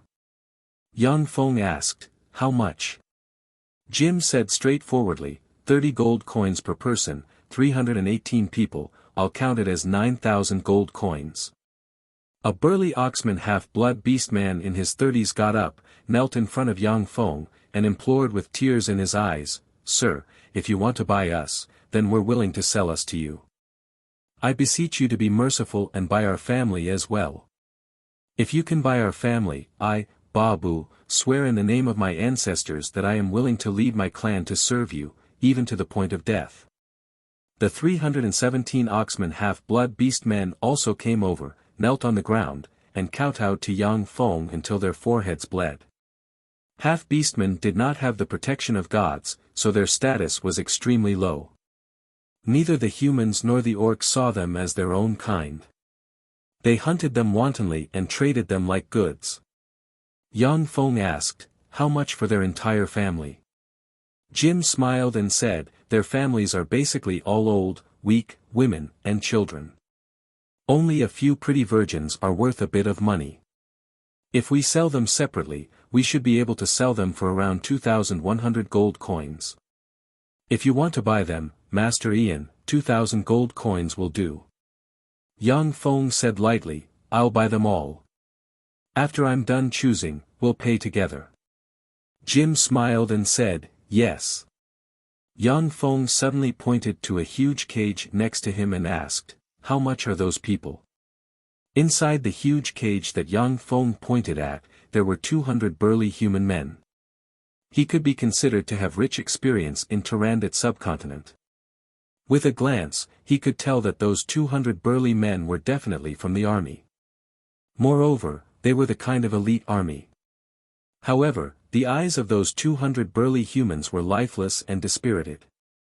Their spirit, energy, and vitality had already been reduced by more than half. Jim glanced at the 200 burly men and said, "Those are the most elite imperial guards of the Amon Principality." It was not long ago that the king of the Amon Principality refused the proposal of the Duke of Iser. Duke Iser used his private army to destroy the Amon Principality. These 200 human slaves were the most elite imperial guards of the Amon Principality. Their strength was not bad. The leader of the imperial guards, Clive, even had the cultivation of a sky knight. However, their Do-Chi had been crippled, and 3 fingers had been cut off from each of their hands. They were already a group of trash. He's only suitable to be the male pet slave of the noblewomen. He's not the powerful warrior you need. Yang Feng walked up to the 200 elite royal guards of the Amon Principality and said lightly, "My name is Ian, I am a wizard. I want to ask you, do you want to continue living as a male pet, or do you want to be a warrior and fight for me, have the dignity of a warrior, and live as a warrior?" When they heard Yang Feng's words, a glimmer of light ignited in the eyes of the 200 human burly men in the cage. The burly human Clive raised his eyes, stared at Yang Feng and said solemnly, "Our cultivation bases have been crippled, and 3 of the fingers on each of our hands have been cut off. We can no longer hold swords. Honorable Sir Magician, what do you want us to do to fight for you?" The light in the eyes of the 200 burly men immediately dimmed. With their current strength, any ordinary person could defeat them. Yang Feng said lightly, "Although your dou qi has been crippled and your fingers have been cut off. However, your knowledge hasn't been taken away. I need you to train me into an army that can defeat any thief or robber in the Red Earth wasteland. Besides, I'm a wizard. The path of magic is mysterious and unfathomable. It's not impossible for me to help you restore your dou qi and fingers in the future." Clive's eyes lit up. He struggled to get up and saluted Yang Feng in a knight's salute. "In that case, Sir Ian, we are willing to serve you." The 200 human knights also got up and saluted Yang Feng in a knight's salute. Their eyes flickered with a glimmer of hope. Yang Feng said, "I want all of these 200 people. Name your price." Jim's eyes narrowed slightly and he said, "Sir Ian, although their dou qi has been crippled, but each of them is tall and sturdy with sturdy muscles. Many noblewomen of the Morin's Empire like such male pets. If they are sold to noblewomen, each of them can be sold for more than 100 gold coins. Clive is a sky knight, so he can be sold for at least 3,000 gold coins. The 200 of them will be sold for 30,000 gold coins." Yang Feng said carelessly, 30,000 gold coins, no problem. Next, in the warrior slave market, Yang Feng picked and bought more than 50 slave warriors. He didn't fancy the rest of the slave warriors. Jim continued to promote, "Sir Ian, you have a distinguished status, so you should let some servants handle the daily affairs.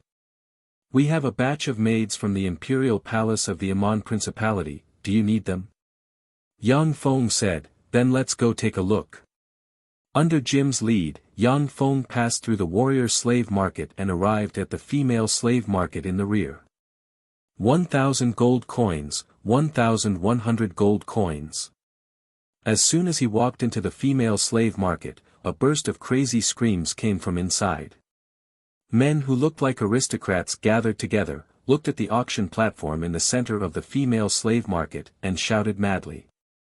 Yang Feng looked at the center of the auction platform and saw a 12 or 13-year-old girl with a pair of elf-like pointed ears and a delicate and beautiful appearance.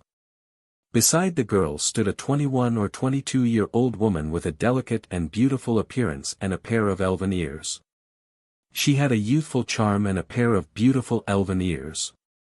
Jim warned, the Black Fang slave hunters went deep into the hinterland of the Elven Empire and paid a huge price to capture a pair of pure-blood elven mother and daughter. Furthermore, the daughter is still a virgin. Sir Ian, are you interested in them as well? The Elven Empire isn't to be trifled with. If you want to build a city in the Red Earth City, then once the people of the Elven Empire find out that you keep elven female slaves, their pointy ears won't let you off. My greatest weakness is that I'm kind-hearted. There's really no other way. Yang Feng said lightly, 5,000 gold coins. After hearing the offer of 5,000 gold coins, the fanatical aristocrats calmed down a little, and their gazes focused on Yang Feng. 5,000 gold coins wasn't a small sum. It was enough to purchase more than 100 robust half-blood beastmen slaves. Some ordinary half-blood beastman virgins were sold for no more than 5 to 10 gold coins, 10,000 gold coins.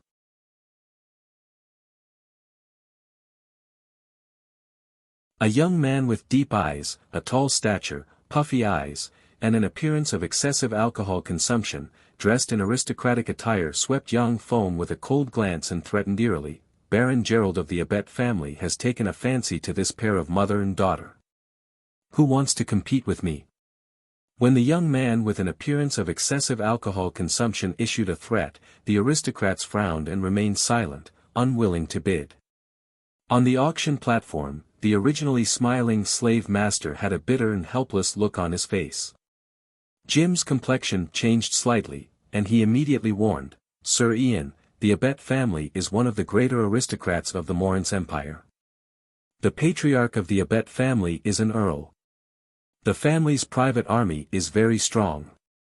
The Morin's Empire was so powerful that a duke dared to brazenly dispatch his private army to wipe out another principality. The greater aristocrats of this formidable empire were terrifyingly powerful, not the slightest bit inferior to the kings of some lesser principalities. 15,000 gold coins.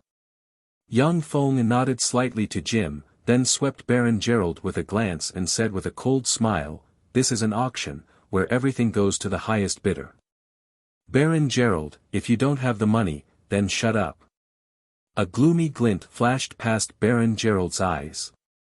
He swept Jim standing next to young Feng with a glance, his pupils constricted slightly, and he squeezed out a smile, saying, "Very well. What's your name, and which family are you from?" Young Feng said with a faint smile, "I'm Ian, a wizard." "Wizard? There's actually a Sir Wizard here." The complexions of the aristocrats changed, and their eyes flashed with a touch of fear and respect. Baron Gerald's complexion suddenly changed as well, and he squeezed out a smile, saying, "So it's the Honorable Sir Wizard. Since you like her, then I'll let you have her." Wizards had strange and unfathomable means and were extremely powerful. Killing someone silently was like playing around. The aristocrats weren't willing to offend such a terrifying existence for no reason. When Jim saw this scene, his eyes became slightly hot. As one of the leaders of the Rose Merchant Group, he had much more money than many aristocrats. But in the eyes of the aristocrats, he was still a lowly commoner. Only a powerful wizard like Yang Feng could make those arrogant aristocrats bow their heads. No one dared to bid, and Yang Feng easily bought the pair of mother and daughter elves. Jim stepped forward to negotiate with the slave owner, and agreed to settle the bill before Yang Feng left. Then, he took Yang Feng to his slave warehouse. "Sir Ian, take a look, these are the top-notch goods from the Amon Principality.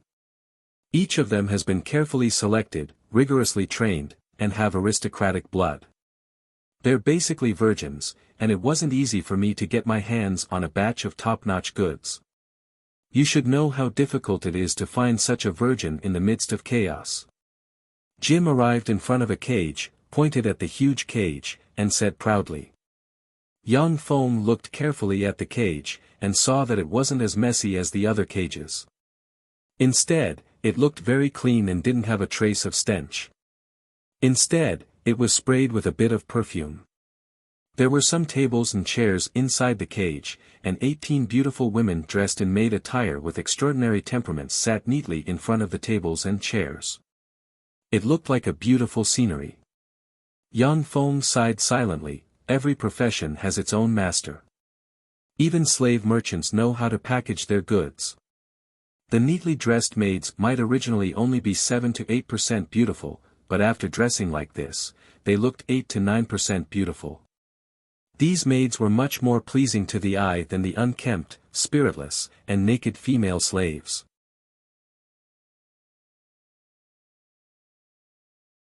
Yang Feng asked, "How much for one?" 400 gold coins for one. Jim quickly added, "A virgin female slave isn't worth that much. But they come from the Amon Principality's imperial palace, have aristocratic blood, have extraordinary temperaments, and grasp a variety of service skills. Such maids are very popular with aristocrats. 400 gold coins for one is really not expensive. The cost I paid for them is extremely high, so the price can't be any lower." A tall and sexy woman with a long scar extending diagonally from the right side of her face and nearly splitting her cherry lips in half stood up, saluted Yang Feng, and said softly, "Sir, I am Lena, the head maid of these maids. May I ask if you can buy all of us? As long as you buy us, we will do everything in our power to repay your kindness in the future." Yang Feng took a look at the cage, and saw that the maids inside the cage were looking at him with longing expressions, yet none of them interjected. Clearly, Lena had a very high status among the maids. Moreover, these beautiful human maids were well trained, and were many times better than those clumsy and unruly women. "All right, I'll buy them all," Yang Feng said straightforwardly. With a flick of his wrist, an inferior magic stone appeared in his hand. "Do you accept this gem?" Jim's eyes flashed with a glint of ecstasy, and he promptly said, "This is a magic energy stone." "Accept, accept. I'll pay 500 gold coins for each magic energy stone, what do you think?" "No, 600 gold coins for each. If you can sell them in large quantities, then the price can be negotiated." Magic stones, also known as magic energy stones on the Feisua Plain, were a very rare resource. At the time when the Tsangji Plain's human warlocks dominated the Feisua Plain, they brought nearly all of the Feisua Plain's magic stones to the Tsangji Plain, resulting in a shortage of magic stones on the Feisua Plain. As for the Feisua Plain's gods who lived high up in their divine countries, they could get their hands on magic crystals of a higher grade. Therefore, they didn't do anything about the shortage of magic stones on the Feisua Plain. The life magic energy contained within magic stones was not only beneficial to the cultivation of warlocks, it was also beneficial to the cultivation of knights, wizards, druids, assassins, and many other different cultivation systems. On the Feisua Plain, magic stones were a very precious cultivation resource. Yang Feng sighed in his heart, planar trade, the profits are nearly 10,000-fold. No wonder that Tsangji Plain's human warlocks are so keen on exploring other planes. In the Great Cloud Dynasty, an inferior magic stone was only worth 1 silver coin, while on the Feisua Plain, an inferior magic stone could be exchanged for more than 600 gold coins. Transporting inferior magic stones to the Feisua Plain, and then bringing gold to the Tsangji Plain, the profits were tens of thousands of times.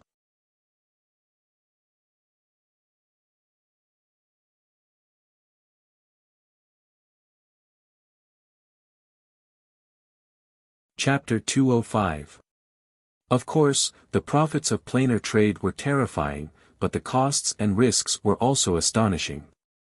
A planar passageway leading to a different plane not only required magic crystals in the hundreds of millions, but also required all kinds of precious resources. Only powerful warlocks at the Moonlight Warlock rank or above could establish a planar passageway.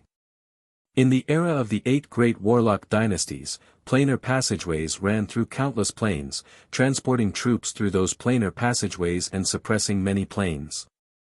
After the 8th warlock dynasty, the major planes revolted and destroyed their planar passageways leading to the Tsangji Plain. Once those planar passageways were discovered, they would face the risk of being destroyed. The planar passageways controlled by the major forces like the demon fighting sect naturally wouldn't be used for such a trivial matter as magic stone smuggling. Yang Feng said in an overbearing manner, "I'll use these magic energy stones to pay the bill." "How many magic energy stones are there in total? Give me a number." In order to quickly establish a foothold on the Feisua Plain, Yang Feng brought 2 billion inferior magic stones and 3 billion gold coins. A trifling few inferior magic stones were nothing to him. Jim said in a forthright manner, "Forthright, Sir Ian, you're really forthright.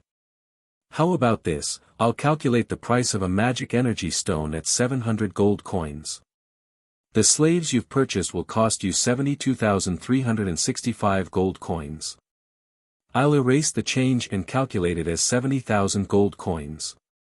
You only need to pay me 100 magic energy stones." Yang Feng smiled faintly. Without saying much, he tossed a pouch containing 100 inferior magic stones into Jim's hand. In fact, on the Feisua Plain, an inferior magic stone was generally sold for more than 800 gold coins. If transported to some prosperous places and sold to major forces, it could even be sold for more than 1,000 gold coins. However, Jim did his best to curry favor with Yang Feng in order to make money. Yang Feng naturally wouldn't haggle over it. If you don't give them some benefits, who will work hard for you? Jim beamed with joy and hurriedly grabbed the pouch. He had earned at least 50,000 gold coins from this transaction.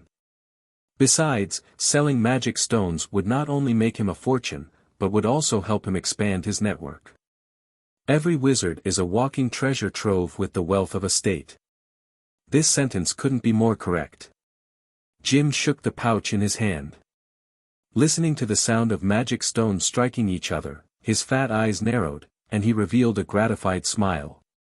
He rejoiced at his wise decision. Yang Feng said meaningfully, "Help me prepare 3 months' worth of food for 1,000 people, as well as the clothes, armor, and weapons needed by my slaves. As long as you do a good job, I'll even pay with magic energy stones." Jim became excited. His eyes seemed to have turned into the shape of magic stones, and he jumped up and said, Sir Ian. I will definitely arrange everything properly for you." Jim's influence in the Rijek city was indeed enormous. He quickly got a large courtyard and stuffed all the slaves bought by Yang Feng into it. Without demur, Yang Feng spent 50 magic stones to buy the courtyard that could accommodate more than 1,000 people. The slave trade in Rijek city was very prosperous. Those who bought slaves also needed a place for the slaves to live. Only then would they have large courtyards similar to prisons and cages. In a spacious room in the courtyard, Yang Feng was sitting on a big chair. In front of him stood 3 people, namely Babu, Clive, and Lena. Yang Feng opened a box, revealing 3 vials of liquid metal nanorobot elixir inside. He said lightly, "I'm a wizard, now it's time to prove your loyalty." There were 3 magic potions in the box. "I will inject them into your bodies. This way, if I die, you will die with me.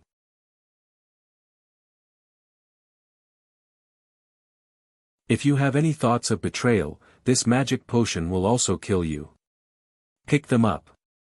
A person's heart was hard to fathom. Yang Feng didn't think that he had such great charisma to make these 3 slaves desperately follow him.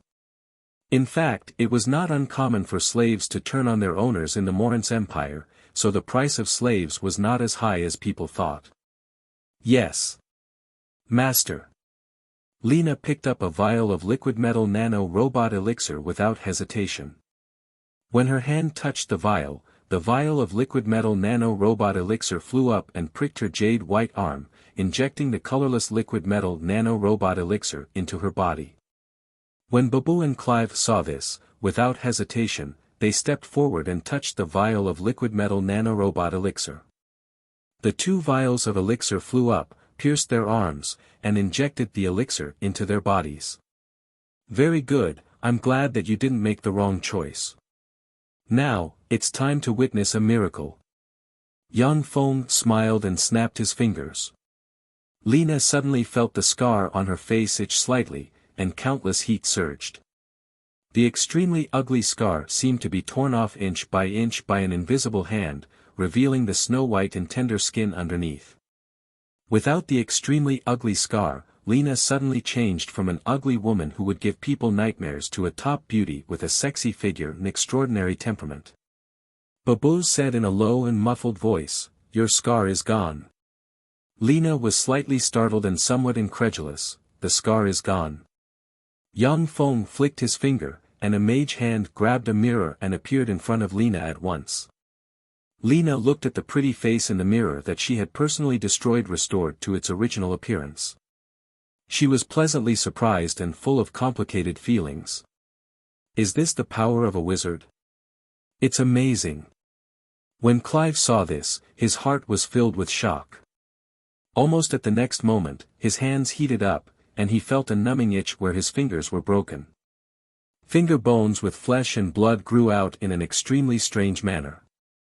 Then, countless flesh and blood quickly covered his fingers, condensing into 6 new fingers. After the new fingers finished growing, Clive only felt a sharp pain in his body. The destroyed meridians linked up one by one, and countless hidden apertures were stimulated. His formidable life force was stimulated, and tyrannical chi gushed out in a flash. Thank you, Master, for repairing my body and restoring my chi.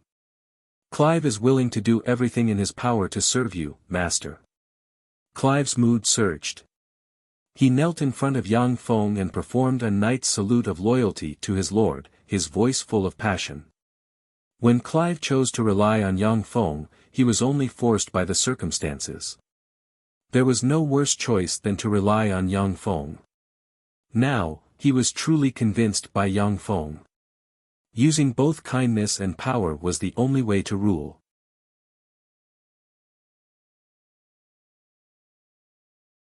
Babu suddenly felt his body heat up, and his life force potential was stimulated. A tyrannical chi gushed out of his body, directly promoting him to a knight rank expert. Oxman half-blood beastman like Babu had a very good physique and was extremely suitable for cultivating chi. However, more than 90% of half-blood beastman tribes didn't have methods to cultivate chi. Only then did the liquid metal nano-robots stimulate his life force, allowing him to break through the barrier and promote to a knight rank expert. Chi. I, Babu, have chi as well. Master, you're really remarkable, Babu is convinced. Babu had a look of ecstasy on his face as he prostrated on the ground and said. Lina also saluted Yang Feng and said, Thank you, Master, for repairing my body in appearance. Lina is willing to do everything in her power to serve you, Master, and take care of your daily life. After seeing Yang Feng's unfathomable means, the three people were finally convinced. Yang Feng quickly made a series of arrangements, making Lina the manager of internal affairs. Babu became the leader of the 300 Oxman half-blood beast men. Clive, on the other hand, became the leader of the human slave warriors and commanded them. Under Clive's pleading, Yang Feng injected the 200 most elite royal guards of the Amon Principality with the liquid metal nano-robot elixir, restoring their strength and repairing their limbs. The 200 most elite imperial guards of the Amon Principality were all knight rank powerhouses. There were even more than 30 great knight rank powerhouses and 2 earth knight rank powerhouses. Their strength was extremely extraordinary. It should be noted that the leaders of the 2 mercenary groups, Lek and Katie, only possessed the strength of advanced warriors. The 200 Amon Principality's royal guards became Yang Feng's strongest force. In the center of Rijek City, there was a magnificent group of huge shrines that made people feel admiration at first sight. The huge temple complex enshrined the gods of the Zalia divine system. Not far from the temple enshrined the gods of the Zalia divine system, there was a temple that, although still magnificent, was a bit smaller. That was the temple of the weave goddess Gargarstave. The Zalia divine system and the Titan divine system were the 2 major human divine systems of the Fesua plain. The Morin's Empire and the Titan Empire respectively enshrined the gods of the Zalia divine system and the Titan divine system. The gods of the Zalia divine system were the protectors of the Morin's Empire. The gods of the Titan divine system, on the other hand, were the protectors of the Titan Empire. In addition to the Zalia divine system and the Titan divine system, there were also some gods of neutral divine systems and some independent gods with very few believers. Among the many neutral gods, the weave goddess Gargarstave was definitely one of the most powerful. Virtually all wizards of the Fesua plain who practiced magic were believers of the weave goddess Gargarstave. She created the weave and cast spells with the help of the power of the weave. Even a powerful divine system like the Zalia divine system had no choice but to tolerate the weave goddess Gargarstave preaching within its sphere of influence. Of course, the size of the temple couldn't surpass that of the Zalia divine system's gods.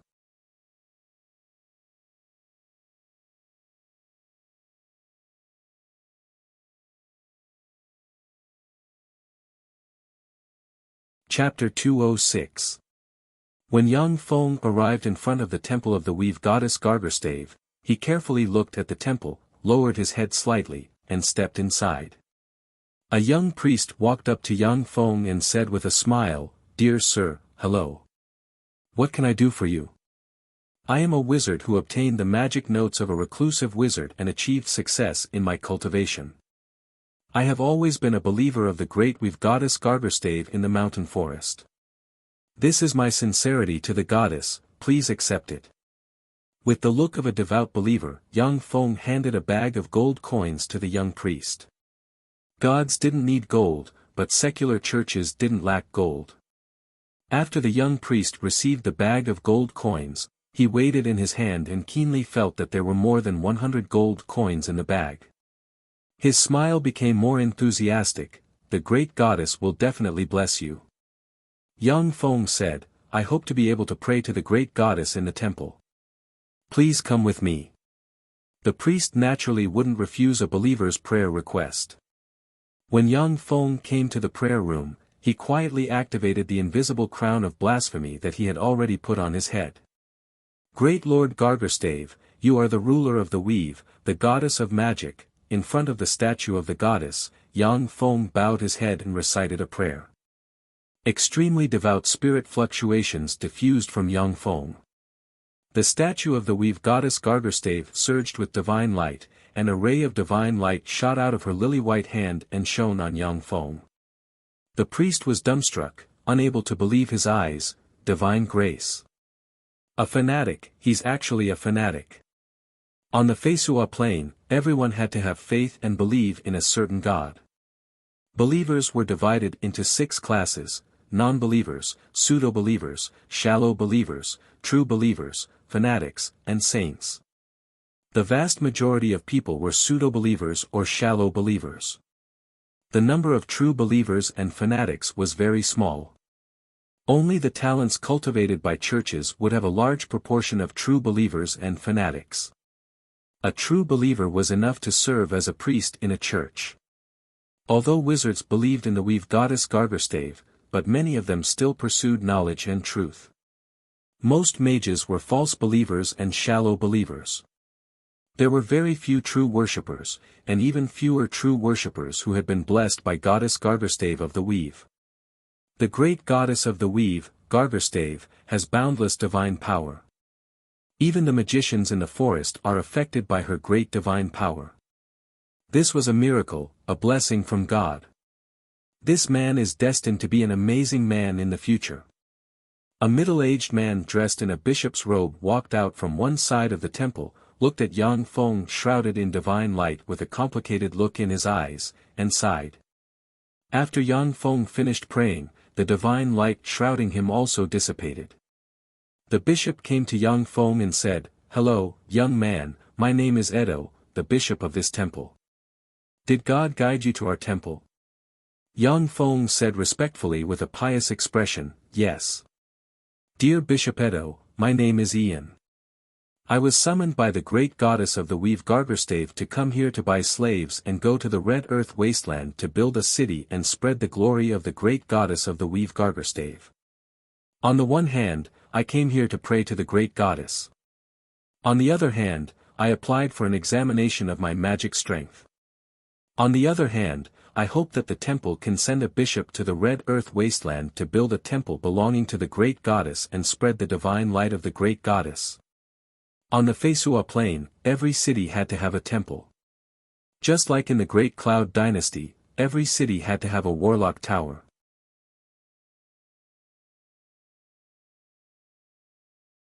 Without a temple, not only would a city not receive the protection of the temple's divine power, but it would also be regarded as a heretic and subject to the crusade of all nearby forces. If Yang Feng wanted to build a city in the Red Earth wasteland, then he had to have a temple. After careful consideration, he still chose the neutral goddess of the weave, Gargerstave. As a wizard on the Feisua plain, it was normal for him to be close to the goddess of the weave. When he heard Yang Feng's request, Edo's face revealed an embarrassed expression. The Red Earth wasteland was a barren wasteland without any resources. There were only dirty and ugly goblins, bugbears, ogres, and such bandits. No priest or bishop would go there to preach. Although the goddess of the weave didn't restrict the races of her believers, but beastmen, elves, and other races that could grasp magic power had their own gods. For the goddess of the weave, goblins and bugbears, who didn't understand magic, had no value in preaching. Edo said, Ian, from the light of divine grace bestowed upon you by the great goddess, I have confirmed that you are a great wizard. I'll give you the magic badge in a moment. When the young priest heard this, a look of envy appeared in his eyes. On the Fesua plain, the ranks of wizards were divided into level 3 apprentice wizard, level 1 warlock, great wizard, level 2 warlock, arch-wizard, level 3 warlock, legend wizard, great warlock, and demigod wizard, starry sky warlock. Great wizards were already extremely powerful beings. Bishop Edo, the bishop of the Weave Goddess's temple, only had the cultivation base of a great wizard. The young priest's cultivation base was only that of an apprentice wizard. Edo suddenly asked, as for the temple in the Red Earth Wasteland? Ian, are you willing to join the Weave Divine Order, become a member of the Weave Divine Order, and dedicate everything to spreading the glory of the great Weave Goddess Gargerstave? Yang Feng said with a pious expression of a martyr, I am willing to join the Weave Divine Order and dedicate everything to spreading the glory of the great Weave Goddess Gargerstave. Edo was very satisfied with Yang Feng's performance, not having the slightest doubt. Only fanatics, who were second only to saints, would go to a remote place like the Red Earth Wasteland to build a city and preach at all costs. Edo said, I'll report your situation to the headquarters. After receiving a reply from the headquarters, I'll preside over the induction ceremony for you. Yang Feng said somewhat awkwardly, Bishop Edo, I'm leaving for the Red Earth Wasteland tomorrow to build a city and spread the glory of the goddess. There are still 6 months before winter. I might not have the time to come back. Edo said, It doesn't matter. I now grant you the title of acting bishop. You can build the temple of the goddess in the Red Earth Wasteland. As for the materials and blueprints for the construction of the temple, I'll send someone to deliver them to you after you've built the city.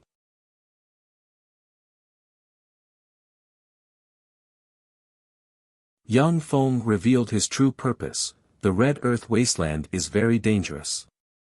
I hope to buy some magic scrolls, divine spell scrolls, and holy water for self-defense. The Weave Goddess Gargerstave was a god worshipped by countless wizards on this plane. The Weave Temple had the largest number of magic scrolls and divine spell scrolls. Yang Feng's strength as a level 2 warlock was already extremely tyrannical. But on the Fesua plain, no amount of preparation was excessive. Although his strength was extremely formidable, but his spirit force was limited after all. Those magic scrolls were very useful in enhancing his fighting prowess. The holy water in the temple also had the miraculous power to purify evil, strengthen one's constitution, and treat some common ailments and pains. On the Fesua plain, the holy water in the temple was equivalent to an all-purpose medicine. Of course, the holy water could only treat many ailments and pains. Those serious ailments still needed to be treated by a doctor. Edo said, 50 gold coins for level 0 magic scrolls, 3,000 gold coins for level 1 magic scrolls, 50 gold coins for level 0 magic scrolls, and 2,000 gold coins for level 1 magic scrolls. 1,000 gold coins for 1 liter of holy water. How much do you want? Yang Feng said overbearingly, I want as much as you have. Edo was startled and said, I have 300 magic scrolls for level 0 magic scrolls and 27 magic scrolls for level 1 magic scrolls. 400 magic scrolls, 100 magic scrolls, and 20 liters of holy water, that's a total of 336,000 gold coins. Yang Feng smiled slightly, flipped his hand, and a magic stone appeared in his hand. Can I pay with magic energy stones? Edo showed a trace of a smile and said, yes, for each magic energy stone, I can offset the payment of 600 gold coins.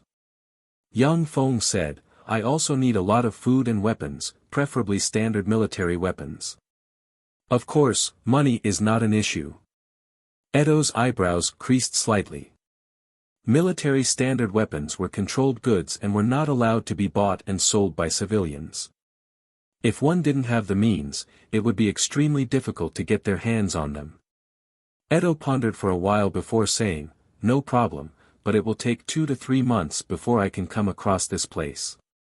The Weave Divine Order was one of the most powerful churches on the Feisua Plain.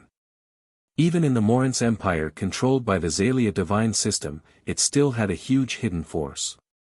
If it was an ordinary person, Edo would never care about such a matter. Even if he was given more gold coins, he still wouldn't care about it. However, Yang Feng's embodiment of Ian was going to the Red Earth Wasteland to spread the faith and glory of the Weave Goddess Gargerstave. This had to be taken seriously. Yang Feng showed a trace of a smile after the negotiations were concluded. Food and weapons were the foundation of a force.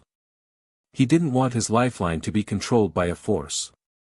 Although Yang Feng had his own ideas and plans regarding food and weapons, but in the initial stage, they had to be imported in large quantities. Yang Feng's embodiment had black dragon blood meridians and integrated 3 divinities.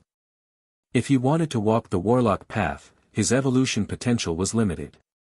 However, there was no problem in walking the path of gathering faith and becoming a god.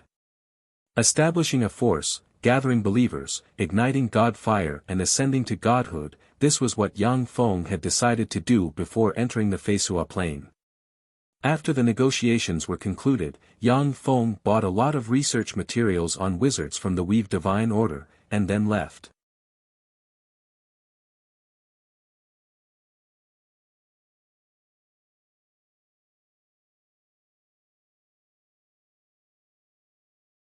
Chapter 207.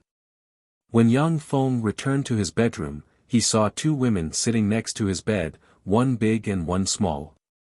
The big one was beautiful and moving, while the small one was delicate and lovely, very pleasing to the eye. They were the pureblood elven mother-daughter flowers he bought from the slave market. When she saw Yang Feng enter the room, the extremely beautiful young elven woman got up and blocked in front of her daughter. She looked at Yang Feng very vigilantly, her beautiful eyes brimming with fear. There was practically no difference in what human aristocrats wanted to do when buying beautiful female elves. Yang Feng asked, "What are your names?" The female elf gave Yang Feng an elven salute and pleaded pitifully, "My name is Nancy, this is my daughter Nanny." "Respected Sir Wizard, I can obey any of your orders. Please let my daughter out, okay?" Elves had always been proud and looked down on humans. But for the sake of her daughter, the always prideful Nancy had no choice but to lower her proud head. Yang Feng revealed a trace of curiosity and asked, "Was your daughter Nanny born from the elven mother tree, or was she born from your union with other male elves?" The ancestors of the Feisua Plains pureblood elves were high elves of other plains.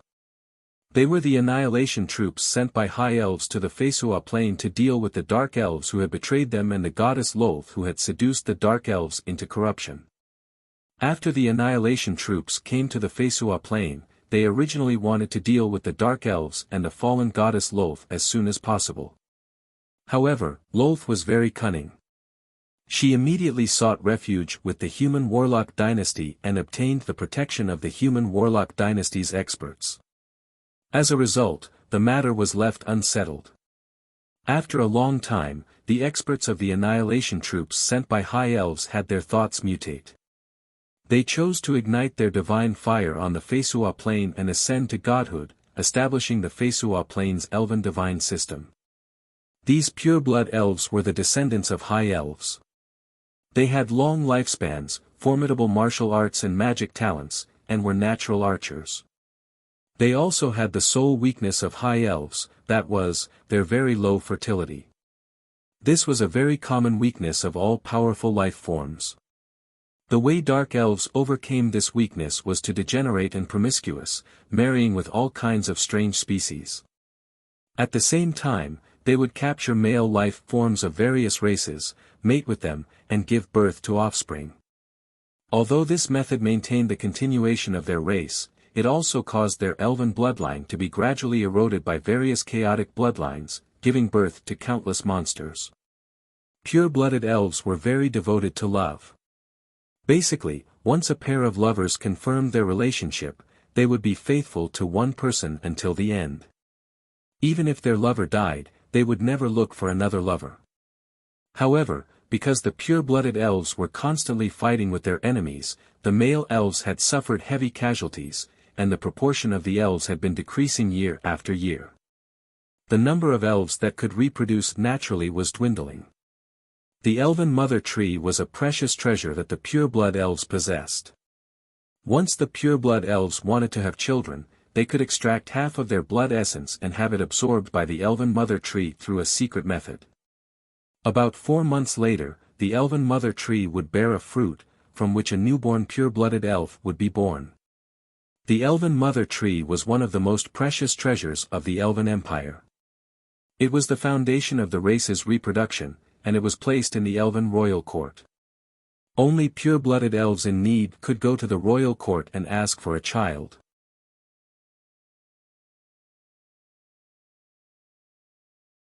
Of course, by paying half of their blood essence, the elves' vitality would be damaged, and they might not be able to recover even after a dozen years.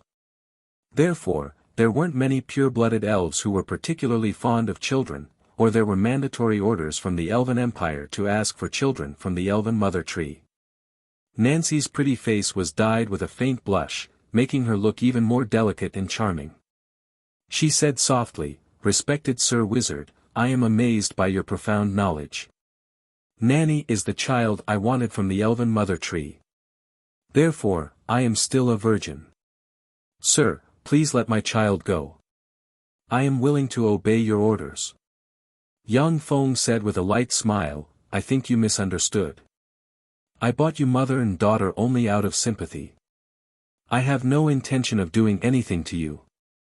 In the future, if you want to return to the Elven Empire, I can personally send you back." The Red Earth Wasteland was currently a barren desert, only a place of little value to goblins and bandits. However, Yang Feng was confident that he could establish it as a prosperous place. At that time, the attitude of the 4 empires would be very important. Befriending the Elven Empire was also one of Yang Feng's goals. The Elven Empire had never had a favorable impression of humans. Nancy and her daughter might be the key factor for Yang Feng to open a gap in contact with the elves. Only then did he buy the mother and daughter. Of course, the fact that they were more pleasing to the eye was also an important factor. Nancy heaved a light sigh of relief, a touch of disbelief flashed past the abyss of her eyes, yet she still said with a smile, "Thank you very much. Respected Sir Wizard."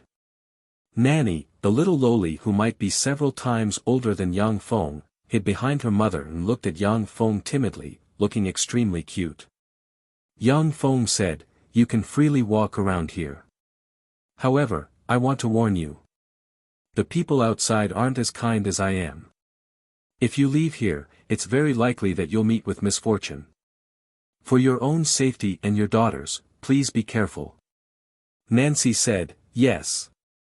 Sir, we understand." Yang Feng said, "All right, you can go back." Nancy quickly took her daughter Nanny's little hand and left Yang Feng's room. Yang Feng took out the magic data he obtained from the Weave Holy Order and began to scan it. This magic data is of no value at all. It's just a pile of trash. After a while, Yang Feng somewhat disappointedly threw the magic materials aside and sighed somewhat disappointedly. The Feisua Plain had a huge weave created by the weave goddess Gargarstave that covered the entire plain. The cultivation methods of the Feisua Plain's wizards were called meditation methods. By practicing a variety of meditation methods, they could improve their spirit force. Many of the Feisua Plain's wizards had extremely powerful spirit force, yet their fleshly bodies were very frail, not even comparable to that of ordinary people.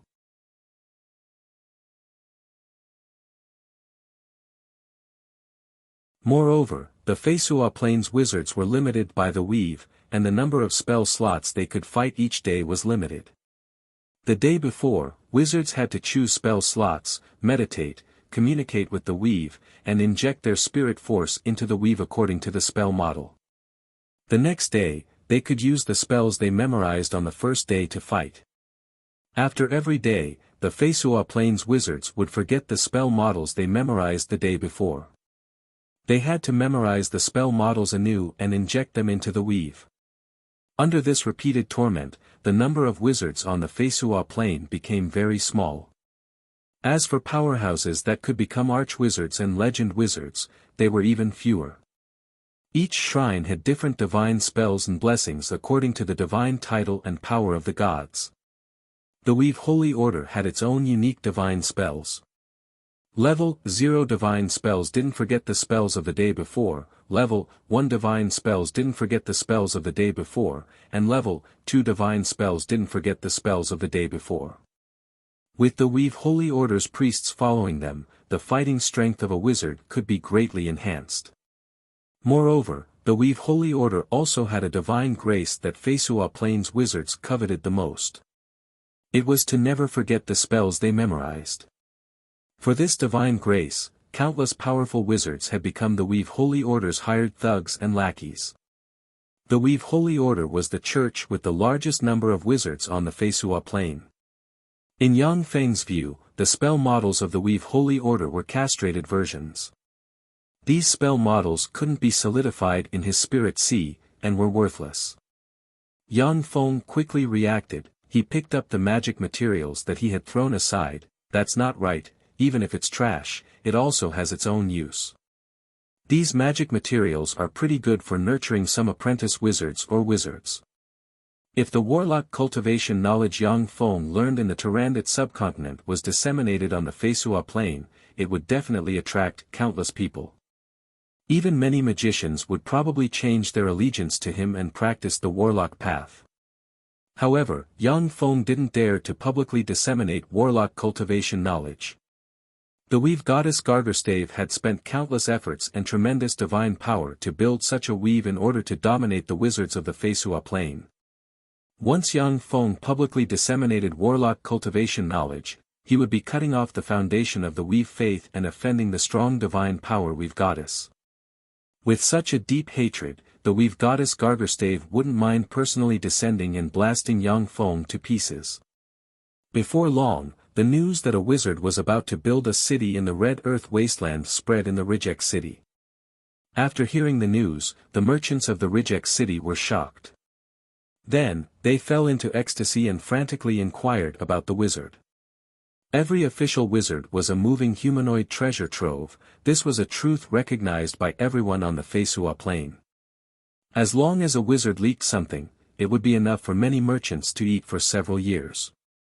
After Jim heard the news, his complexion changed greatly, and he immediately mobilized his forces in the Rijek city in an attempt to snuff out the news. At the same time, he released a lot of true and false rumors in an attempt to confuse the public and cover up the truth. Jim's method was extremely effective. Many merchants fell into confusion when faced with the true and false rumors. At this moment, the Weave Holy Order's Bishop Edo came forward and announced that the Weave Holy Order's believer, Great Wizard Ian, intended to go to the Red Earth Wasteland to build a city in order to spread the glory and faith of the Weave Goddess.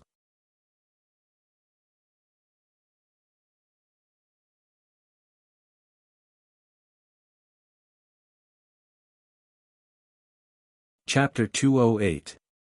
Although Bishop Edo's status in the Rijek city couldn't compare to that of the Zalia Divine System's bishops, but he was definitely a respected bigwig with unfathomable strength. When such a bigwig publicly announced that a wizard was going to build a city in the Red Earth Wasteland, it immediately caused a huge sensation. The Rijek city's merchant forces immediately went crazy. The materials needed to build a city were absolutely astronomical.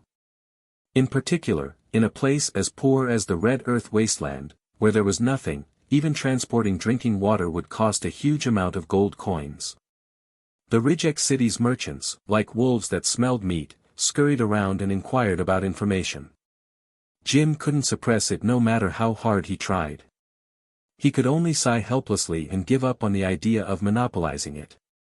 The merchants in the Rijek city desperately inquired and paid a huge price. Finally, they found out from Bishop Edo that the great wizard Ian would hold an investment fair in the Rijek's Grand Hotel 3 days later. At present, only some large merchant groups had received invitations.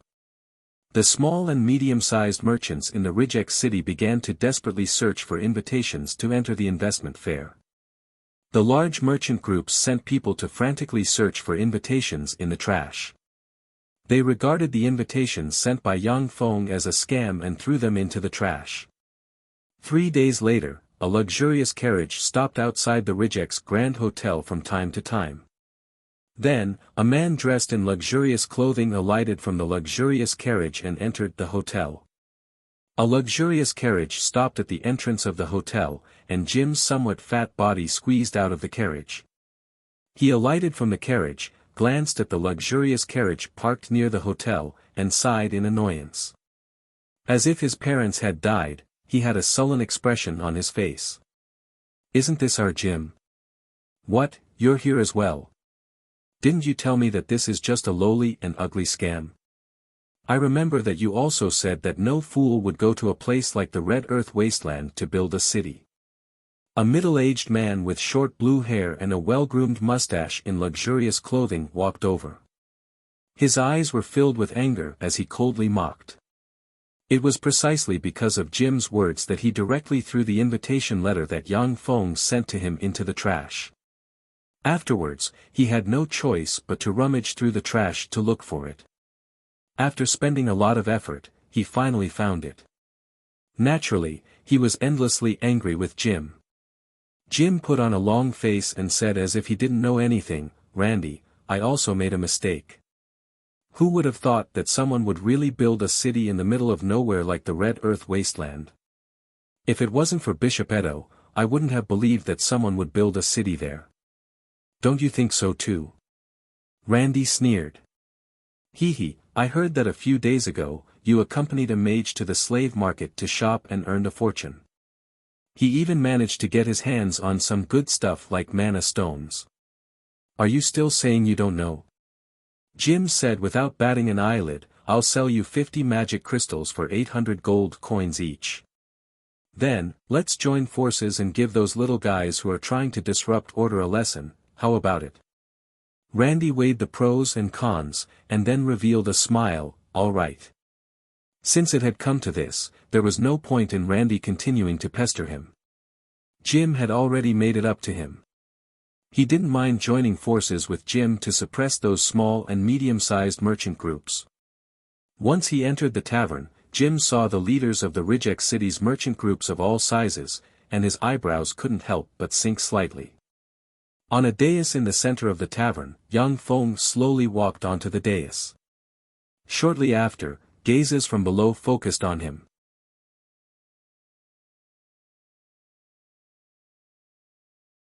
Yang Feng said with a slight smile, "I'm very glad that everyone is here. I'm Ian, the wizard who's about to build a city in the Red Earth Wasteland." Yang Feng said with a faint smile, "To build a city in the Red Earth Wasteland, I need a lot of supplies. Water, food, weapons, clothes, all kinds of supplies. I invited you here to make you rich. I'll set a bottom line here. Each of you must guarantee at least a 40% profit, otherwise, you're not allowed to participate in the bidding." Suddenly, a burst of warm applause sounded in the tavern's venue. The eyes of the leaders of the merchant groups turned red. It was the first time that they saw a fat sheep being ripped off. Jim, who originally planned to lower the price and force the leaders of the merchant groups to withdraw, was stimulated by Yang Feng's bait, his whole body heated up and his eyes turned bloodshot. Yang Feng said with a smile, "However, the thing that the new city lacks the most is population. I need a lot of slaves, preferably human slaves. Every month, the merchant group that brings me more human slaves will be able to get a bigger share of the profits. Of course, I'm also willing to buy those slaves at a high price." A leader of a merchant group stood up and said loudly, "Sir Ian, I'm willing to personally gift you 20 female slaves. Every month, I guarantee to deliver at least 100 human slaves to you." Yang Feng said with a beaming smile, "What's your name?" The leader of the merchant group straightened his body and said loudly, "My name is Sam." Yang Feng said with a smile, "What kind of business do you want to do?" Sam said, "I want to do a clothing business." Yang Feng said straightforwardly, "Very well, as long as you can supply us, then as long as there's no problem with the quality and it meets our requirements. Then our clothing will be provided by you in the future. Sam said excitedly, "Thank you, sir." At present, Yang Feng already had hundreds of slaves in his hands. Before long, the number might exceed 1,000. Those slaves plus the clothing of everyone in the new city would definitely be a big deal. Moreover, the 100 slaves that Sam sold could also earn a huge amount of money from Yang Feng's hands. Going back and forth, Sam would obtain a huge profit. Yang Feng said, "As a reward, I'll pay you with magic energy stones." Sam said excitedly, "Thank you, sir. Sir Ian, I'm willing to personally gift you 10 female slaves. Every month, 80 slaves can be shipped to the new city." Below, all of the merchant group leaders became excited and excitedly called out their bids. Jim and Randy were also forced to join the bidding spree. Amid the cheers of the leaders of the merchant groups, Yang Feng signed a contract with them under the witness of the God of Contracts priests. Once the contract was signed under the witness of the God of Contracts, it would take effect. If the contract was violated, one would suffer a backlash from divine power.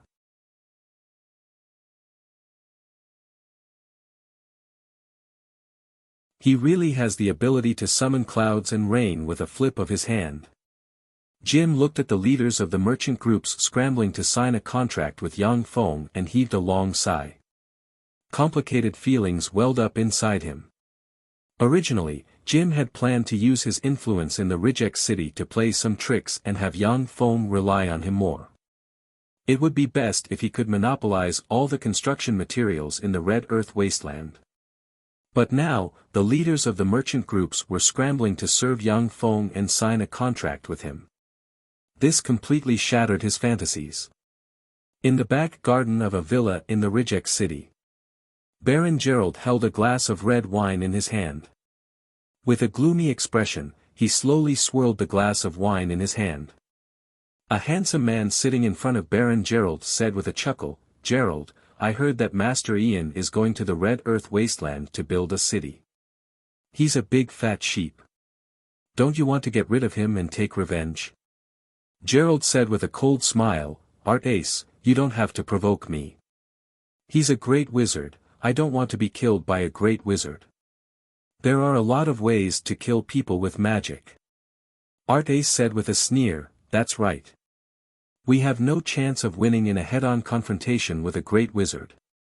We'll be killed by his strange magic in a single confrontation. However, although a great wizard's magic is formidable, but the number of spell slots he can memorize in a day is limited. 8 level, 2 spells, 24 level, 1 spells, and 108 level, 0 cantrips. This is the number of spells that a great wizard can cast in a day. As long as that person consumes his spells, he'll be like a toothless tiger, vulnerable to a single blow." Gerald pondered for a moment, then shook his head slightly and said, "His spell slots are enough to destroy an army of 100 people. Our private troops will collapse under his spells." Although Gerald had a lot of private troops under his command, but after a certain number of deaths, his private troops would also collapse. Although he coveted the wealth of a great wizard, but Gerald was still very rational. He knew that a great wizard wasn't easy to deal with. The 2,000 private troops under his command were the family's precious wealth, and they might not be able to kill a great wizard. Art Ace said in a low voice, "We can spread the news and let the people of the Elven Empire and the Beastman Empire do it." Gerald's eyes lit up and said, "That's right, he bought that pair of mother and daughter elves. As long as this news is leaked, those long years will absolutely not let him off. Moreover, those greedy, filthy, and stupid beast bandits of the Beastman Empire will absolutely not let go of such a fat sheep." Art Ace said meaningfully, "We can hide on the side and observe the situation. If he wins by then, we can retreat in time. If he and those guys are mutually injured, we can just kill our way out from the side and annihilate them in one fell swoop. A great wizard's wealth is absolutely comparable to a country." Gerald's eyes flashed with malevolence, his gaze flickered a few times, and he gritted his teeth, "Let's do it." He actually dares to fight with me over women, I must kill him. After killing him, that pair of mother and daughter elves will be mine. Artace replied straightforwardly, all right. The two looked at each other and revealed a smile. They clinked their cups and downed it in one gulp.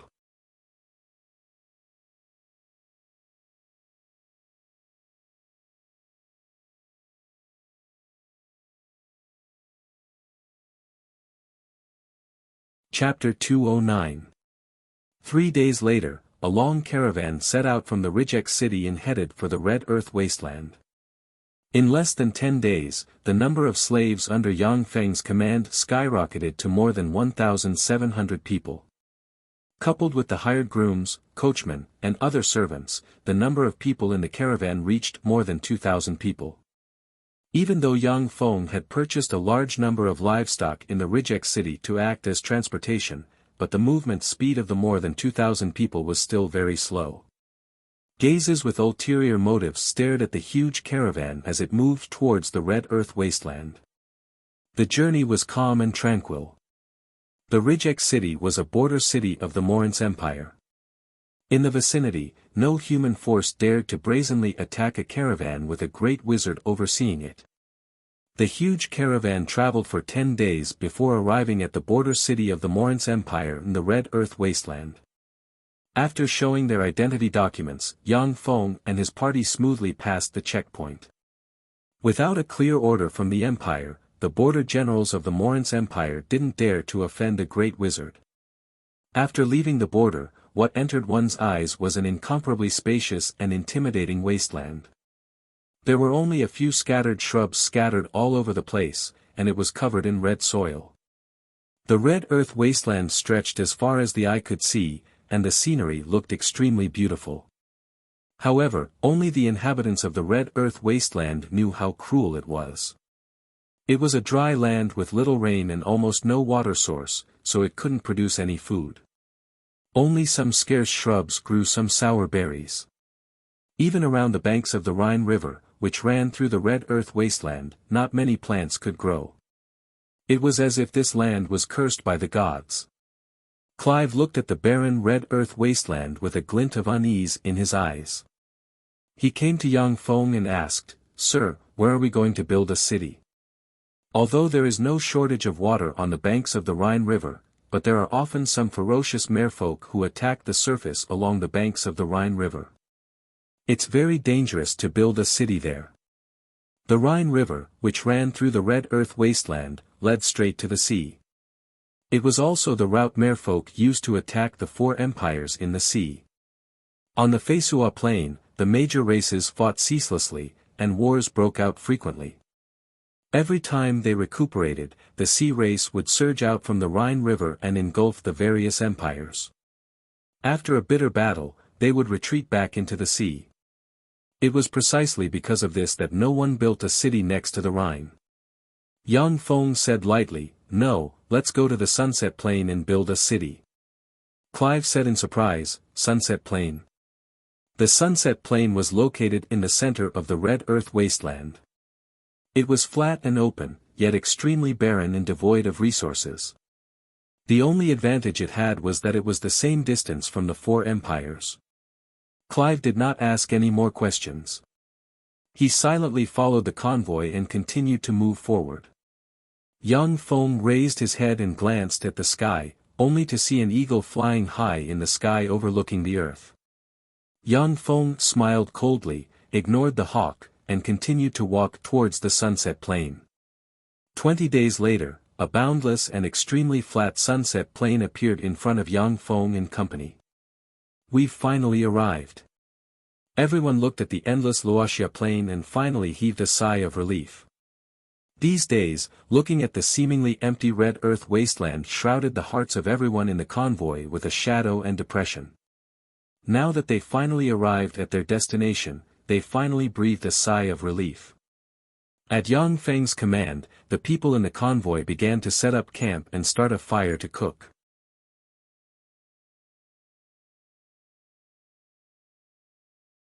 Not long after he started the fire to cook, a cloud of dust rose from the distance.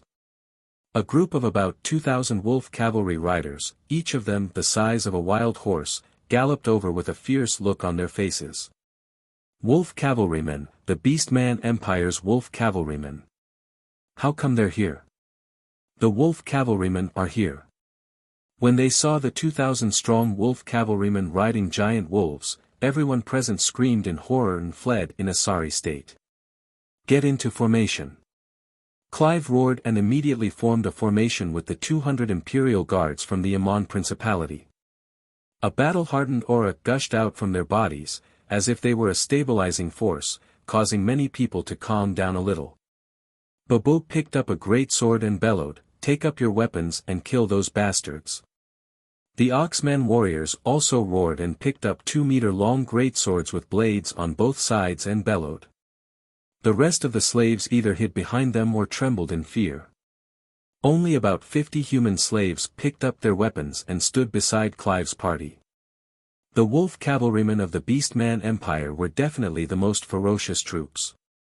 The people sitting on the crotch of those wolf riders were their blood relatives from the same mother. Both sides were related by blood and had the same thoughts. In battle, they were ferocious and unafraid of death. Once there were over 1,000 of them, any enemy would have a headache. The last thing the troops at the border of the Morans Empire wanted was to encounter the wolf cavalrymen of the Beastman Empire in the wilderness. That was simply a nightmare. The leader of the wolf cavalrymen, Merc, the young master of the Copper Wolf tribe, licked his lips and his eyes flashed with excitement. What a flock of fat sheep. After doing this, the Copper Wolf tribe won't have to worry about supplies for at least 10 years. Clive bit his lips and stared at the wolf cavalrymen of the Beastman Empire. Clenching his great sword with both hands, he stood at the forefront of the procession, firmly guarding in front of Yang Feng. Wizards needed the protection of warriors, this was the rule of combat on the Feisua Plain. Without the protection of warriors, a weak wizard might be shot to death by a stray arrow if he wasn't careful. Wizards didn't have the life force field that warlocks had to protect their bodies at all times. Yang Feng quietly stood aside and watched the performance of the slaves. The corners of his mouth rose slightly, and he walked towards the procession. Clive frowned slightly and said loudly, "Sir, be careful. Please retreat to the back. Before I become a corpse, I won't allow a single wolf cavalryman to attack you. I'll take care of this wolf cavalryman. Let me show you what I'm capable of." Yang Feng smiled confidently. With a flick of his wrist, more than 30 extraordinary plant vampiric demonic rattan seeds appeared in his hand.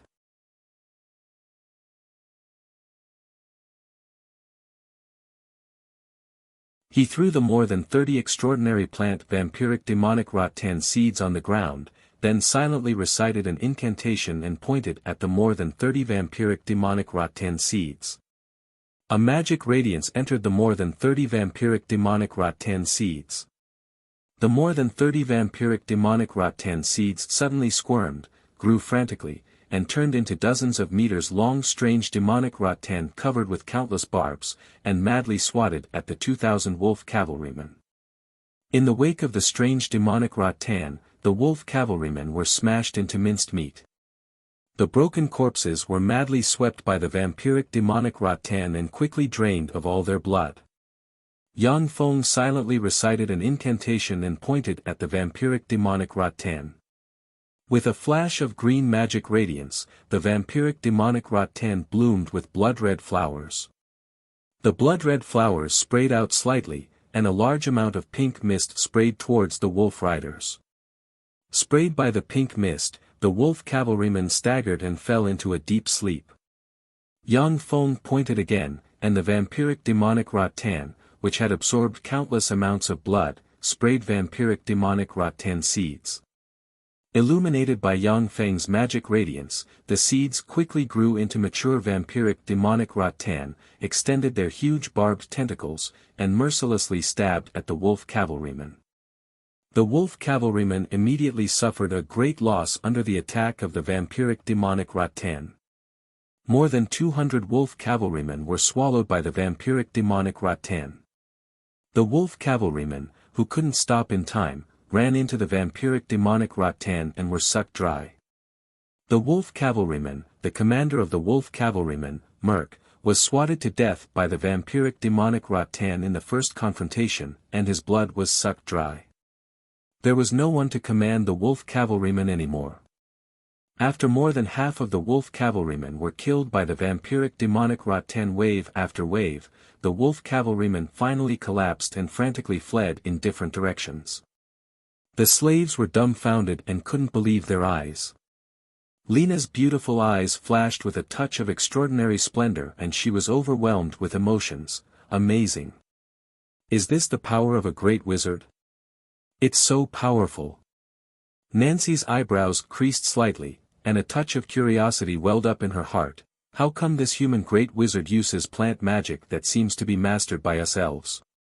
The only difference is that the plants he uses are full of tyrannical and murderous nature, and carry a kind of evil aura. Vampiric demonic rattan was a weapon of massacre cultivated by the dark elves of the Tyrannid subcontinent, and it was extremely powerful and evil. On the Fesua plain, however, it was the first time that it had revealed its ferocious fangs. Pursue and attack. Clive gave the order and immediately led the 200 Amon royal guards to charge at the wolf cavalrymen. Yang Feng casually flicked his fingers and cast the level 0 spell web in a row over a dozen. Spiderweb-like large white webs appeared out of thin air, fell on the wolf cavalrymen, and stuck them to the webs as if they were bugs. Clive led his men in a charge and captured the dozen wolf cavalrymen. There were no good military horses in the Rijek city, and ordinary horses couldn't catch up to the wolf cavalrymen. Clive could only keep the dozen wolf cavalrymen at bay. Yang Feng pointed at the vampiric demonic rattans. The vampiric demonic rattans that wanted to devour the unconscious wolf cavalrymen suddenly stagnated, then contracted, split into two seeds, and flew back into Yang Feng's hand.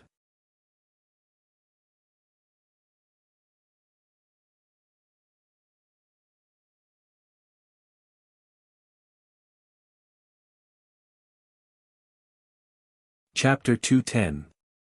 Once the seed of an extraordinary plant like the vampiric demonic rattan was stimulated by spells, it would have to devour a lot of flesh. If it could devour a lot of flesh, then it could undergo a magic transformation and split into two seeds after it was no longer used.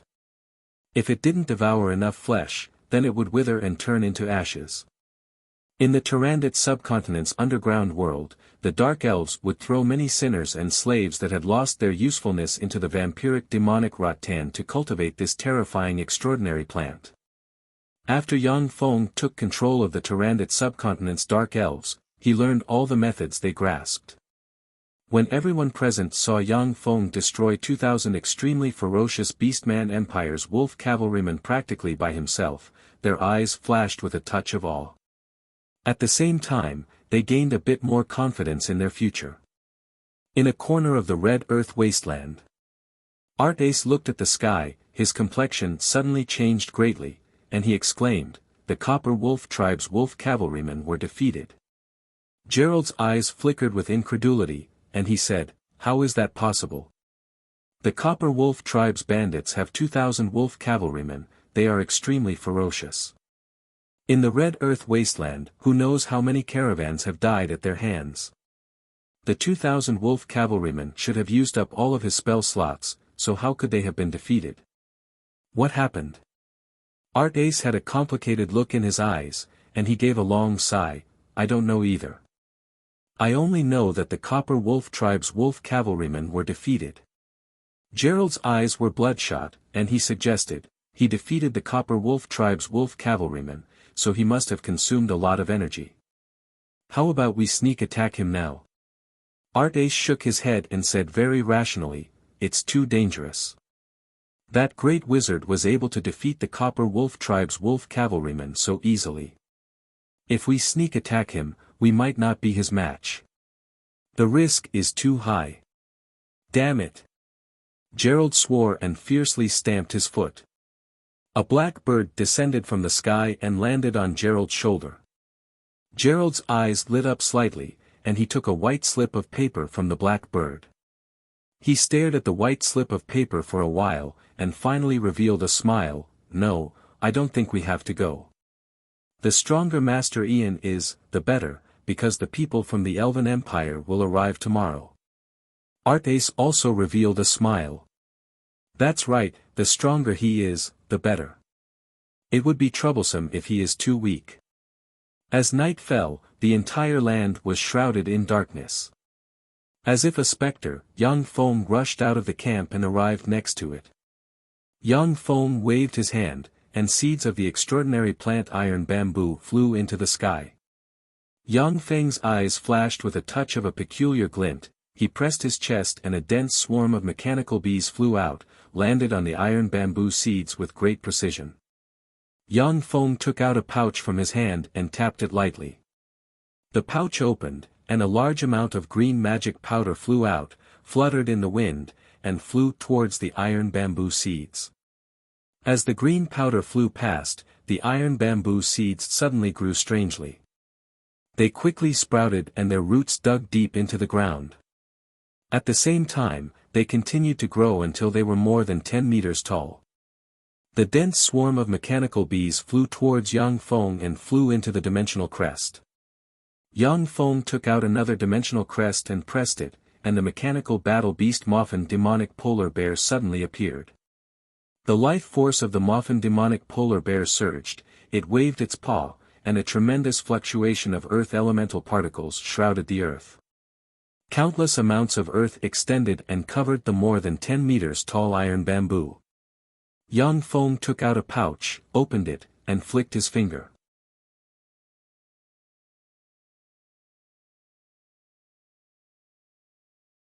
A large amount of red-tempered magic powder suddenly flew out and fell on the iron bamboo covered in earth. The earth quickly condensed and became as hard as steel.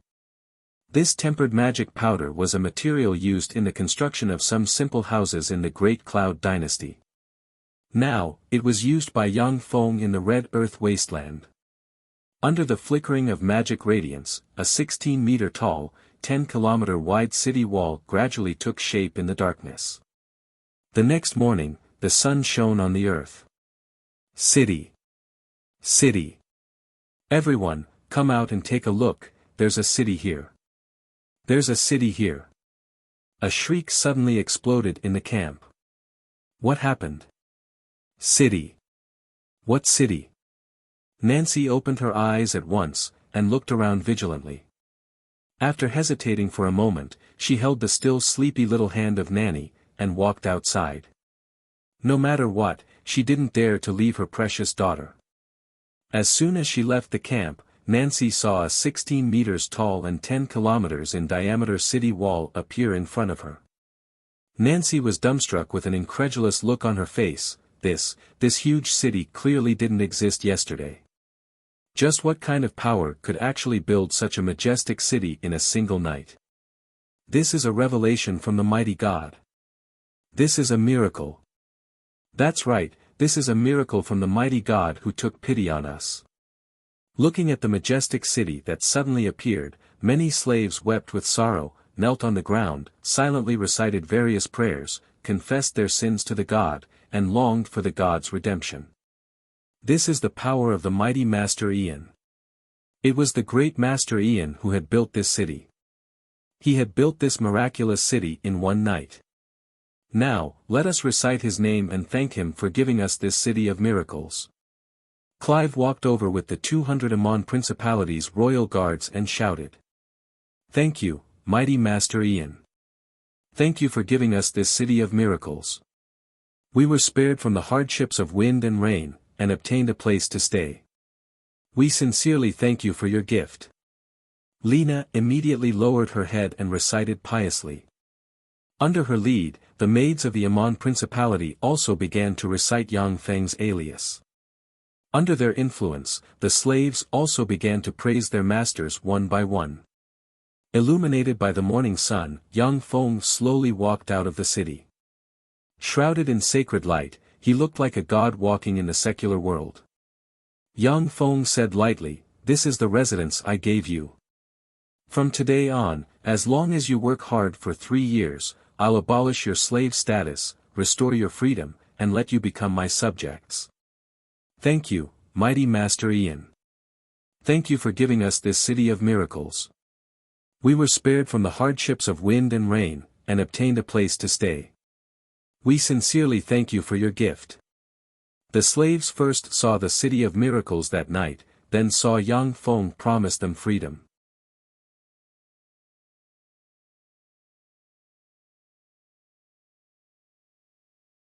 When they saw Yang Feng brimming with sacred aura, their hearts surged at once, and they knelt on the ground and praised Yang Feng loudly. The level 1 spell Sacred Light has no offensive power. But when used properly, it's indeed a powerful spell.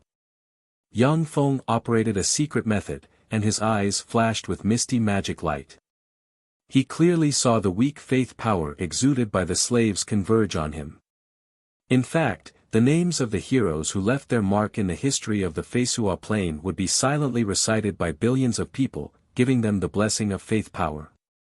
Some extremely outstanding legendary heroes whose names had been heard by the entire plain were most likely to ignite their divine fire and become demigods. However, on the Feisua Plain, the method to become a god was concealed by the gods, and was not disseminated to the secular world. Unless a demigod had heaven-defying luck, it was possible to find the godhead of a fallen god, absorb it, and directly promote to a god. The faith power exuded by the slaves was negligible when it came to becoming a god. Besides, without an idol attached to the main body, the faith power would eventually dissipate after praying every day. A mature church with countless pious believers and an endless stream of faith power was the foundation of a god. Yang Feng turned around and slowly walked towards the city he named the City of Miracles. Everyone in the huge convoy began to pack their luggage and slowly entered the City of Miracles. The City of Miracles had city walls, but inside, it was flat and barren, without any buildings. The slaves began to build some simple buildings. Everyone worked in full swing, their hearts brimming with hope. In the Red Earth wasteland, where there were no building materials, such a city appeared overnight, which was simply a miracle. Yang Feng's promise was a huge temptation for the slaves. On the Feisua Plain, slaves were the property of their masters.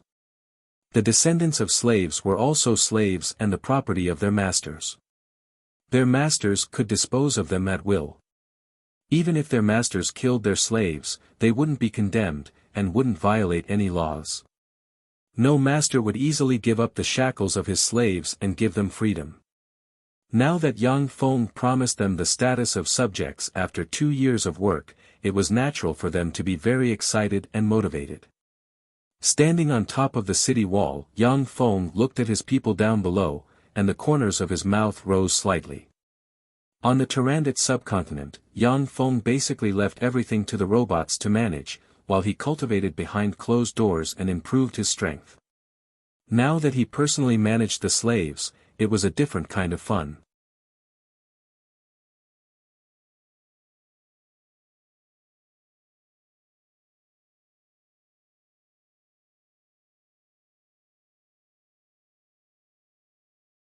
Chapter 211. It seems that guests have come.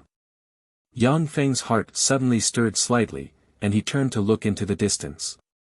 In the distance, red dust was rising, and a team of armed elven warriors riding black demonic wildebeests galloped over.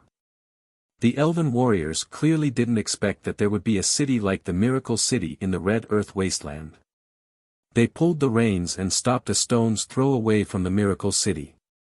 Yang Feng raised his voice, "Elves, I am the master of the Miracle City, Master Wizard Ian.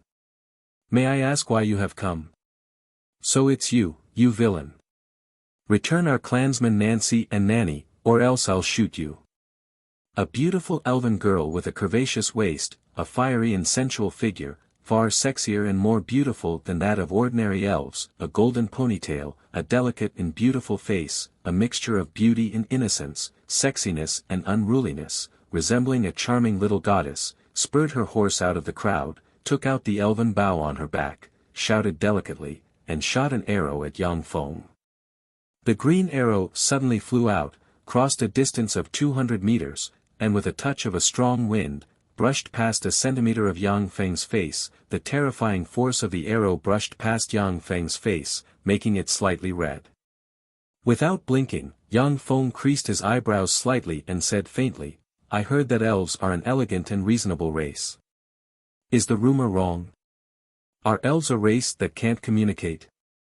The elves originally wanted to see Yang Feng cut a sorry figure as he dodged the arrow, but when they saw that Yang Feng didn't even crease his eyebrows, their hearts stirred slightly and they secretly praised him. The extremely beautiful elven leader with long blue hair and a delicate appearance brimming with the aura of a mature woman spurred her horse forward and said faintly, "I am Belinda, the leader of this elven troop. Of course, we elves are not a race that can't communicate. However, it is hard for us to suppress the desire to kill those who harm our compatriots. Master Magician Ian, we've received intelligence that it was you who bought our clansmen, Nancy and Nanny, from the slave market. Please hand them over." After hearing Belinda's words, the elves fiercely glared at Yang Feng. Those human nobles were proud to own a beautiful pure-blooded elf slave. Pure-blooded elves had a lifespan of more than 1,000 years. In other words, the suffering of the female elven slaves was almost endless. Many of the female elves ended up in a miserable state. What the elves of the Elven Empire hated the most were human slave hunters and human slave owners. "No problem." Yang Feng smiled slightly and said faintly, "I wanted to return them to you. Since you're here, then I'll let them go with you." Belinda was somewhat surprised and gave Yang Feng a deep look. When she saw the miracle city that strangely appeared in the Red Earth wasteland, Belinda was ready to retreat if worse came to worst. The 300 elven warriors were not prepared to attack the city at all. Attacking a city guarded by a great magician was simply courting death. She never thought that Yang Feng would so easily return Nancy and Nanny to them. The elves below also looked at each other, not daring to believe their ears. Not long after, the gates of Miracle City opened. Holding Nanny's little hand, Nancy walked towards her compatriots. "Aunt Nancy, younger sister Nanny, are you okay? Did that man bully you? If he bullied you, I'll shoot him dead." Beside Belinda, a charming elven girl with a fiery and sexy figure and a gorgeous appearance galloped her horse to the side of Nancy and Nanny and asked loudly. Nancy replied in a loud voice, "No, Karina. Master Ian bought us from those wicked slave merchants out of kindness. He has been very good to us these days." After hearing Nancy's words, the elves heaved a sigh of relief and looked at Yang Feng with eased gazes.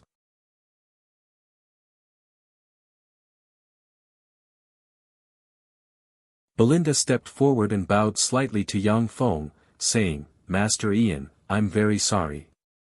Our information was wrong this time. I apologize for our rashness. Finally, I sincerely thank you for saving our compatriots. We will repay you 3 times the amount of gold coins you spent." Yang Feng said with a faint smile, "Belinda, I understand your feelings. Let bygones be bygones. I have always admired the beautiful and elegant elves. I hope to request an audience with Her Majesty Great Elven Monarch Ezramia of the Elven Empire. May I ask if you can fulfill this small wish of mine?" Belinda said, "I'm sorry, but I'm just a small commander. I don't have the authority to agree to your request. However, I will report your request and let the higher-ups decide." Yang Feng said with a smile, "Thank you very much."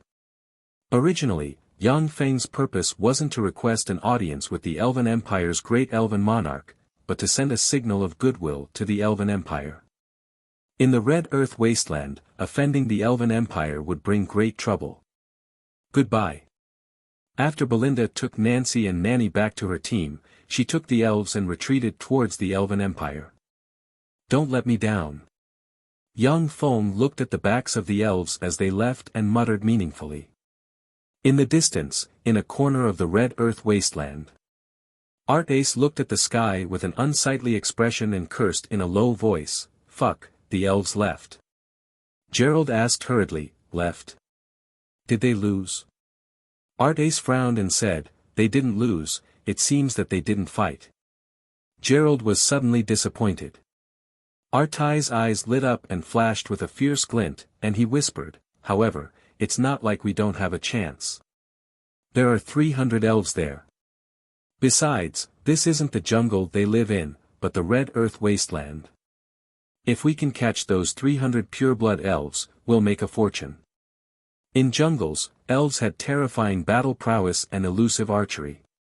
Even if human warriors with 20 times the number of warriors entered a jungle to fight elves, they would still be defeated. However, in an open plain like the Red Earth wasteland, their battle prowess wasn't as terrifying as in the jungle.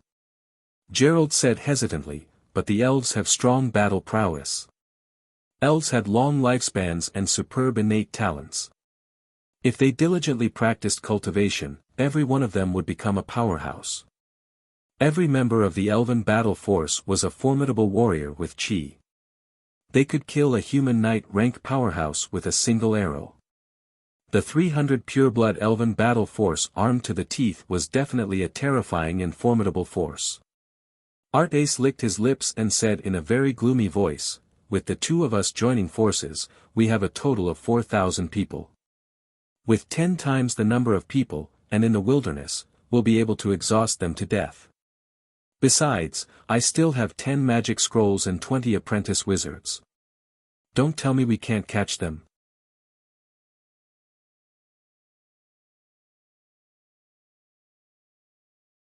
On the Fesua plain, wizards had a distinguished status and were extremely rare.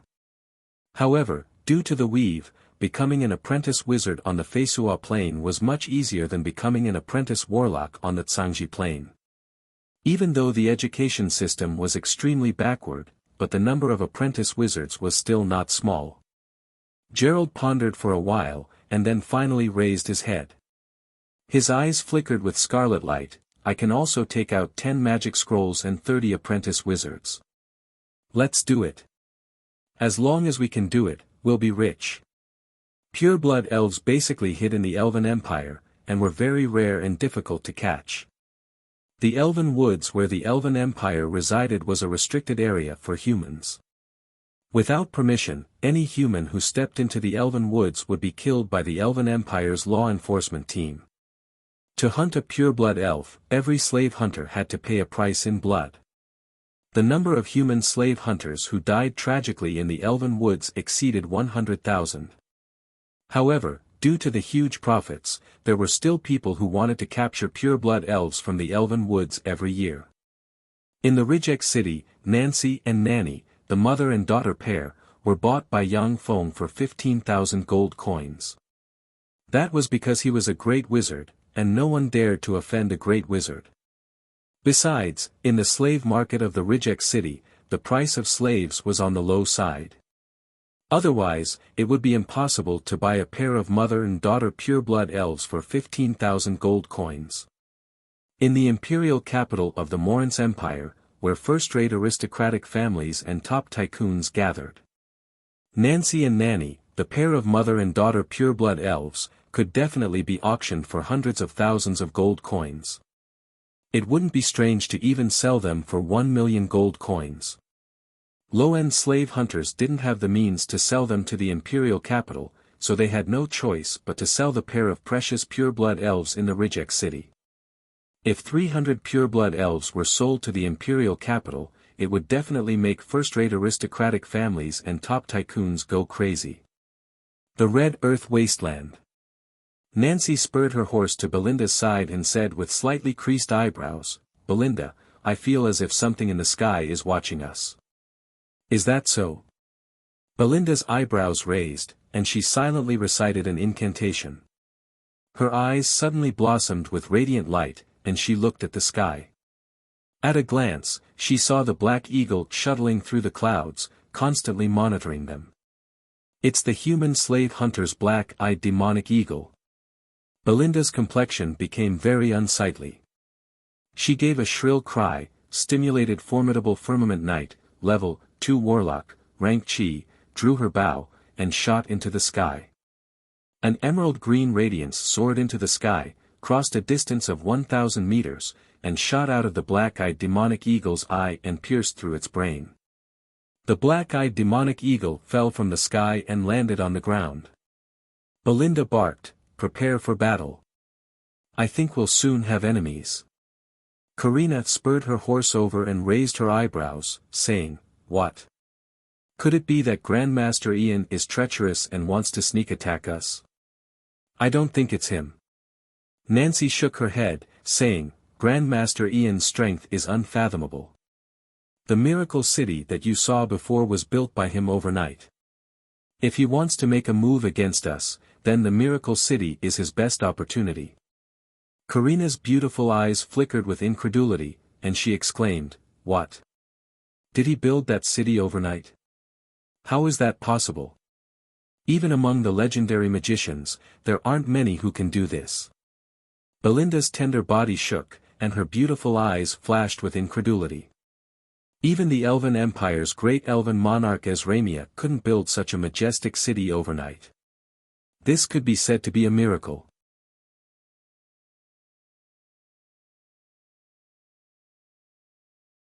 Nancy said, "I saw it with my own eyes.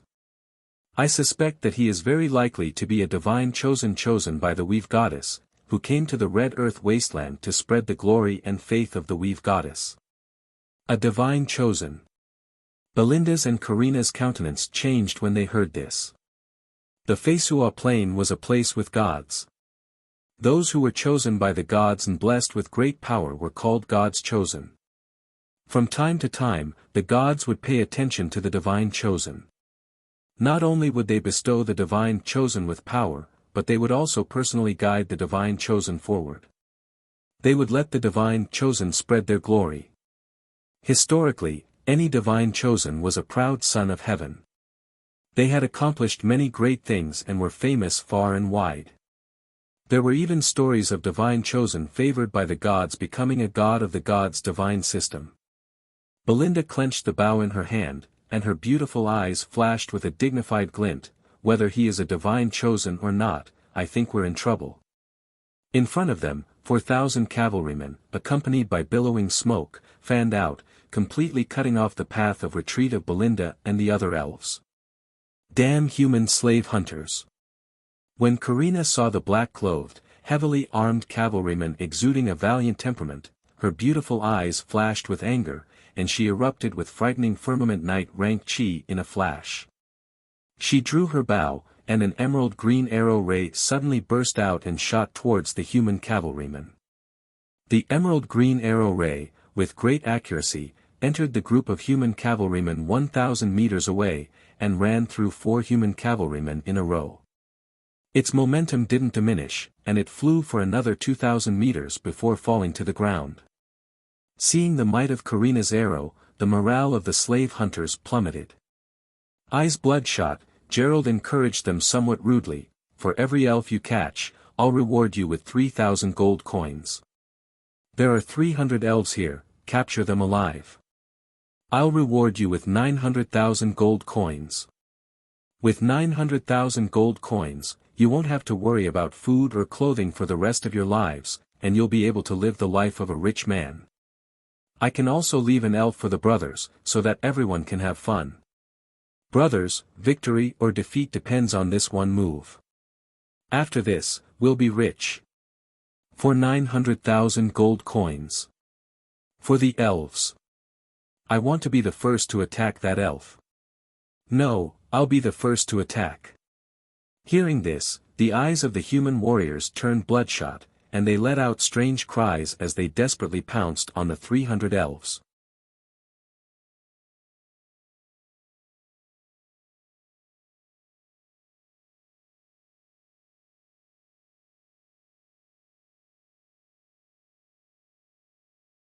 Chapter 212. High-end slaves such as elves, even if slave hunters captured them, they generally wouldn't touch them carelessly.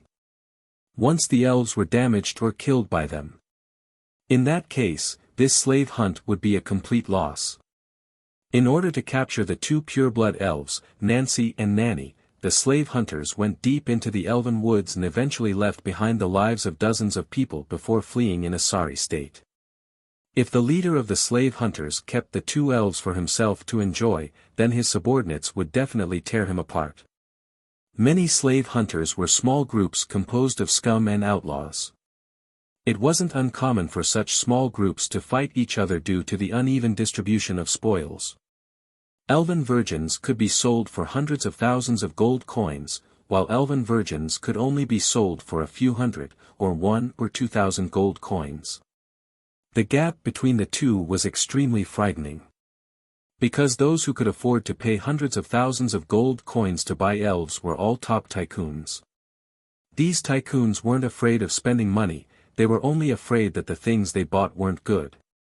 Under such circumstances, many small fries of the slave hunters had never tasted elves. Now that Gerald promised to let them play with elves, these people immediately went crazy. Hearing the filthy words of the slave hunters, the pretty faces of the elves were covered with a layer of frost, and their beautiful eyes burned with raging anger. Fire! Belinda's eyes flashed with a cold glint, and she barked. The 300 elven archers drew their bows and shot arrows shrouded in chi towards the human warriors of the slave hunters. The human warriors of the slave hunters immediately fell down like wheat that had been cut down, and blood splattered everywhere. In a single round of shooting, more than 100 human warriors died tragically under the arrows of the elven archers.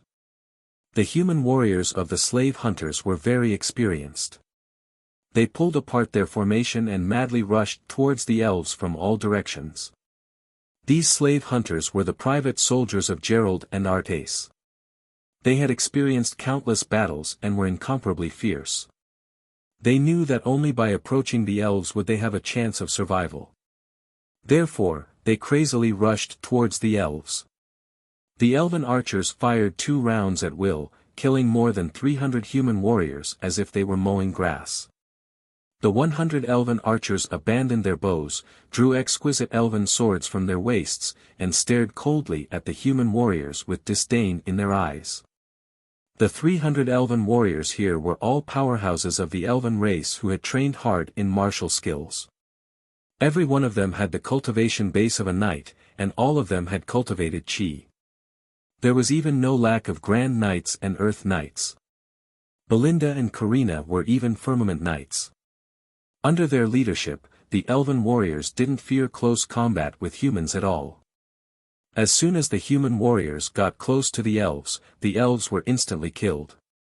A magician's apprentice hidden in the crowd took out a pouch, opened it, and cast the level 0 spell, Magician's Hand. He lifted the pouch into the air and tossed it. A cloud of dragon excrement dust flew out from the sack.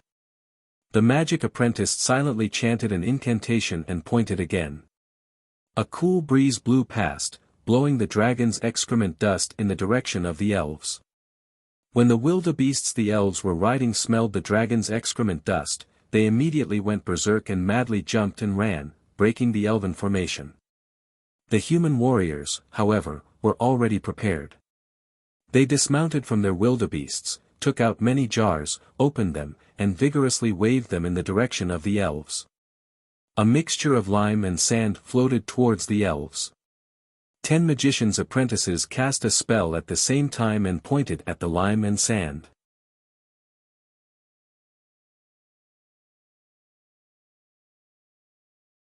Gusts of wind suddenly appeared and swept the large expanse of lime and sand towards the elves. Caught off guard, the elves were swept by the lime and sand and couldn't open their eyes, let alone attack the enemy. The human warriors took this opportunity to take out large nets and tossed them at the elves, trapping them in the nets. The nets were specially made props. Once the elves were caught in the nets, the more they struggled, the tighter they would be bound by the nets. Not bad. Humans are really the best at using props and defeating the strong. A low voice echoed in the clouds. Despicable. You despicable humans. Belinda covered her face with one hand and issued a roar of grief and indignation. She dismounted from her wildebeest and rushed into the crowd. The elven sword in her hand burst out with frightening chi and cut the slave hunters in two. Firmament knights were virtually invincible among the slave hunters. Wherever Belinda passed, no one could block her sword. In just a dozen breaths of time, more than 20 human warriors died tragically under her sword. The slave hunters didn't dare to fight Belinda head-on. They kept throwing nets, lime, and sand at Belinda. Belinda urged her chi, and the elven sword in her hand blossomed with green light. Wherever the chi passed, the specially made nets would be cut in two. "Stop! The female elf over there. If you don't stop, I'm going to kill her." A voice came from the side. When Belinda turned around, she saw that Karina had been twisted into a ball by the fishing net, struggling in agony. There was a sword pressed against Karina's neck. The owner of the sword, Art Ace, sneered at Belinda. Although Karina had the cultivation base of a firmament knight, but she lacked actual combat experience. After being blinded by the lime and sand, he was directly trapped by the fishing net. Before he could display his powerful abilities, he had already been captured alive by the slave hunters. Artai's eyes flashed with excitement, and he said loudly, "This female elf has blonde hair. She should be a member of the Sun Elves, the royal family of your elven empire. Besides, she is so beautiful, she should be a member of the Crossdale family, known for their divine beauty. She might even be a divine descendant with divine bloodline. Haha, if you don't stop resisting, I'll kill her." The elven empire was divided into different kinds of elves, such as grass elves, forest elves, earth elves, fire elves, water elves, gold elves, wood elves, and so on. Among them, the royal family of elves were sun elves and moonlight elves. Sun elves had dazzling, pure, and golden hair. The moonlight elves had beautiful, elegant, and mysterious silver hair. Among the elves, the men were handsome and the women were beautiful. However, among the elves, the two races most favored by the elven primary god Mophasareja were the sun elves and the moonlight elves.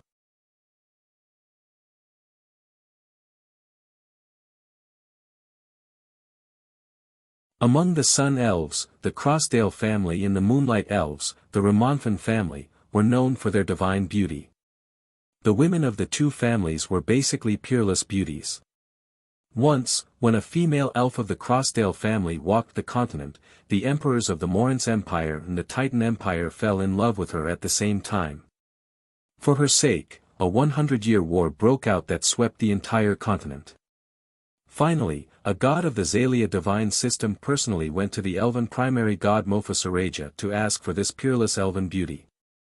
Finally, at the cost of betraying his own divine system, he joined the elven divine system and married the peerless beauty of the Crossdale family. The betrayal of the Zalia divine system also caused tension between the elven divine system and the Zalia divine system. Only after more than 100 years did the tension and antagonism between them disappear. After this incident, the peerless beauty of the Crossdale family became famous all over the world. Practically all human emperors would take pride in obtaining an elven beauty of the Crossdale family. The Crossdale family was said to be a divine descendant family with the bloodline of the elven primary god Mophasareja. It had an extremely revered status in the elven empire.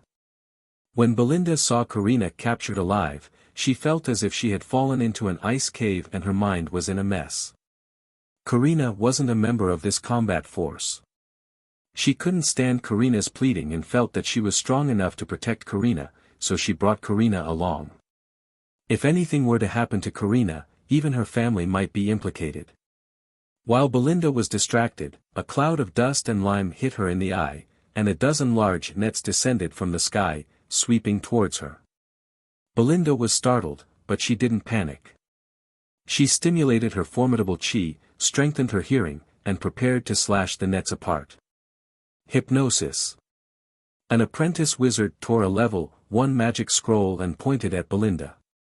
Belinda suddenly felt endless exhaustion welling up in her mind, and she wanted to fall asleep. However, the heavenly knight rank chi strengthened her body, so she didn't fall asleep immediately. She bit her lips, and drops of blood dripped from her mouth.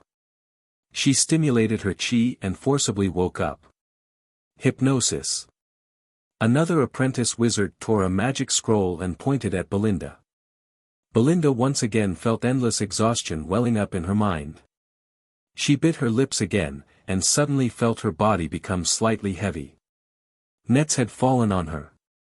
More than 30 slave hunters swarmed over, rolled up the nets, and firmly tied Belinda up.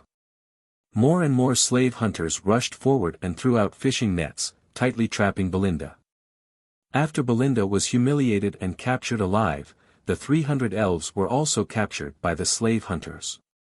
The slave hunters beamed with joy as their lustful gazes swept across the bodies of the elves, revealing traces of lustful smiles.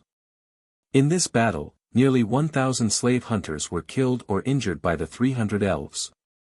But capturing the 300 elves alive was a huge profit for the slave hunters.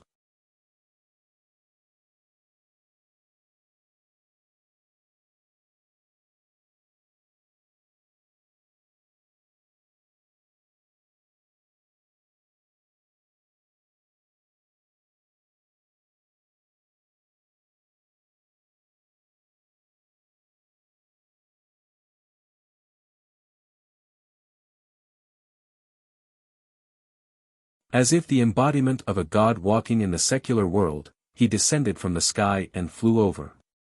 Chacon. Shoot him down. Artai's complexion changed greatly and he bellowed. At the same time, he quickly retreated a few steps and retreated into the crowd of guards.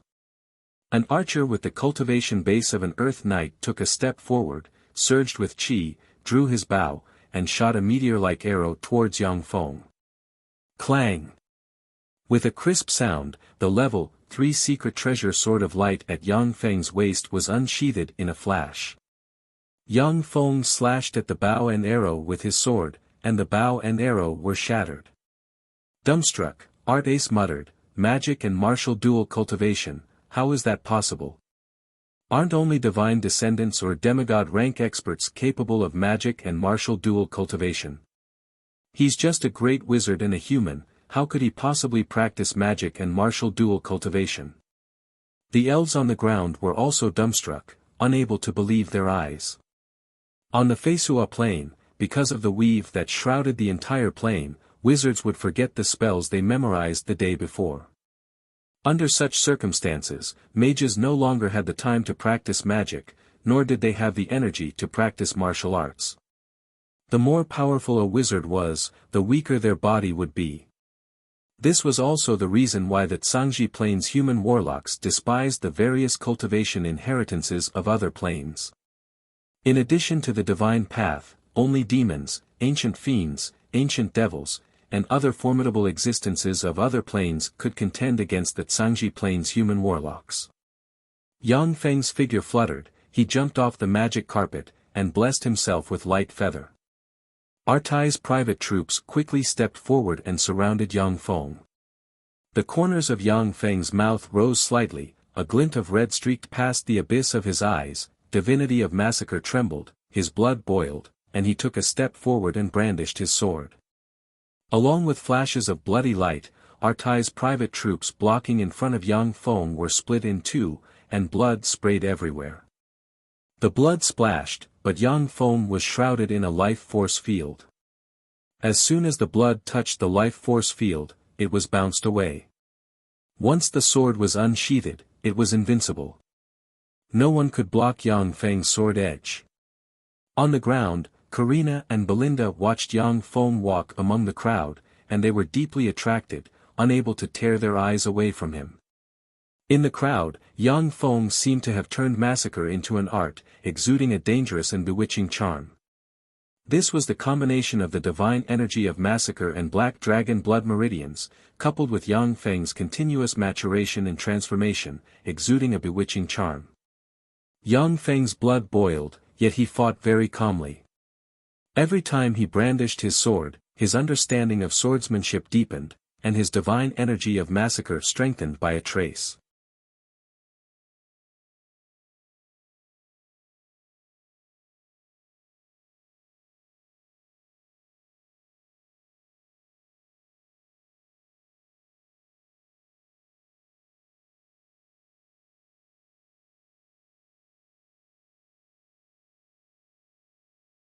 With a flick of his wrist, a syringe containing the liquid metal nano-robot elixir appeared in Yang Feng's hand, and he said faintly, "This is a magic elixir. Once you use it, if you want to betray me, then your body will explode inch by inch. Even the gods won't be able to save you." Without hesitation, Art-Ace grabbed the syringe containing the liquid metal nano-robot elixir. "Thank you for the elixir, Master." As if it had a life of its own, the syringe broke free from Art-Ace's right hand, flew up, and stabbed into his arm. Art-Ace was slightly startled and his body swayed. He immediately restrained his desire to pull out the syringe and watched as the elixir was injected into his body. After all the liquid metal nano-robot elixir was injected into Art-Ace, Yang Feng snapped his fingers. In a split second, the liquid metal nano-robot elixir stimulated the apertures inside Art-Ace, and formidable life potential gushed out of him. An incomparably powerful chi suddenly erupted from Art-Ace's body, promoting him to an official knight. With an excited expression, Art-Ace flattered, "Thank you very much, Master, for bestowing me with such formidable power. Master, your ability is simply unfathomable, comparable to the embodiment of a god walking in the secular world." Yang Feng gave Art-Ace a meaningful look. From the feedback from the liquid metal nano-robot elixir, Art-Ace wasn't as excited as he appeared to be. Art-Ace's strength lay not in his cultivation base, but in his aristocratic identity, cunning mind, and tremendous power. Under his schemes, Gerald and Belinda were either killed or captured by him. If he hadn't misjudged Yang Feng's strength, he wouldn't have suffered such a crushing defeat. Art-Ace felt a slight shiver in his heart after being given a meaningful look by Yang Feng, yet he still had an excited expression on his face, looking like a loyal dog. Yang Feng said faintly, "A new city requires a lot of supplies. I need people, weapons, food, and water. Send half of your men to the Rhine River to transport water for me. The rest are to help me get the supplies I want. In addition, I need you to establish a huge intelligence network in the Four Empires. I want to be the first to know about any movements in the Four Empires." Art-Ace pondered for a moment, and then said, "Master, the Elven Empire is full of elves. They all live in the Elven Woods, and no humans can enter. If humans want to trade with them, the only way is through the ancient Green Forest City. It's very difficult to get information on pointy-eared people. As for the other three empires, so long as there's enough money, it won't be too difficult to establish a huge intelligence network." The Elven Empire was extremely xenophobic. They all lived in the Elven Woods, and were somewhat isolated from the rest of the world.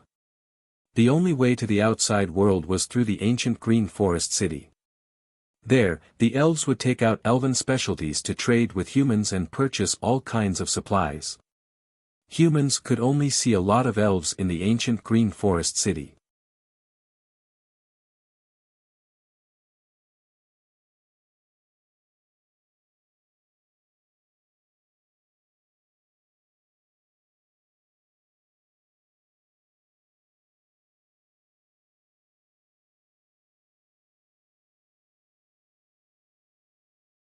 Chapter 215. It was because Art-Ace wanted to obtain these 300 sprites that he ruthlessly stabbed his former good friend and close partner, Gerald, in the back. Belinda was well aware that the fate of the elves was now in Yang Feng's hands. Belinda said softly, "Master Ian, thank you very much for coming to our rescue. You mentioned before that you wanted to go to the Elven Empire to have an audience with Her Majesty the Great Elven Monarch Azramia. I'll use all my power to get the higher-ups to agree." Nancy also said softly, "Master Ian, thank you for coming to our rescue."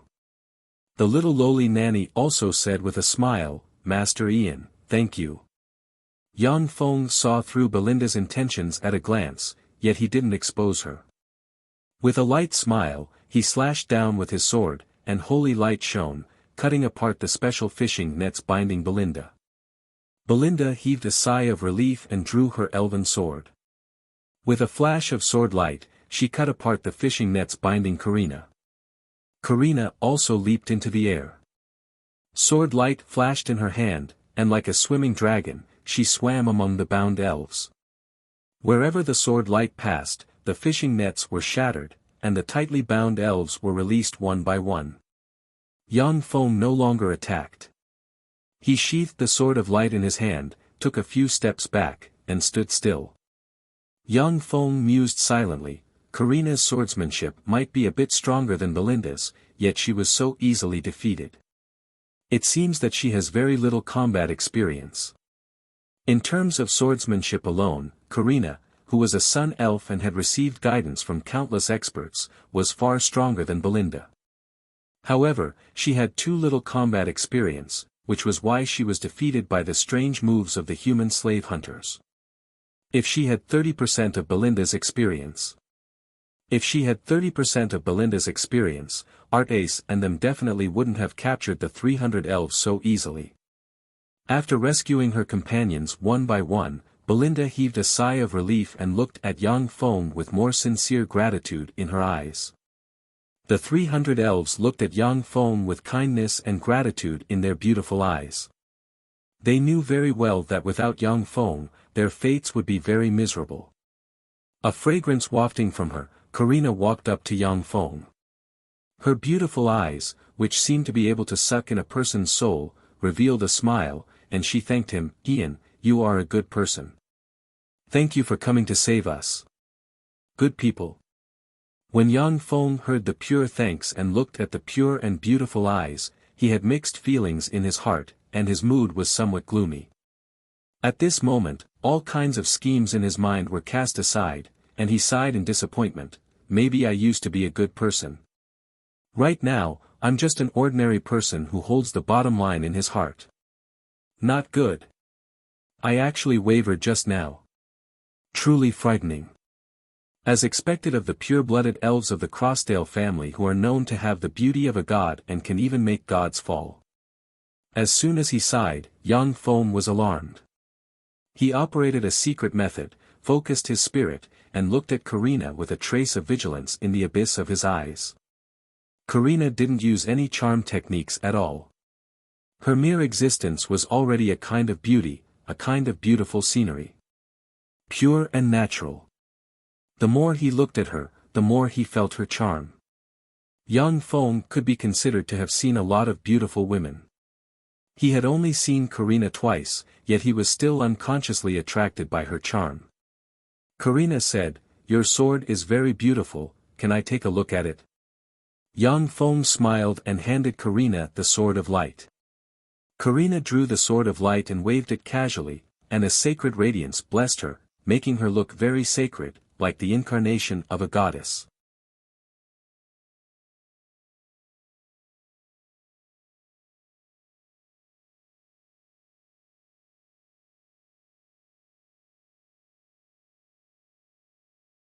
Karina asked curiously, "What do you mean by giving me the general distribution rights in the Elven Empire?"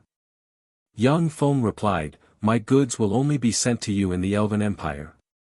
You can sell those goods however you want. You can sell them to whomever you want. In the Elven Empire, we won't sell our goods to anyone but you. You can definitely make a fortune with our goods." Karina said with a happy smile, "Okay. When your product is ready, you must show it to me. If they're good, I'll help you sell them." Belinda just smiled bitterly as she watched Yang Feng dupe Karina into becoming his big client. Belinda urged him a few more times, and then finally took Karina and 300 elves towards the elven woods.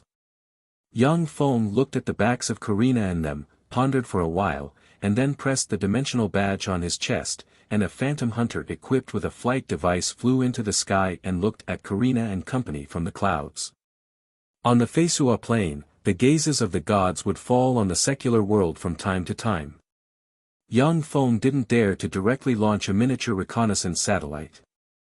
After returning to the Miracle City, Yang Feng began to enter secluded cultivation and comprehend everything he comprehended in the recent battle. Such a battle was of great benefit to improving his strength. A day later. The Red Earth Wasteland, the land cursed by the gods. The truth of history is really hidden in the river of time. This is clearly the place where the four divine systems fought in the past, the land of death of gods. Yang Feng walked on the red earth of the miracle city, looked at it, and sneered. According to the demonic fighting sex records, the red earth wasteland was the place where the gods of the four divine systems fought. Countless god avatars and even their true bodies descended from their divine countries and fought in this area. Countless gods died, and the blood of gods dyed the land red. Gods could be said to be of a higher rank than human warlocks. Without purification towers, the formidable life force of warlocks would fuse with some non-life forms and give rise to all kinds of strange phenomena. The blood of gods also possessed terrifying power. Wherever the blood of gods fell, everything would be eroded, and not even a blade of grass would grow. The land of death of gods would generally become a wasteland or a ruin. In the past, the red earth wasteland was a wasteland, a ruin, and a dangerous existence. However, in order to prevent the dangers of the red earth wasteland from entering the domains of various races, the gods purified the red earth wasteland. Then, with the passage of time, it became the current red earth wasteland. The reason why the red earth wasteland couldn't grow any food was because the land still contained traces of the power of God's blood. Ordinary plants couldn't grow under the power of God's blood. Yang Feng's eyes flashed with a scorching glint. For others, this is a wasteland, but for me, it's a treasure trove.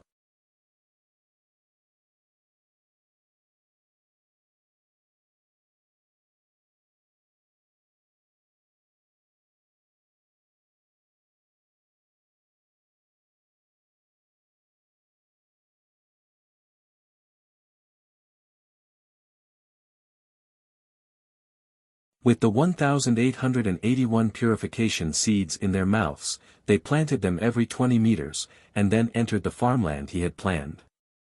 After all the purification seeds were planted, Yang Feng flipped his hand, took out the legend rank magic staff rain scepter, pointed it at the sky, and unleashed the legend rank meteorological spell torrential rain descent attached to the rain scepter.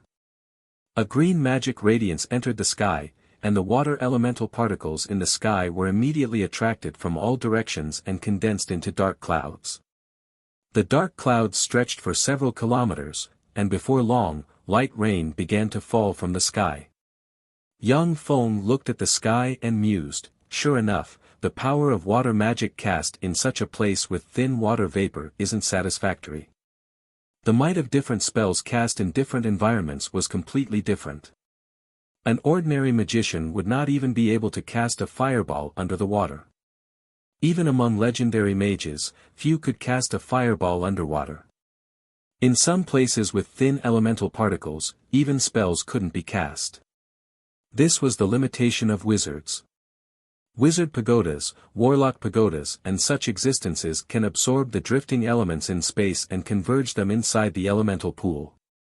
Therefore, the might of the spells cast inside the warlock pagodas is much greater than that of the spells cast in ordinary places. In the red earth wasteland, rivers, lakes, and ponds were completely extinct, and the water elemental particles were extremely thin. The might of the legend rank meteorological spell torrential rain descent was reduced to a pitiful level. That's Master Ian casting a spell. Amazing. To be able to call the wind and summon the rain, Master Ian is really amazing. In the Miracle City, when the slaves saw the rain, they cheered and their worship of Yang Feng increased. Clive looked at the rain in the sky, revealed a smile, and said full of joy, so powerful. Master Ian. Lena's eyes flashed with a glint of worry, but even Master Ian can't cast such a spell every day, right? With such a powerful spell, I'm sure the price one has to pay is also greater. Under the nourishment of the rain, the purification seeds slowly grew roots and pierced the earth. When their roots pierced the earth, they began to absorb the power of the remnant divine blood and began to grow frantically. Purification trees immediately grew, bloomed, and bore fruit. In one breath, they purified more than 200 acres of extremely fertile black earth. A maid came up to Lena and said, "Madam Lena, Master invites you." Lena nodded slightly and followed the maid towards the agricultural area designated by Yang Feng. This is Black Earth. Black Earth that can be freely cultivated. For thousands of years, the Red Earth wasteland, which had never been conquered by anyone, was actually conquered by Master Ian. This is simply a miracle.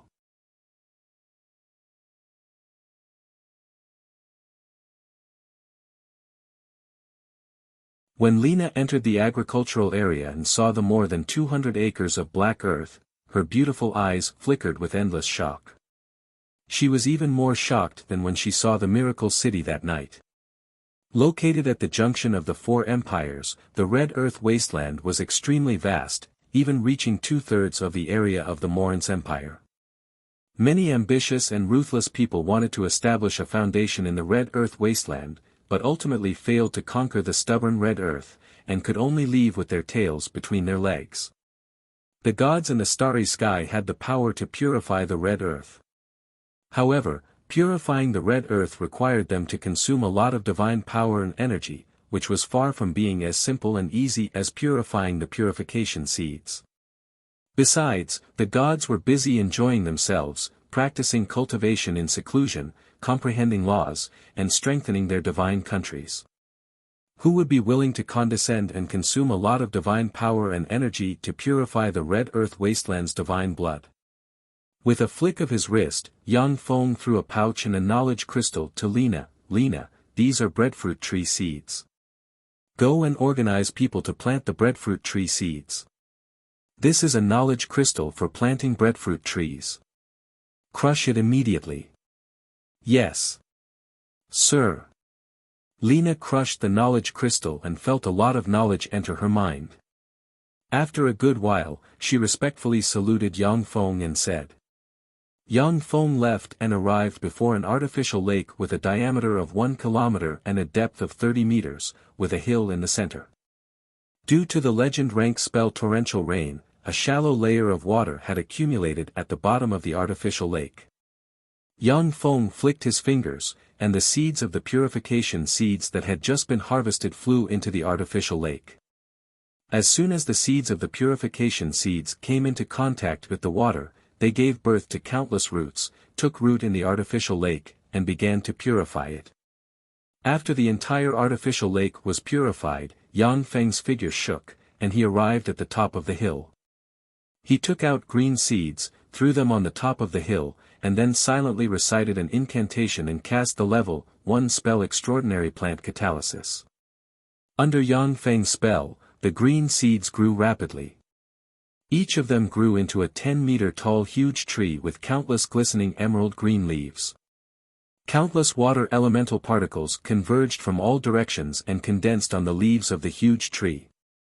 When the wind blew, raindrops fell from the leaves of the huge tree and fell to the ground. This huge tree was an extraordinary plant called rain tree. It had a special characteristic, that was, it could absorb water elemental particles from all directions, condense them into water droplets, and then let the water droplets fall to the ground like rain. This rain tree was most suitable to lock the water elemental particles in the Miracle City.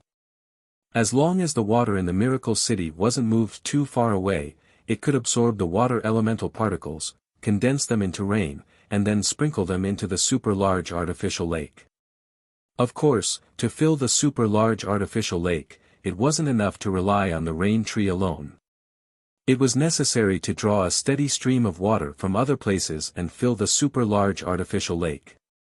In the Red Earth wasteland, where water elemental particles were scarce, the rain tree could only lock in water. You're tuning in to the Han Li's Wuxia Adventures YouTube channel. We're so grateful for your support, and don't forget to subscribe to join us on this incredible journey through captivating stories. Your generosity through donations truly makes a world of difference, as it's the primary source of revenue that allows me to expand and enhance this channel for you.